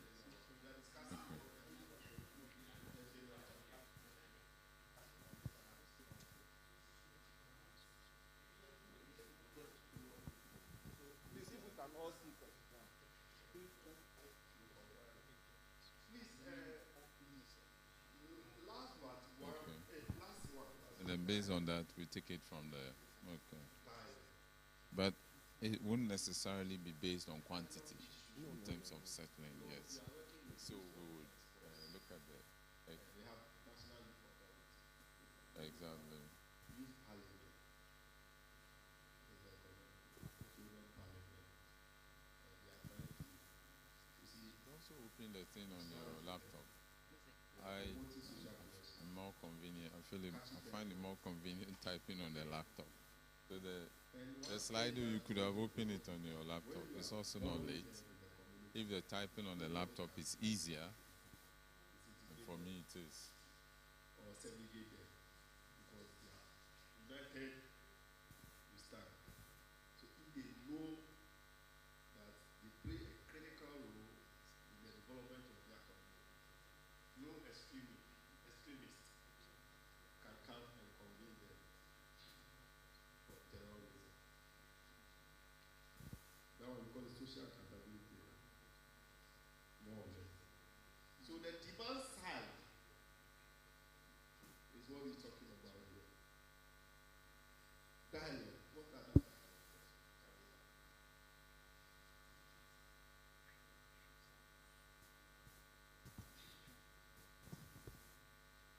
This is the general one. These are the general ones. These are the general ones. We are on the specific. We started with the specific because we didn't have the general. We didn't have. So when we finish with the specific, we come to the general.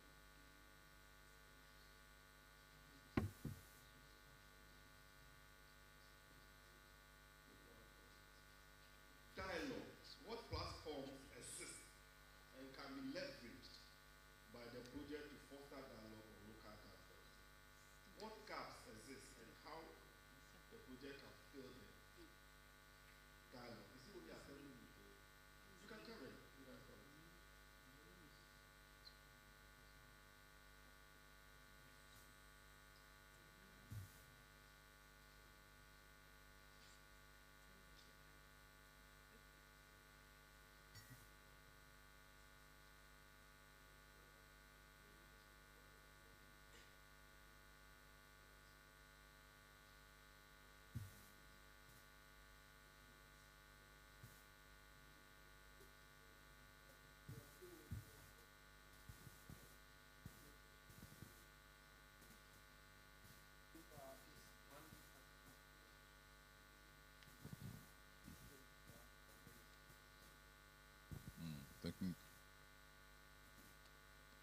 Deploy a comprehensive stakeholder engagement plan matrix. Let's conclude on the specific. So dialogue. What platform? Mm-hmm. On the project Okay. development objective. Employ the use of mobile app with deploy a comprehensive stakeholder engagement plan matrix. Technical committee meetings with the necessary stakeholder institutions should be organized periodically to solicit inputs and updates. This is what we have so far. You can see some more coming. Town hall meetings. Public meetings. Very interesting. We're just on question 1. You have public meetings. Are they only the platform we know or the other platform we can use? How can we tackle it? The issue of information, Sunday programs. Let's do it now. I'm so happy about this regional ministers coming to tell us about their region, the progress they are making. Under this project, can you have that? Can you have a space? And if you have a space, what are the consequences? I hope you understand it. So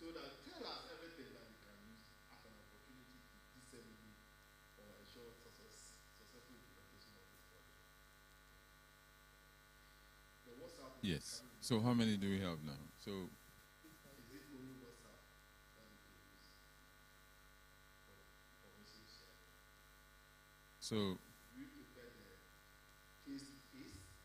okay. Identify your stakeholders, which is the same as doing the stakeholder plan matrix.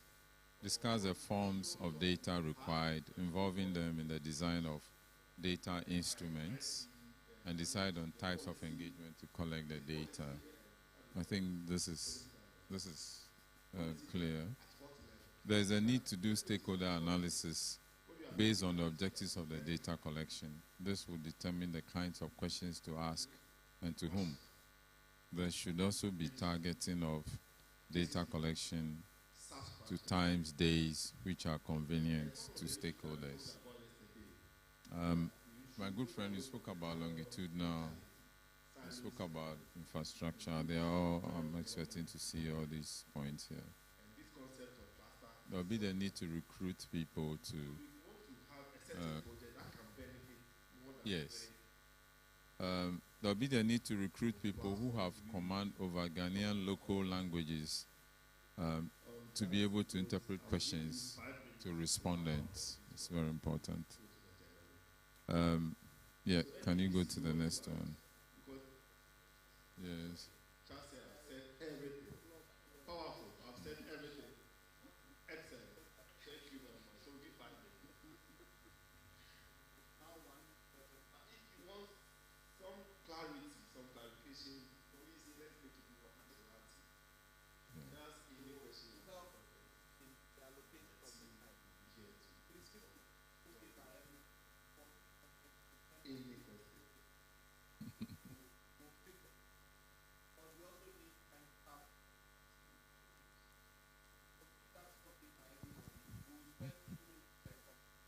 We want the governance structure to be very effective so that it can deliver. I think my other point would be that this thing is not cast in stone and it shouldn't limit us. It's rather to facilitate. So if you are not able to, for some reason, type, I personally would have had challenges typing on my phone.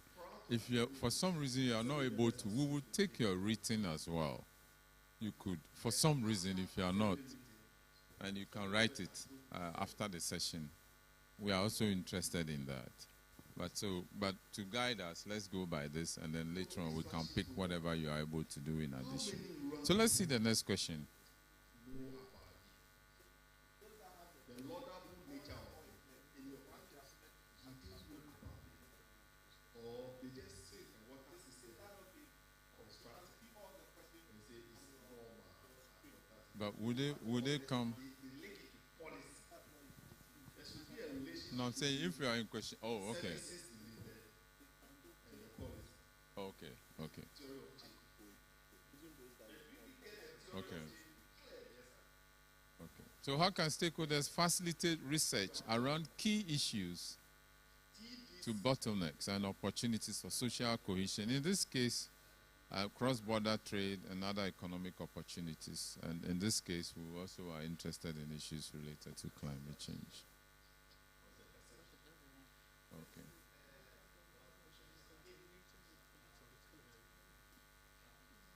A specific question.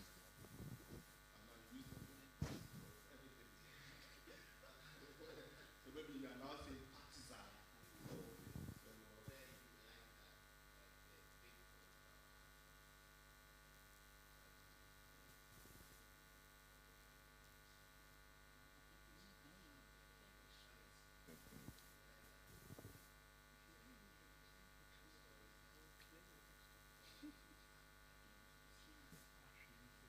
Oh, because they have the questions too, so.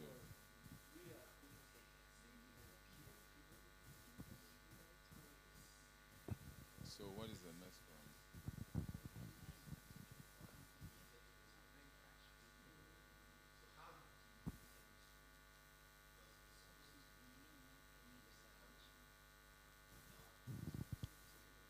How can stakeholders create coalition of institutions interested in the socio-economic development of the project area? Let's go to your community. Community level is organized.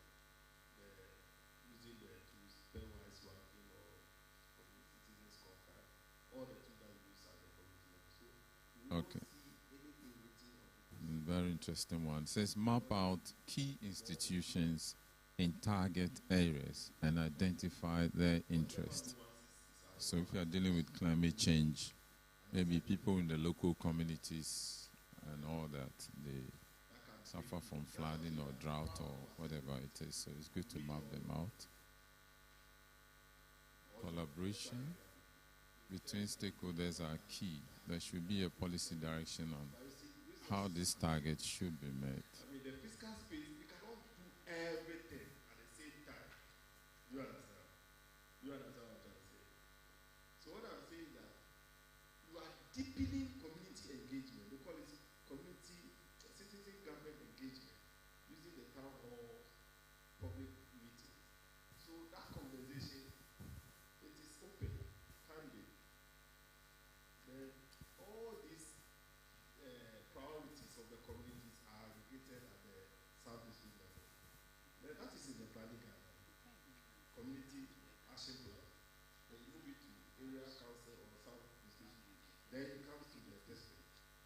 And each is like simultaneous. All of them will meet at assembly to approve the work plan. The work plan is approved at assembly. By assembly, they were elected by the people. Only 30% are government appointed. They are politically appointed. I hope you understand it. So approving process, everybody should pay attention to the priorities of the local authority. So if you are an assembly member, So have you done the capacity building? this project in the medium term, your community has not been. You should be learning advocacy about these things at assembly to get projects. But I'm saying that Okay, so how can stakeholders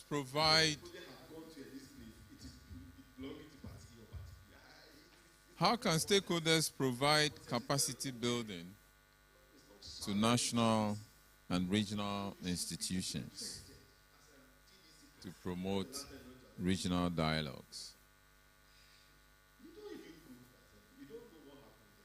So capacity building, it's not only human capacity. So when we talk about capacity, it's also very broad. The financial aspect of it, the logistics and training, of course, the human aspect of it is also very important. So look at capacity broad in its entirety. And how can we do that? And also think through, should it be done on, often we do the event kind of capacity. You get some people in the room, keep them for 3 days, teach them, they get up and they go. How can we sustain it? How can it be on a continued basis? Let's think through that also. So when A is not there, B can do, and then you train and train. And you become a grandfather, you can now relax and allow the grandchildren to do it. If you have trained them very well, you don't have to actively get involved. So that's the kind of capacity also that we want to think along the lines. So, and when I was in RC, I think we are not afraid of giving advice. We are very open and candid that in the picture of the region, you are dictating. It's an advice. But the authority lies on assembly to approve the work plan. So we give advice. I hope they take most of our advice. Oh, RCC, they don't. You were carrying it because this is what we are pushing now. That is why now ministry does not receive anything straight from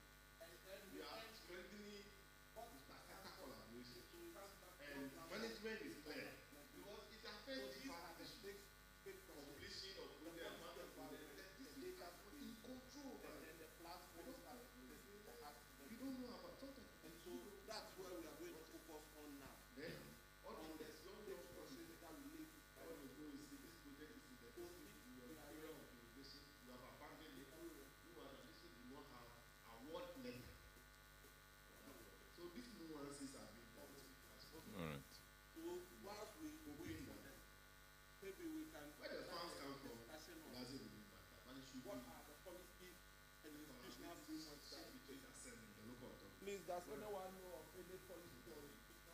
We pick most of our things very plan. As for the family, get fine, the law is there.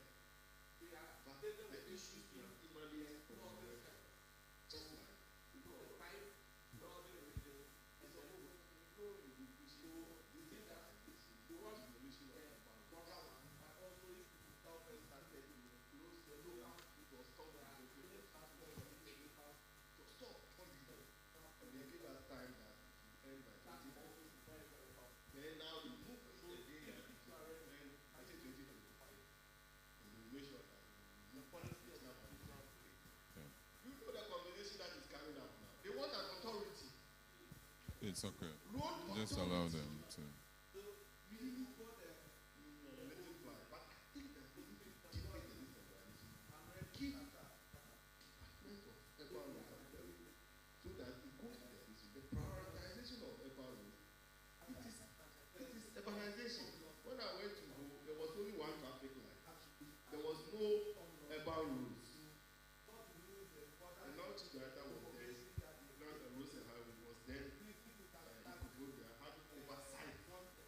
But when they created whole municipality and they brought maintenance engineer there, and they started selecting the whole roads, you know when they are going to Ola, the top there, it was cars. You see records. But when they started doing that highway to Vaner and all these things, and they did the road, the town roads, the town just opened. Yeah. All right, so I think, so in terms of policy, I think we can consider the National Climate Change Adaptation Policy. It is a policy that exists, and I think we can leverage on that. Thank you. So outside the climate change policy, we also need to take into consideration the NDCs, the improved NDCs, and then also the NAP, the NAP process, the National Adaptation Planning process. And then we have to also talk about, or we have to think about the climate change strategy that was developed. It is completed though, but then it still has significance today. I think it's completed 2020, if I'm not mistaken. The adaptation strategy. Yes. There was one in 2010. Yes. 2010, and then I think it was revised along the line. The INCAS. Yes. Sorry, yes. 2012, INCAS but revised. Yeah. Yeah. Yeah. The NDC.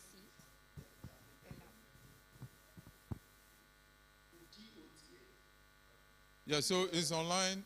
We are blending the two, so never mind.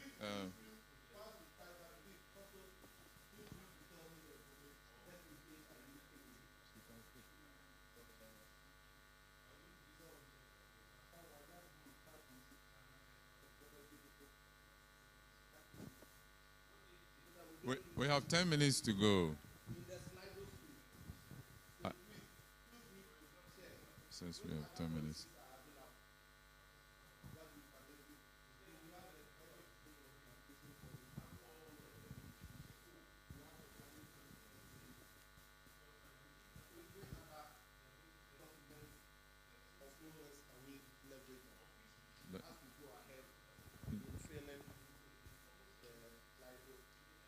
Let me also bring their mind to the fact that it's talking about policy and institutional framework. It's not all that may be formal.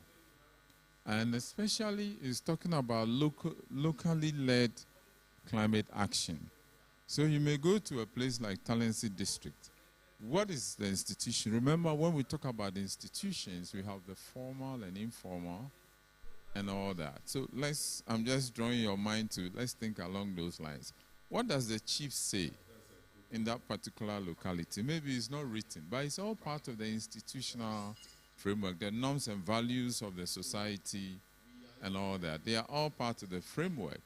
I did some work in Talensi, and you dare not cut down a tree. It's part of the framework. You can't. You have to see there's a chief in charge of trees. So he will come and inspect it. If he thinks you don't have to cut everything, but remove the dry part, they are all framework. They are part of the institution. So what institutional frameworks exist? Let's think of those ones. They may not necessarily be written, but the laws are there.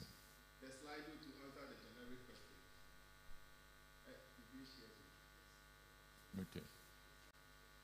So these are formal, but we have the informal. And these are policies. And what about institutions also? Yeah. Oh, we understand. It's referring to, no, the person who typed it, maybe there's a different meaning to it. So that we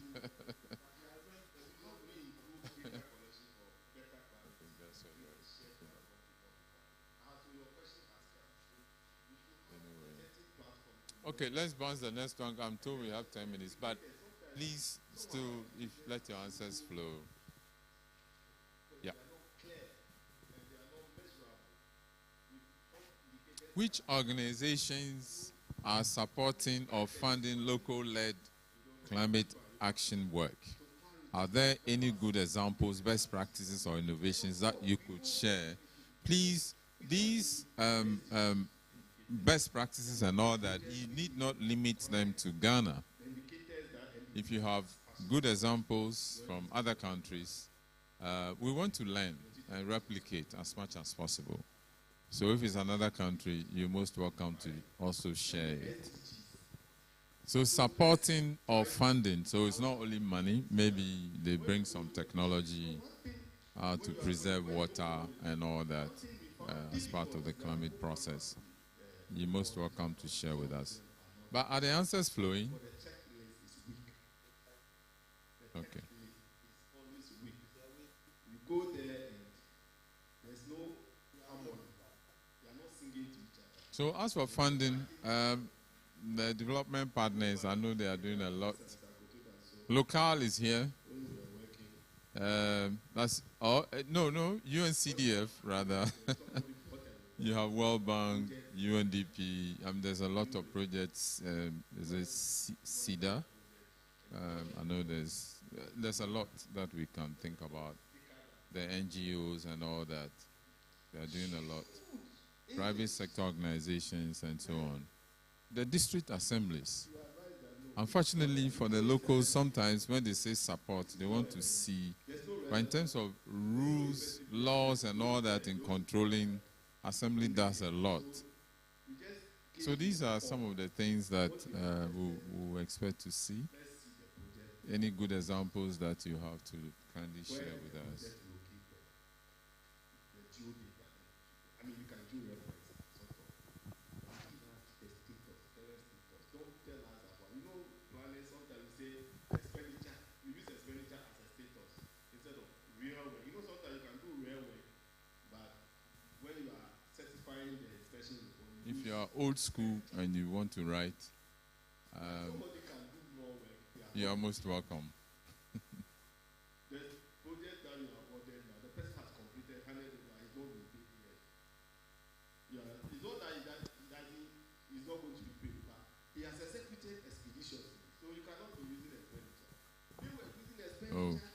The utility of the future World Bank program.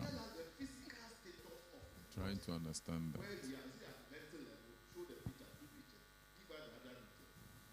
More clarity. But my good friend, would you be kind to explain this, the utility of the World Bank program?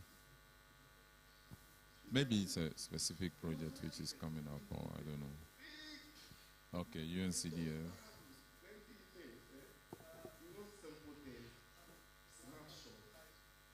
Our bosses that we send may not have too much time to read, but when it takes, I guess it's typing. JHS, it's at the mental level. This is the contractor. This is the data. They need, we are done. Don't be writing too much. Very interesting. Emphasizing on infographic. And you make people when they see your thing. Is it the resettlement communities? Who's from VRA or who? I hope I've done justice to this session. And we call it, please remember the general one you answered. You have it. Okay. It was shared. Charles, you are lost. You haven't eaten yet. Right. On that note, I thank you very much. The next one, please. We'll still be counting on you. Who are the various government and non-governmental actors within the climate change space? I'm sure this one we can do some popcorn, 1, 1, 1, 1. Everybody can mention 1, 1, 1, 1, and then we go on. But we are still doing the technology one, so the facilitation method is called popcorn. So let's pick it. Congratulations, well done. I hope other groups have emulated your example. Government, Sent word to them, non-governmental. because I want you back here at 2 o'clock. So for after lunch, 2 o'clock, we'll have a Government, very non-governmental. nice presentation and then close shop. Okay? I'll go myself. Yes. Actors So that within we the can do climate it change quickly. space. I hope they have corrected the glitches. Government, for lunch. I non-governmental. hear You know the yesterday government. excruciatingly difficult. Yes. So, yes. So I'm sure in this case, non-governmental. Yes, we have quite a lot of them, CSOs, NGOs, but which ones you can mention them specifically. And have the decent Yes. presentation. Chief Director wraps up, and then we're in business. We're trying. I said when you get there, eat salad. We eating salad. Salad and things. NDPC. Then when you go and you are pursuing the bankus and things, how will you get here on time? You won't get here on time. Oh, for me, to cut it short, all the MDAs. Is tourism doing something on climate change? Yes. For me, roads, highways, roads and highways. I know you have climate change. Yes, you do. Yes. So they're all doing water, agri. Agri has a whole section on climate change. But maybe the non-governmental will be of interest to us also. That we don't know too well. There are as many as you can imagine.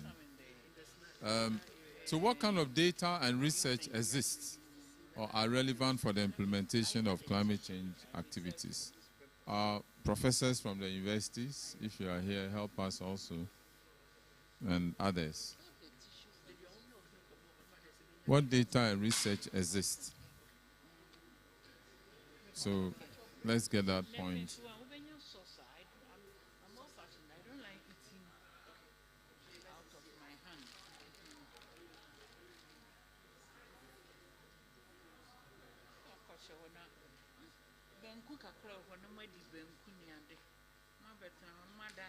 All right. Let's look at the last one, which is talking about the digital platforms. Okay. All right, Charles. Take care. Yeah.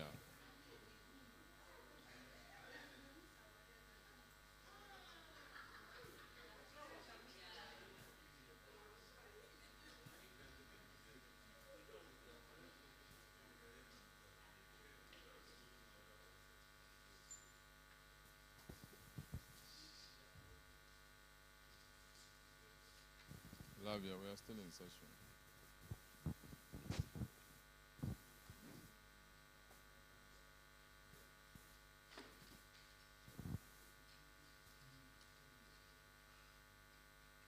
All right, can we wrap up?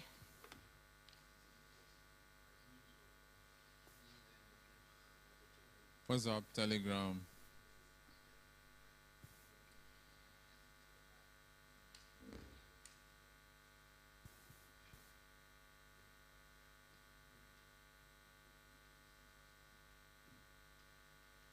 But at the local level, they have groups a lot, but they may not be digital. So what can we also do for them? And how can we improve on that? What are your major takeaways? Is that your major takeaways? He's asking whether there are expectations. Not necessarily. Normally, then what they mean is, what are you picking your impressions and all that from the whole process? What are you taking away from the whole process? Sometimes when you go, they can ask you just one word or a phrase, or what are you taking away from here?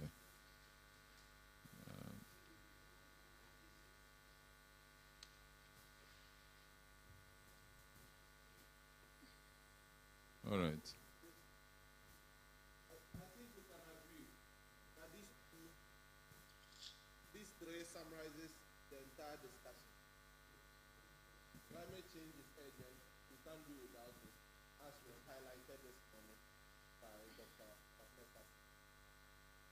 Digital tools or leveraging of technology is key for this climate resilience work that we are doing and to reach the most stakeholders. And also involving all stakeholders is critical for the success of the project. So with these three, I think that we can call it. Yeah. Yes. So thank you very much. We are highly appreciative. Oh, clap for yourself. This one not for me, it's for you. Thank you very much for your time. I don't think this is the end of it. We'll keep engaging until the project is over. So thank you and enjoy your lunch. In the meantime, if you are old school like me and you wrote on the notepad or whatever, I'll be glad to receive it. My hands stretched. Thank you.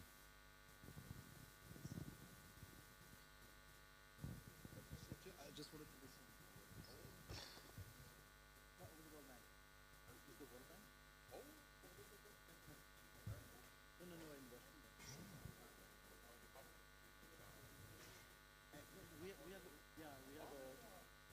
We have a team of people planning the process.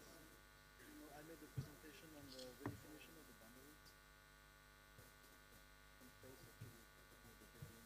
But I don't know the Ghana context as much as my colleagues who work in the country. So you're part of the ministry?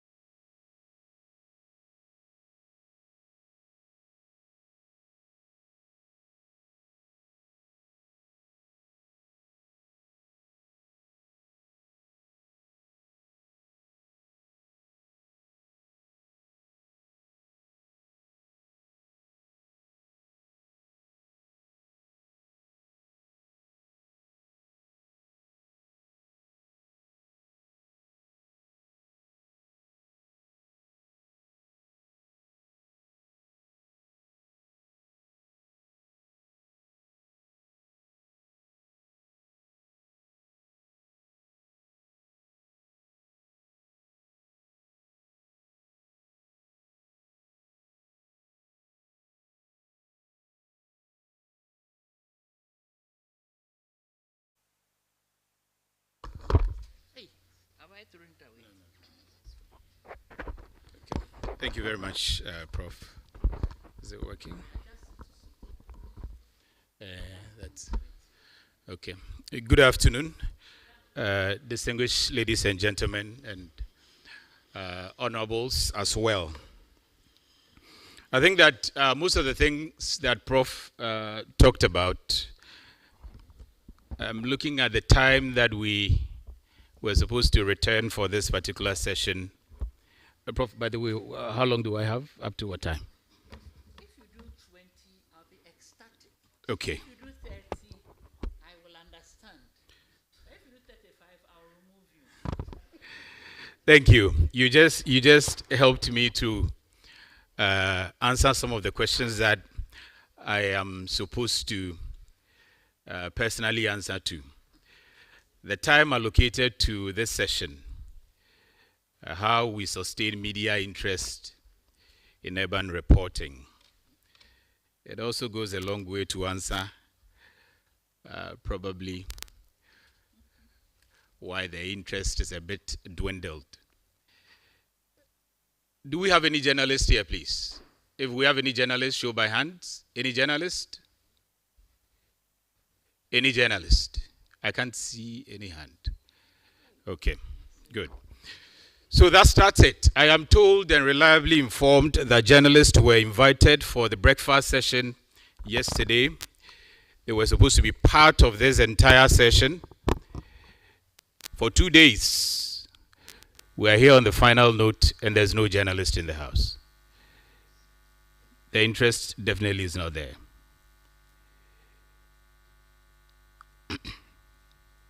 Again, we have also heard this morning from several presentations.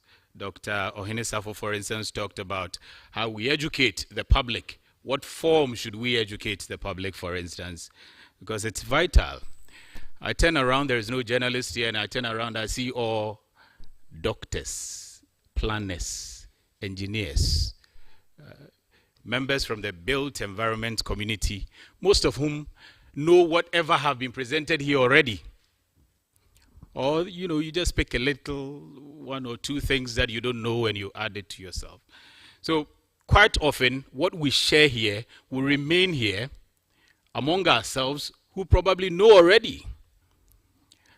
And yet we are hoping that, like Honorable Minister said, the first urban forum, or maybe he was chairman, Professor Emeritus, the first urban forum sought to ensure that we get solutions to urban problems. How do we get solutions to urban problems when we let information remain in this auditorium? Among ourselves, implementers are not here. Traditional authorities, somebody mentioned, they are not here.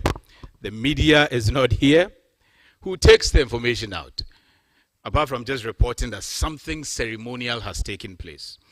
So I will try.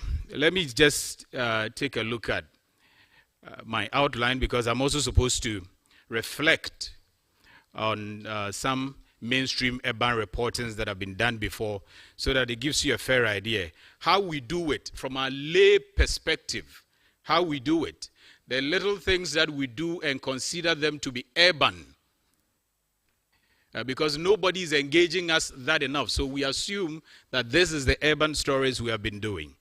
We have attempted to talk about quite a number of things, which I'm going to highlight. Some of them inclusivity, some of them transport. I will also attempt to go further. Why is it important to build media interest in urban reporting? The challenges that are confronting urban reporting.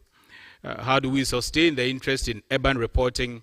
And then we'll look at some of the opportunities that are emerging, the African Continental Free Trade Area, for which reason urbanizing and reporting on urbanization is critical. And then I'll try some few recommendations. I hope to do all of this in 15 or 20 minutes. Already I've been discriminated against by Prof. And that's where the disinterest starts from, but I will try and do justice to this. So, as I mentioned, I have tried as much as possible report on things and subjects that relate to urban inclusivity, urban agriculture, urban sanitation, urban mobility and accessibility, urban parks and gardening and beautification, urban water, urban housing, urban governance, urbanization and regional and continental policies, urban development in Ghana, Africa, and global. Let me just, because we have to reflect, I'll try not to keep too long. We are saying that in spite of a series of interventions, which we heard quite a lot from the Minister for Rural Development, and I must say that the Honorable Minister, we've all followed him from afar, his interest in ensuring that urban issues are at the forefront and urbanization is critically taken a look at, has been observed by all of us. And I must also commend at this point the idea of even having journalists to come and talk about how you can build their own interest to report on urban issues. Quite often we come here, and quite often I've been doing this with Prof, to only moderate the program. This time we are sharing our thoughts as well. So interventions have been done, yet we have a lot of urban issues out there that 10 years ago or more, this is supposed to be the 10th or so. Is it how many? 10. Ghana Urban Forum. 9th Ghana Urban Forum. I have reported on flood issues in Accra. I've reported on flood issues across this country, and the same issues 9 years after persist. We still have the filth that have engulfed this country. 9 years ago we spoke about them. Today we are talking about them, in spite of 9 solid Ghana urban forums that we have all seen. We still have liquid waste problems scattered everywhere. And we have inclusivity problems. Because you are coming back from lunch, and I feel that a lot of people are a bit to it, so I'll just play short videos of some of the things that I have done, just looking back and reflecting on some of the urban reporting. Can we have this? The techies, if you can help. Do I have to play from here, or I have to rely on you? Okay.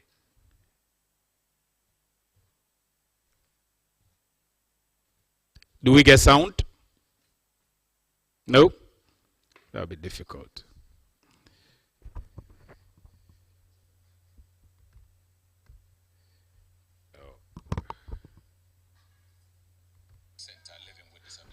If we have a handheld visual disability from 1.2%, those with hearing disability 0.4%, speech 0.4%, physical 0.8%, intellectual 0.5%, emotional 0.6%, and other forms of disability 0.3%.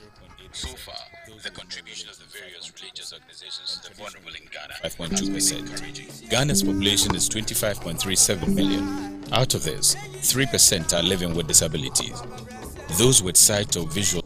No, I think it doesn't sync with what, because we are not having the video. If we can have the video quickly sync with the sound. If we can't, let me just predominantly Christian state accord.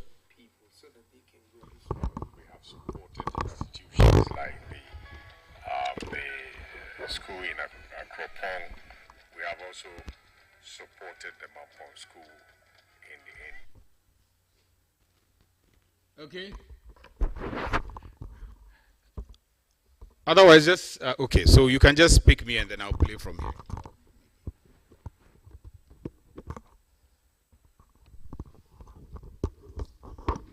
Ghana is predominantly Christian state according to the 2012 census, with 71.2% Christians, 17.6% Muslims, other religions 0.8%, those with no religion 5.2%, and traditional religion 5.2%. Ghana's population is 25.37 million.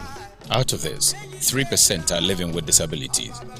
Those with sight or visual disability form 1.2%. Those with hearing disability 0.4%, speech 0.4%, physical 0.8%, intellectual 0.5%, emotional 0.6%, and other forms of disability 0.3%. So far, the contribution of the various religious organizations to the vulnerable in Ghana has been encouraging. 75 to 80% of our schools are in the rural areas, aimed at the poor people so that they can go to school. We have supported institutions like the school in Akropong. We have also supported the Mampong School in one way or the other. Every year on the 26th of December, we have a party for the less privileged. We feed over 2,000 people every 26th December. In the time that you have a situation of disability, it could be economic, it could be rural, it could be gender, it could be physical challenge, the church has always been with such people. Most of the recorded miracles and the attention Jesus gave to people, which we used to preach motivational and inspirational messages, had been his interaction with people with disability. If you want to, you can walk. Philanthropy has been the church's hallmark. Assemblies of God is the first Pentecostal church in Ghana to be involved in social action programs. Kindly forward it small, forward it quickly. The prisons giving help to the inmates.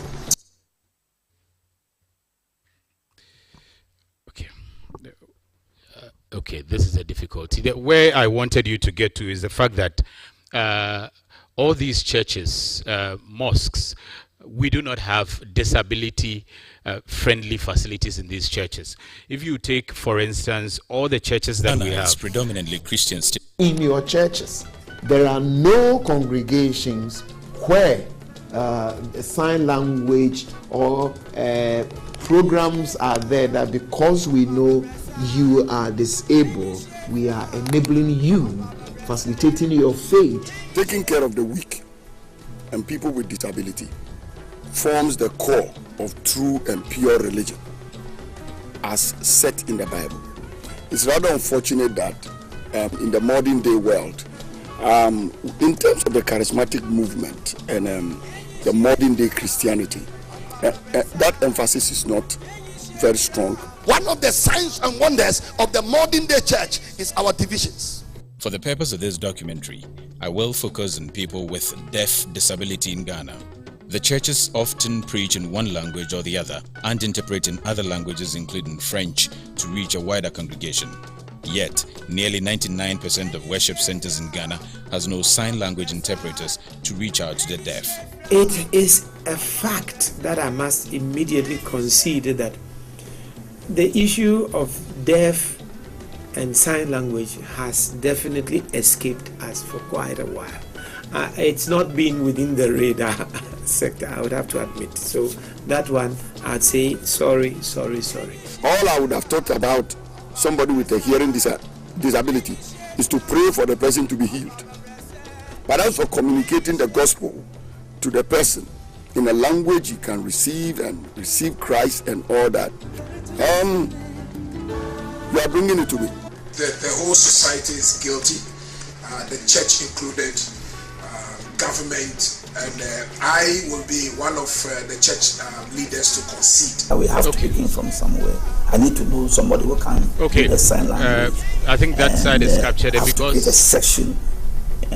Can we pause? Can we pause that? Can stand in front of them, like I've seen some European churches do, where he's.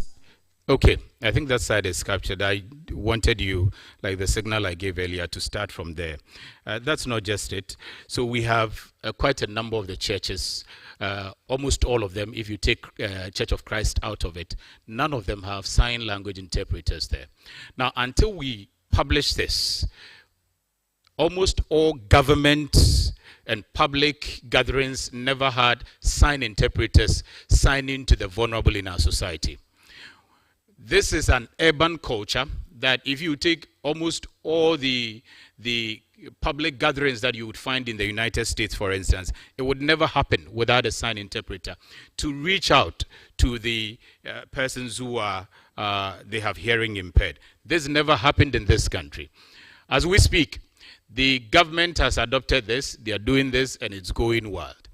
The politicians, we also noticed that they've begun taking this into consideration. Most of their campaigns have sign interpreters. Unfortunately, 10 years after doing this particular story, in as much as almost all the churches are conceding, and almost all the lead pastors that you know are in this particular documentary, Dr. Otabel, Palmer Barkle, all of them concede, but none of them has taken action on this particular area of urban inclusivity as a culture.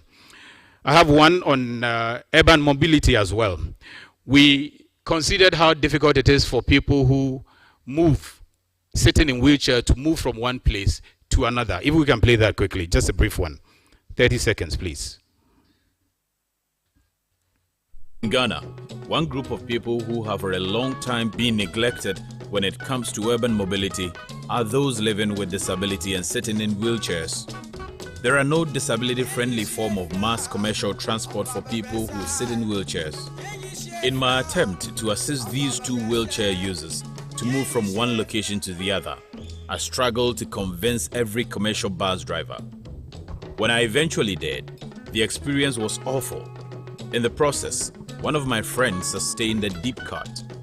As a result of this urban mobility challenge, many wheelchair users and persons living with disabilities prefer to be stationary and beg for arms instead of working, because they are unable to commute in search of jobs or work when they secure jobs. Okay, I think that's fine. That these people have to go through on daily basis just to commute from one place to the other. That's okay. When it comes to urban mobility, we are joking. Thank you. In Ghana, one group of people who... Okay, so you were just about to hear one of you, I think I spotted him somewhere earlier, who says that we are joking. He's not here, Mr. Bekwatha. We talked about urban mobility, our difficulty in assessing some of these things. We've talked about the gridlock traffic that we have in Ghana. We've talked about the lack of alternative modes of urban transport like the rail system, as we completely rely on road transport. River and inland water transportation or short sea shipping has not been embraced. Though we do have such resources in this country, we have also questioned why we can't enhance the movement of goods and persons from the Volta region to the northern region, for instance, using the Dambai stretch. If you have to move from Dambai to Ketekrache, for instance, there's a nice ferry. To what extent have we been able to utilize these as alternative modes of transportation in Ghana? These are some of the things that we have touched on.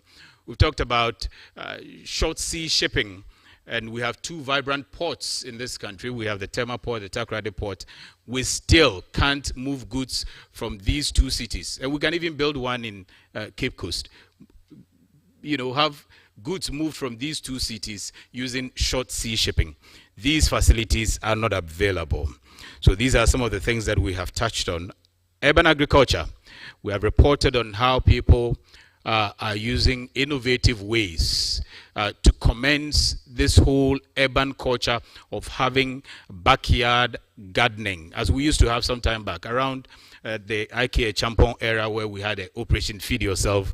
We used to be compelled to have buildings with a backyard so that you can have gardening. And if you go to the Dansoman Senate Flat area, that used to be there. I met a young man who is putting together fabricating greenhouses for snail production around Dansoman using his backyard. Listen to him shortly. Another 30 seconds, please. So we are in the middle of the city, urban, Dansoman to be precise. Okay. And we are able to do urban farming with these setup because it doesn't take a lot of space. Yeah. And they do not smell or make noise. And we saw that you could you could put snails in the least space and still be very profitable. Okay. Snails can lay up to about 100 per snail. This is what, banana? Dwarf bananas. We adapted them for this setup because it's just 3 meters in terms of the height. So they provide shade and they also provide sustenance for the snails as well. So the very green leafy parts here, which are very soft, sometimes the snails nibble on it. The same thing applies to the cocoyam. We also have sweet potatoes. I think we have a rough idea. 30 seconds up. Urban sanitation is another area that we have highlighted. So the poor sanitation situations we have in Ghana's urban cities. We captured another 30 seconds. Please look at it. The sanitation situation in unplanned settlements like the slums is even worse. Here, behind the Osu Castle, which houses the former seat of government, filth has choked both the lagoon and drainage is here that water from the lagoon cannot even flow into the sea any longer. Bottles, plastic bags and everything, all in this huge drain. In Old Fadama, filth is almost swamping the residents here. Well, so that's what happens when you leave slum communities like this. All on my right-hand side, refuse, piles of garbage everywhere. Drains are choked. It's not surprising that when it rains, the entire city of Accra becomes flooded, lives are wasted, and we begin to cry. But we created them. Look, everywhere. People urinating in there, people defecating in there. Everywhere is choked with garbage. Okay. These ones can flow to that bed. Okay, I think that's enough, 30 seconds. So, liquid waste are gushing out all the way around Tema. You stepped there today, and we reported on that 10 years ago. Today is even worse. In the open of Tema Community 1, the Agbamami area where a lot of people patronize good food. Public toilets are Liquid waste. 1 second. Liquid waste are gushing out in the open. And 10 years after, we go back and reflecting today, that situation is worse. The Boteman area used to have this treatment plant built by the World Bank. Today there's some sort of conflict, and so that facility is closed. They've now resorted to the old site at Community 2 and Community 5. That's where they are dumping the liquid waste now. This is a facility that is spoiled, destroyed. You can imagine the way people are struggling when it comes to sanitation. Let's look at this one. 30 seconds again. That after you discharge, some will remain and you have to. You see on the road, yes. People dislodge this thing, the rest of this thing on the road. And when it is heavily too, you cannot come here, muddy. So you see, when we are going, coming forward, you see your tire moving, meandering all the way. Sorry. So it's not good. So there can be the likes of the Mood-Up treatment plant and many more. But if Okay, thank you. If you would play the next sanitation video, I'd appreciate it in 30 seconds. Public toilets are extremely filthy, although fees are collected from users for their maintenance. Yeah. And this is a facility that was just built a year Yeah, it was open to the public about a year ago, or maybe about 2 years, right? So why can't it be maintained? Unlike the solid waste, which is piled up and everybody can see, the liquid wastes, the excreta, the human feces, is more often a bigger challenge because it is unseen. In the area of liquid waste, the situation is more alarming. The cities of Ghana, particularly Accra and Tema, still do not have the best ways of disposing of liquid waste. People defecate. They connect their septic tank into a drain. Some people do not have toilets at home. They defecate somewhere. It rains. It washes it down the drains. The kids are playing football. The ball goes into the drain. They pick it. It's a throw in. They throw it in. He buys bread. He hasn't washed his hands. Effectively, the person is eating raw human excreta.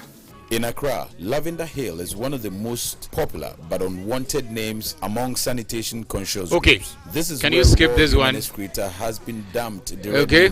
We have other projects. Thank you. And how do you call it?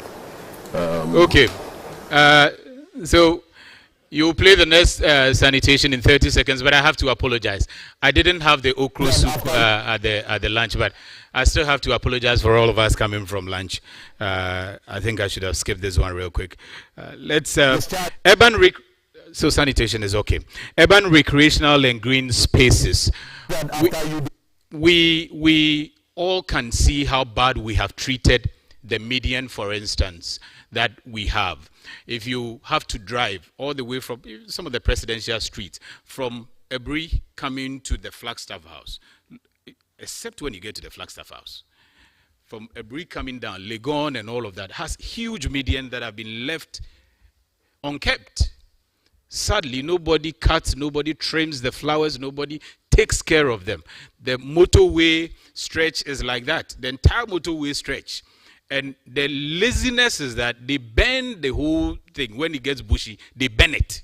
They don't see how they should keep it beautiful. We've had a country that has had a minister in charge of beautification who took upon himself to ensure that everywhere is beautified. The entire Tetekwashi runabout, when it gets bushy, they bend. So the place looks very black. And compare that to cities like Windhoek, and go to even Nairobi, look at Dar es Salaam and look at their streets. You come back and you feel sad. And I think yesterday, the architect or the Institute of Planners said, Sometimes it appears that there are no planners in this country. Let's look at that street small.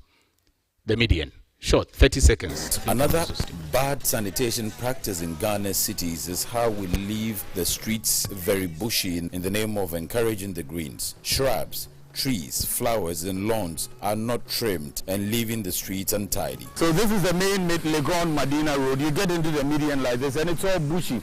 It's bush everywhere to that extent that you can't even see some of the signages here. So we ask ourselves that if we can't maintain the median, why do we leave them like this? This is like a 4-lane in the middle here. The biggest I have ever seen. Because of the nature of our roads, because of the way we have left our roads unkept, I'm tempted to believe that people speed on the road to get away from the unsightly nature of the road. But if you put architectural things on the road, you plant trees, flowers, there will be so much organization and so much beauty surrounding the road that people will want to take their time to savor this beauty and not speed away from the road. All the way from here to the end, the motorway roundabout end in Tema. It's all bush. Nobody cares to mow this place. Nobody cares to weed this place. All the way from this side of the stretch to even the Accra Mall area, it's all bush. They don't weed them, they don't mow them, the shrubs are not cut. And sometimes, out of laziness, they burn the entire bush, and in the process of burning the entire bush, these electric poles get burnt in the process. Okay. It's the same operation and maintenance issue we are talking. Okay. Another bad Okay, so urban housing delivery, we've talked also about them, and here I think this is about the last but one that I'm talking about, and this is just for us to reflect on some of the urban reportings that we have done from our lay perspective. So urban housing delivery, we said the slums in Agbogboloshi still exist, except the Onion Market, as we all know, that was demolished. This means that all the issues we have raised before, including the poor sanitation over there, the pollution, all of them still persist. Now, according to the 2021 population census, about 11% of structures in Ghana are metal containers or kiosks. And yesterday, ourselves and the government statistician talked about this. So I even asked, now that we have demolished some of those kiosks from the motorway side, for instance, do they have to go back and reconcile their statistical figures? And he had to throw some challenge to the academia. Let's look at the motorway and the slums there shortly again, 30 seconds.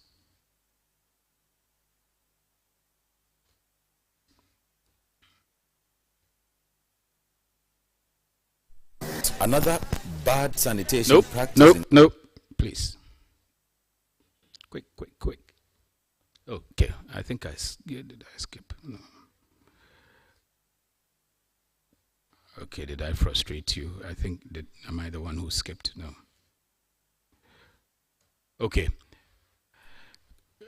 You may get back to the water situation where you have the PBS news anchor talking. Just play what you have. I'll talk to it. Another bad... No, that one has been said already. Okay, good. Water. So we've reported on the water difficulties that we have, even though as far back as 10 years ago, we were told that this country for the water sector is receiving FDIs much more than any other country. Yet, quite a number of urban centers do not have potable water.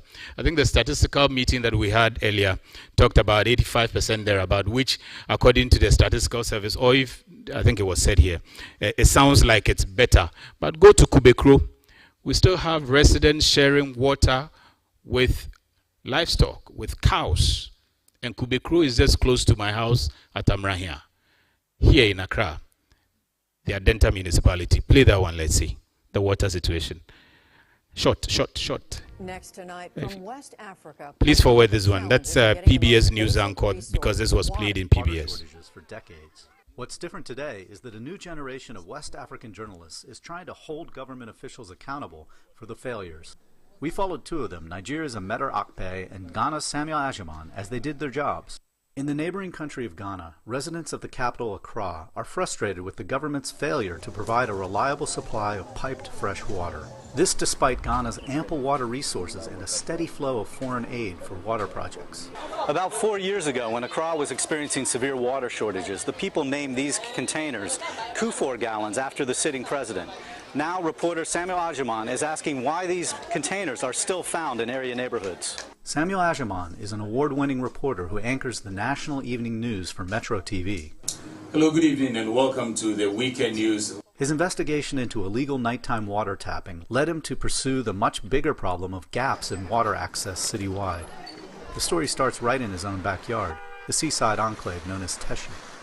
Teshi has a very huge population. I think you're playing for back, and I don't have much time. Let's skip. But bottom line is that we still have, and I wish that we had seen that part where we have a lot of cows sharing water at Kubekru 1 and 2. It's not just there. You go to Leklebi around Sogakope there. Today, as I speak with you, people are dying out of this waterborne diseases. I don't know this. No, they are like leeches. You know, it's even beyond that. But I'll spare it. Now, a lot of these difficulties are the ones we have reported on as urban challenges, and we expect that from forums like this, 9 years after Urban Forum in Ghana, we should be getting solutions out of here. So after your 2 days deliberations as experts and professionals, planners, professors, doctors, for us, media people, for us, what we want to be able to communicate to the public is that today there is some solution of a form coming to any of these areas that we've talked about, from traffic situation, from flooding, from bad water, sanitation, and all of that. These are the reasons we cover. So why is it important to build media interest in urban reporting? We say, first of all, is to simplify the complex urban policies and issues as well as subjects. The media, like me, hasn't gotten the opportunity to study some of the stuff that you have studied. We haven't read some of the papers you have read. It is up to you to help us break it down, because we, in the end, will be the ones that will talk to the audience, will talk to the Ghanaian public about what is happening, what is newsy, how things are being resolved in the country.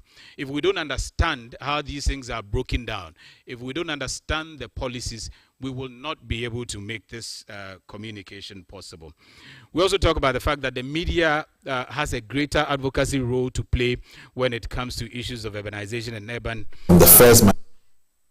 Okay, no more videos. Urban cultural transformation. Now, these forums and talks that we're having here, for instance, are very great, but it stays here at the end of the day. How do we get the information out? Because it is only when we are able to get the information out that the public will be able to buy into some of the ideas that you are proposing here. So, for issues emanating from the forum to yield the intended benefits, we're saying that as well as results and impact, we must have journalists take up these issues on urbanization from this particular forum, report on them in a simplified manner to the public so that such forums are not viewed as mere talk shops, as people already have the perception. That's why a journalist will walk here in the morning, pick up what the minister says and all of that and just run off. Because the rest, he feels that he's not going to get the solution to the traffic problem. He's not going to get people of Kubekru water out of here. Now, for instance, if the media is able to advocate for the need for expressways or highways as a measure to address the traffic congestion in most of Ghana's urban centers, like Accra and Kumasi, we are saying that it will be very, very easy for the public to buy into this, so that tomorrow, if you say, let's even bring back the toll booths, we want to collect 20 Ghana cedis, so that me who lives in Amrahia, and from Circle to Amrahia will take me 4 hours. In a normal rush hour, it will take me 4 hours. An expressway can do about 30 or 25 minutes.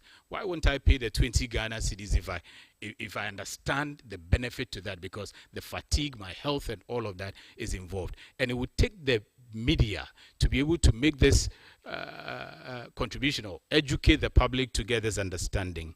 I returned from Kenya last 2 weeks, and they have a fresh expressway. So if you have to go to the Northern Expressway, the Eastern Expressway, and people are paying exorbitantly for that. I saw the Kenyan man somewhere there. They are paying exorbitantly for using the expressway.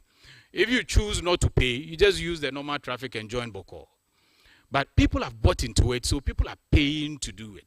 And it will take the advocacy role of the media to make the public understand this, buy into it, and all of that. And we are saying that even in terms of funding some of these infrastructures, funding some of these programs and projects and all of that, getting the required budget that we need for urban issues and urban activities, if you get the media to buy into it, they can advocate, they can push for a lot of funding for urban issues and urban activities that we probably think that there are no funds for them.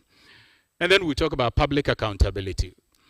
The media is not able to ask you questions. If you get a lot of experts, the professor saying, media for normal bong. The person is not sitting here. He only came for your ceremony. In the morning, he picks his microphone, he's gone. Only going to say what the minister said and just go.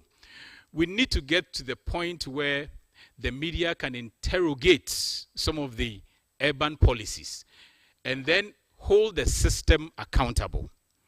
If I can ask why I have been given a lot of money, a lot of FDIs, but yet I'm not getting water. And if you get to watch the full documentary, we spoke to the MD of Ghana Water Company, who concedes to the fact that indeed we are getting a lot of FDIs. So why are we not getting the water? Somebody must be asking the questions. And that's what we expect that the media should be. Also, we have champions' role.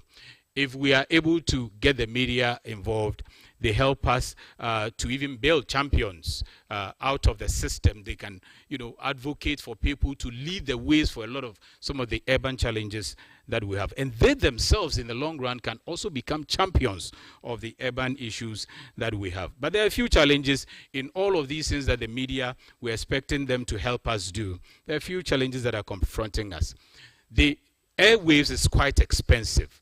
No media outlet will just give you 1 hour or 30 minutes to just come and talk urban issues. If they don't know what is going to be, the purpose for it, you are not getting adverts for it. Because Indomie and MTN and those people, they like the Diasa, where a lot of people watch.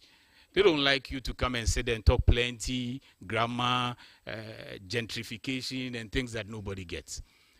So it's difficult to get even funding for media space, and media is expensive. So the media owner, EIB, wants to do a lot of entertainment because you would have a lot of kids watching, young people watching. MTN would advertise for university students to be able to use more credit, vote for this, vote for that. That is what they focus on.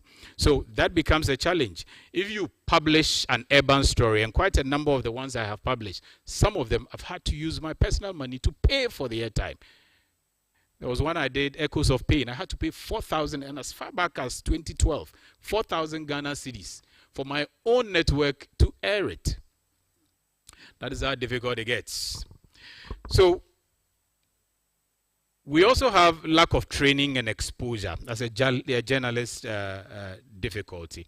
They are not as exposed. You go to your World Urban Forums, they don't know what's happening there. I got the chance to go to the World Urban Forum in 2010 with some of our seniors here.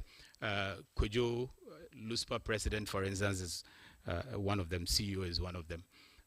And Silvanos, I was with him in the Urban Forum in Brazil. I got to see the slums in Brazil, how the slums in Brazil are being handled in Rio de Janeiro. You can compare how such slums are being handled here in Ghana. That exposure gives you a different light. But how many journalists get to go to these ones? When you go, the experts, the same people who understand the issues already will pack and go and come back. Forgive me for shaking the tables more. I hear this is your last hour, so let me shake the tables more. So, lack of resources to support media campaigns on urban reporting. Now, campaign campaign is very good.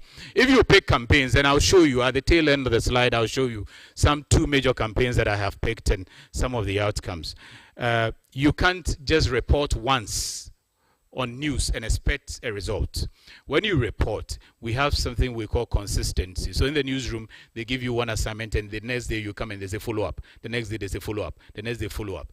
They can let you do follow up for 2 months. It is only when you take that subject as a campaign that you can get a result. So if you have people reporting on Galamsey just one day, because we catch or they arrest Aisha 1, that period, hey, Aisha 1, hey, Galamsey, Aisha, then it dies down. Somebody must sustain this pressure throughout the year, or maybe 2 years or 3 years. Where is this person? Pick that angle. There was Aisha 1, there was this, there was Galamsey. Politicians are displaying gold on tables in newsrooms and all of that, and nobody is taking them on. So if you have a campaign, a sustained campaign, back them with some civil society people, let them help you, and then you can get results out of that. So we say, but those campaigns, no media house will just give their network for you to just do them without money. So somebody must also help. Lack of capacity building opportunities for media, I think I've touched on that. Lack of commitment from players to include the media in urban development planning agenda. So quite a number of these engagements go on every now and then. If you don't have somebody who knows that Sami understands this issue, let's get him on board. That's it. The end's there. So tomorrow if the person comes and he doesn't pick your subject, we are in trouble. If it doesn't come to flooding season, when we get to the June, July thereabout, then they start calling you. Oh, Mr. Dr. Kujusafo, can you come and talk about flooding? Mr. Poku, can you talk about flooding? The next 2 days, the rains are down, so nobody talks about flooding any longer. That's how we do it. We just talk small, then we leave it. Then the problem comes back to us 10 years after. That's why some of the projects and the things we reflected on 10 years after, we are still here. Now, to my second part of the assignment that I was given. So first was to reflect. I have removed my... How do we sustain the interest in urban reporting? There can be 2 approaches to this angle, and I looked at the demand side as well as the supply side. So I said that media houses themselves must be able to build the capacities of in-house journalists who can take up issues of urbanization and thoroughly engage them to influence public appreciation of issues on urbanization. And this is why I deliberately asked if we had journalists here. Initially, I was told that there are about 10 editors or 5 or 7 editors. We don't have any of them here. So if I even throw punches at the media houses, they are not here. But at the normal circumstances, within the media organizations, they should be able to build the capacity of journalists, train them, take them to their own seminars, workshops, 3 months in one school that's interested in development journalism and all of that, bring them back and let them take a lot of interest in reporting on urban issues. The media houses must also invest in recruiting urban subject matter specialists with the appreciation and background of urbanization to interrogate. It shouldn't be too hard for my classmate from secondary school, Dr. Michael Nano, for instance, to take up an assignment at Metro TV, TV3, and say that he's going to be a devoted reporter on urban issues there. He's at the Department of Planning, a lecturer there. What prevents him from taking up an assignment, Love FM, if that's closer to KNUST, and report on some of the urban issues? Now you go to a lot of the Western countries and you have experts, professionals who take quite a number of assignments in media houses. If you truly want people to get the right message, that's the way to go. Recently, I realized that Joy FM started getting some doctors from KNUST to start learning how to report. That's the way to go. I had a friend from secondary school, Dr. Brighter Samoa, who does the Vodafone Health Line. And I told him from the beginning, if you don't make your profession, the medical profession, help the masses, you hide under the light too much. Bring it out. That is when people will feel the impact of the profession and the discipline you've taken upon yourself. So he started engaging, and it's helping. And that's the direction we want to preach. Let a lot more of these media houses take some of these people, professionals, bring them in. Let them do things on behalf of the media organization, and you see how rich they can educate the public. The media should be able to originate and implement urban reporting programs, take the initiative yourself and do it. The media organizations and journalists, upon building capacity, must be able to pitch their urban reporting projects for consideration by donor agencies and ask for support. It doesn't have to be civil society organizations alone. And that's where we expect the donor agencies also to understand that when media organizations want to pick campaigns, you should be able to support them. And we expect them to go along this line, because that's the only way they get funding to take people to villages to report. The media should consider urban reporting as a core and a core function and not one mandate as it is rippling. Okay. So a lot of times we see some of these things. If you go and tell them that you want to report on urban issues, for instance, they will tell you that where's your money, pay for it. It's not a commercial. We shouldn't see it as a something we want to earn commercial value for. It has to be like a CSR, your contribution to society. That's what we are urging. The media should realize that serious focus on urban reporting has the ability to attract the greatest number of eyeballs, even rather than most of the things they thought are generating. Joy FM, when they began their story, something they call it, the extensive documentaries, a lot of people pay attention to it. The story that got me an award was that Metro had volunteered airtime, news time, 30 minutes in their news for a segment they call Full Story. That is what I got the opportunity to do, an extended story on urbanization, which landed me at the UN and everywhere. Unless you see this, and people watch, to their surprise, people watch these things, and it catches a lot of eyes. So that's how we want the media to begin to see it. Media must move beyond just reporting the subject once and abandon it. Make it a campaign and get a result from it. Now the other side, the supply side. We must ensure that forums such as this particular one that we are having to discuss complex urban issues are results-oriented and not full of academic theories and papers without solutions. I have to be honest with you. If you don't understand these issues and you're a journalist and you come to programs like this, it's quite difficult. One, we don't have friends among you because we didn't go to the same schools. Apart from my few classmates from secondary, from the university economics department mates I see, we don't have much to talk about because mine is to report and yours is to be academic. How do you ensure that I understand some of these things? That is very, very important. Otherwise, we find it disinteresting sitting through 2 days of lectures that can't really sink for us. That's one. So players in the urban space must help the media to break down complex urban subjects and policies to relate with the day-to-day encounters of the public. So if by the end of this, I get a communique that should tell me that, oh, at the end of Ghana's Urban Forum 2022, the liquid waste situation in Tema, these and that, what we're going to do to ensure that we get solutions to them. Next week, in fact, even if we get it that way, next week, the cameras will fill here. You don't have to go and call them because they know that at the end of the day, this whole forum is going to yield some results that will benefit the public. But until that is done, we'll just see it as one of those talks and nobody will pay attention to it. Government projects on urbanization must factor the media or press as a major component, even in the area of funding. So you can have the project that my own boss, from whom I have learned most of the things that I do all the time, that's Dr. Ohene Safo, Kojo Ohene Safo, talk about a lot of things that his project is doing. The Ghana Integrated, whatever, plenty big projects that, Doc, I know you've been involved in. How much component do you allocate for communication, media, for instance? Very key, because you do those fine things and people wouldn't realize them. Now, from your presentation, I noticed something very nice because it relates to me very well. My Adenta all the way coming, you talked about this stream over there that has shrunk by half. I use this stretch all the time and I've seen that stream. I didn't know that was the size and this is how much it has shrunk. But somebody needs to educate us. So the people around that area don't know.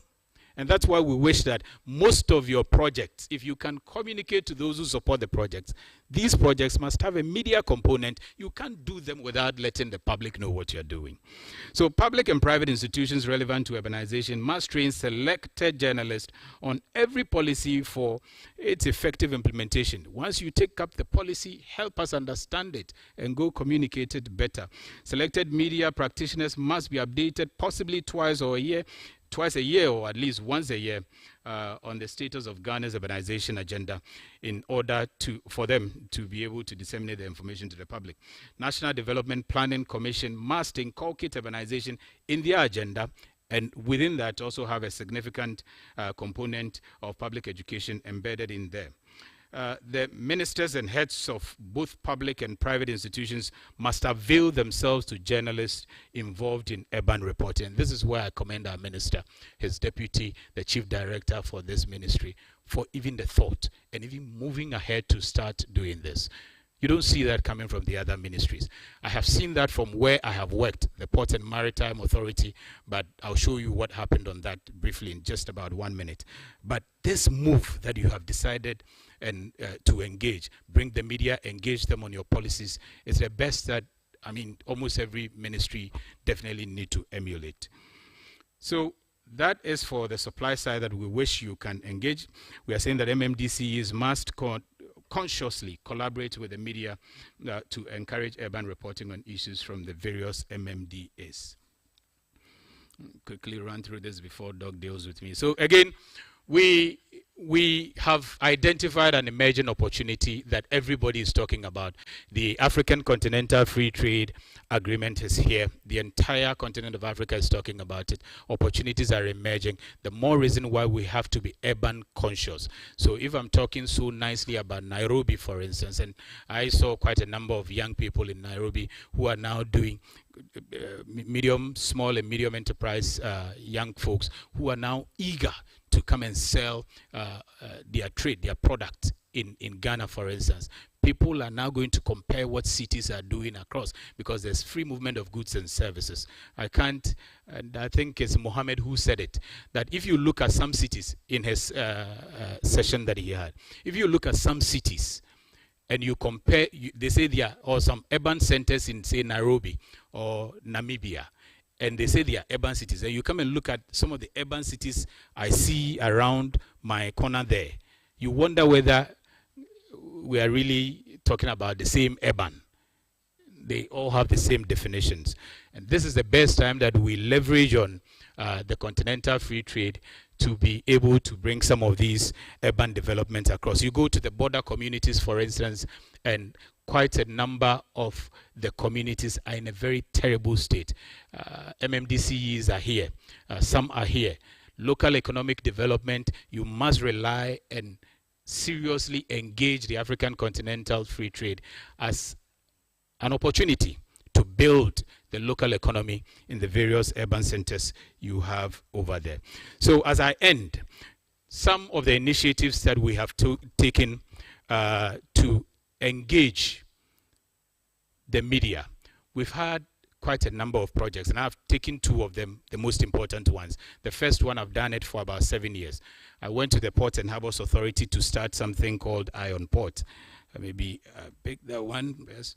And that was to dedicate a whole media campaign that talks about how the port operates. We decided that the port, and that was after 2011, 2012, when Anas said that the port was so corrupt and Professor Mills went there. I was told, and this is the supply side, I was called by the Port Authority and said that, look, we can't just continue to hear one news and go.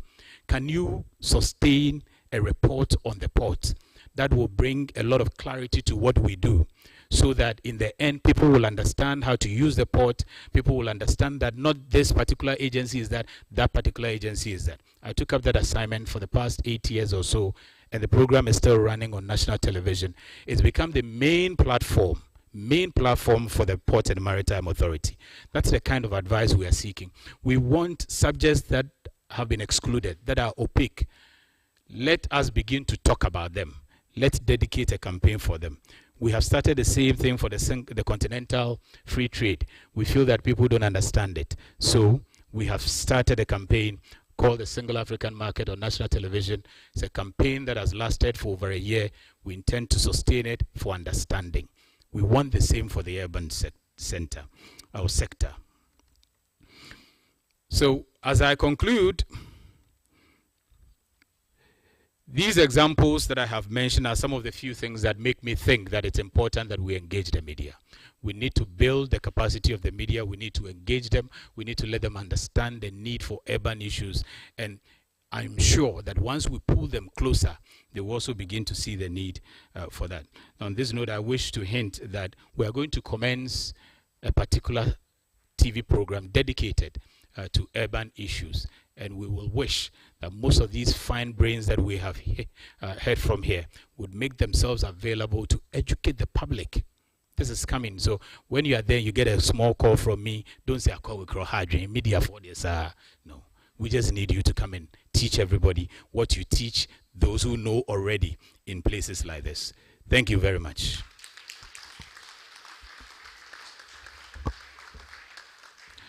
Apologies for some of the, I know that it's too late, but some of the images that you saw, if they are very uncomfortable, forgive us. Thank you.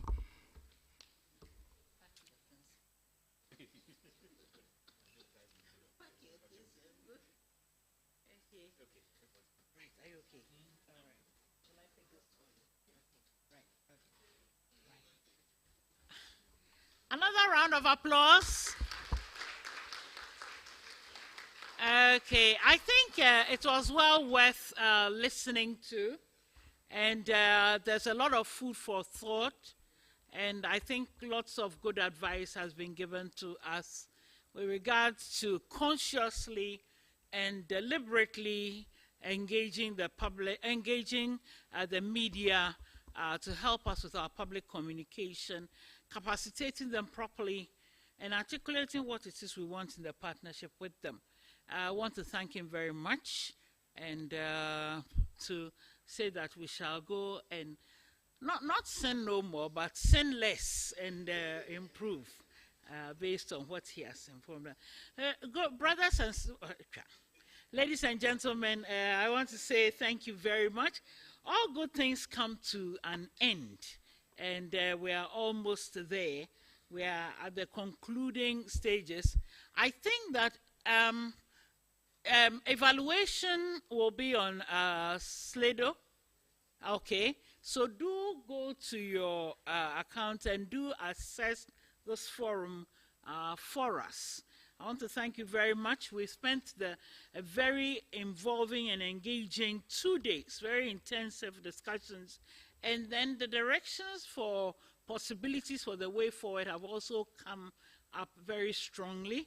The team will work with the ministry to look at all the recommendations you've made, to distill them into a succinct 2-pager, 3-pager, where we can serve our principals with it, share it with you, so that it will be a basis for assessment. We won't come back to the next urban forum not having taken action on these. If we have that succinct 2-pager, the next urban forum will be able to say, we've been able to do A, B, C, D, E, F out of the recommendations that you made for us.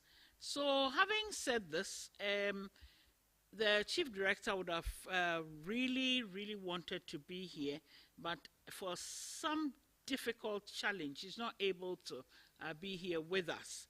I'm going to invite my senior colleague, Mr. S.S. Pasa, and he will then hand this caboodle over to the chairman, or the chair for this function, who started yesterday to close us, in the person of Professor Emeritus Adakwa. He will close us finally. So you will come and thank all of us and say what you want to say to us, including the fact that there will be a cocktail, and you should bring your dancing shoes. Sometimes you are supposed to give us all that information, and then you invite Professor Adakwa. Thank you all very much for your attention, and God bless us all. Okay, right.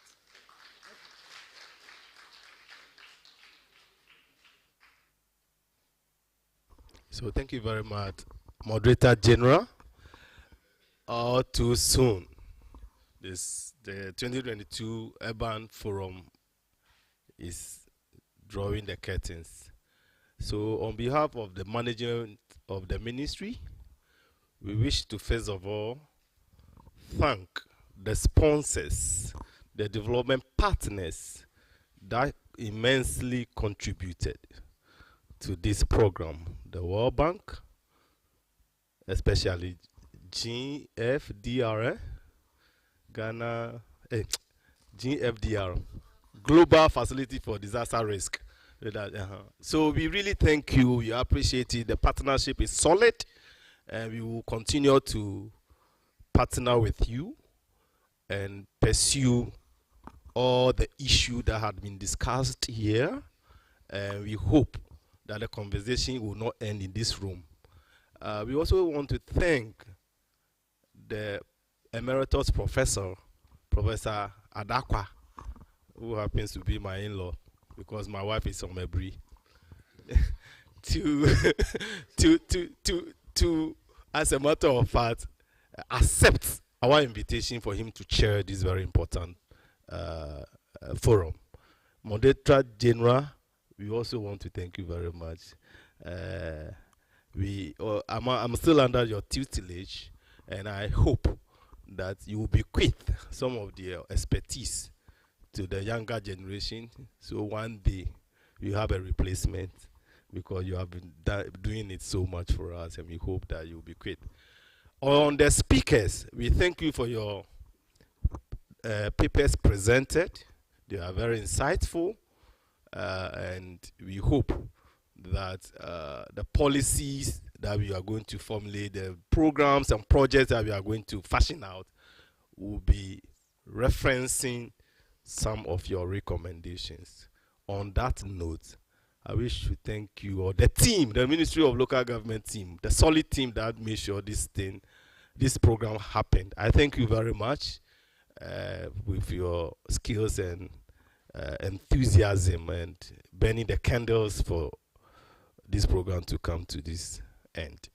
On this note, I will respectfully invite the Professor Emeritus to end the program. Thank you very much.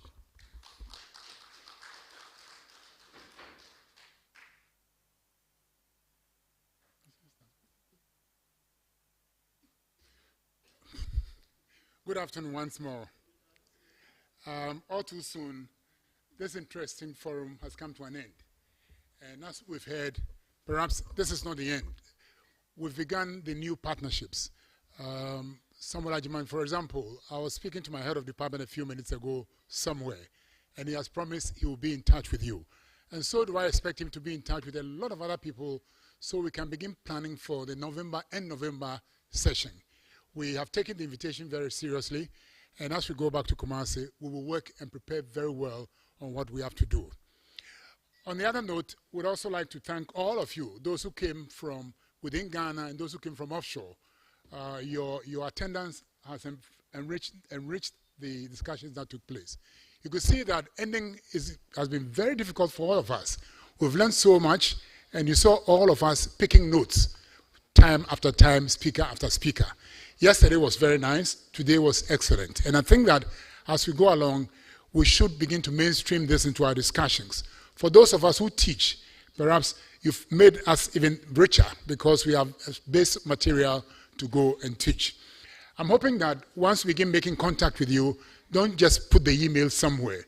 Reply, because we need to connect with you. On this note, once again, thank you all the stakeholders that came, those from academia, practice, and those who came here as journalists. Thank you very much. We're hoping that in 2 years' time, wherever the Ghana Forum is held, and we invite you, you show up. So collectively, we can begin to monitor what we said today and make sure that the reality is what we all expect. And gradually, we'll be moving towards the urban Ghana that we all desire. Thank you very much.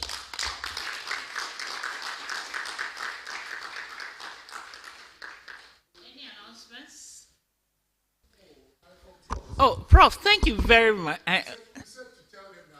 No, it was, but yes, so please, thank you very much. It's all done and dusted. As any announcements, weapon? The cocktail at 7. The cocktail at 7. Where is it? With live band. Where? Okay, in the garden there. Those who have legs and feet, let them hear. The minister is the one hosting the live band and the cocktail. So please do turn up and come and patronize the event. So on that score, I want to say a very big thank you. Are there snacks, or we are getting rid of the snacks for the live band, the cocktail? So because of the cocktail, there's no snack. Okay. Pamela. Yes, cocktail. And what? Yeah, cocktail. So that's the announcement. Okay. Ellie, please. Don't. Okay.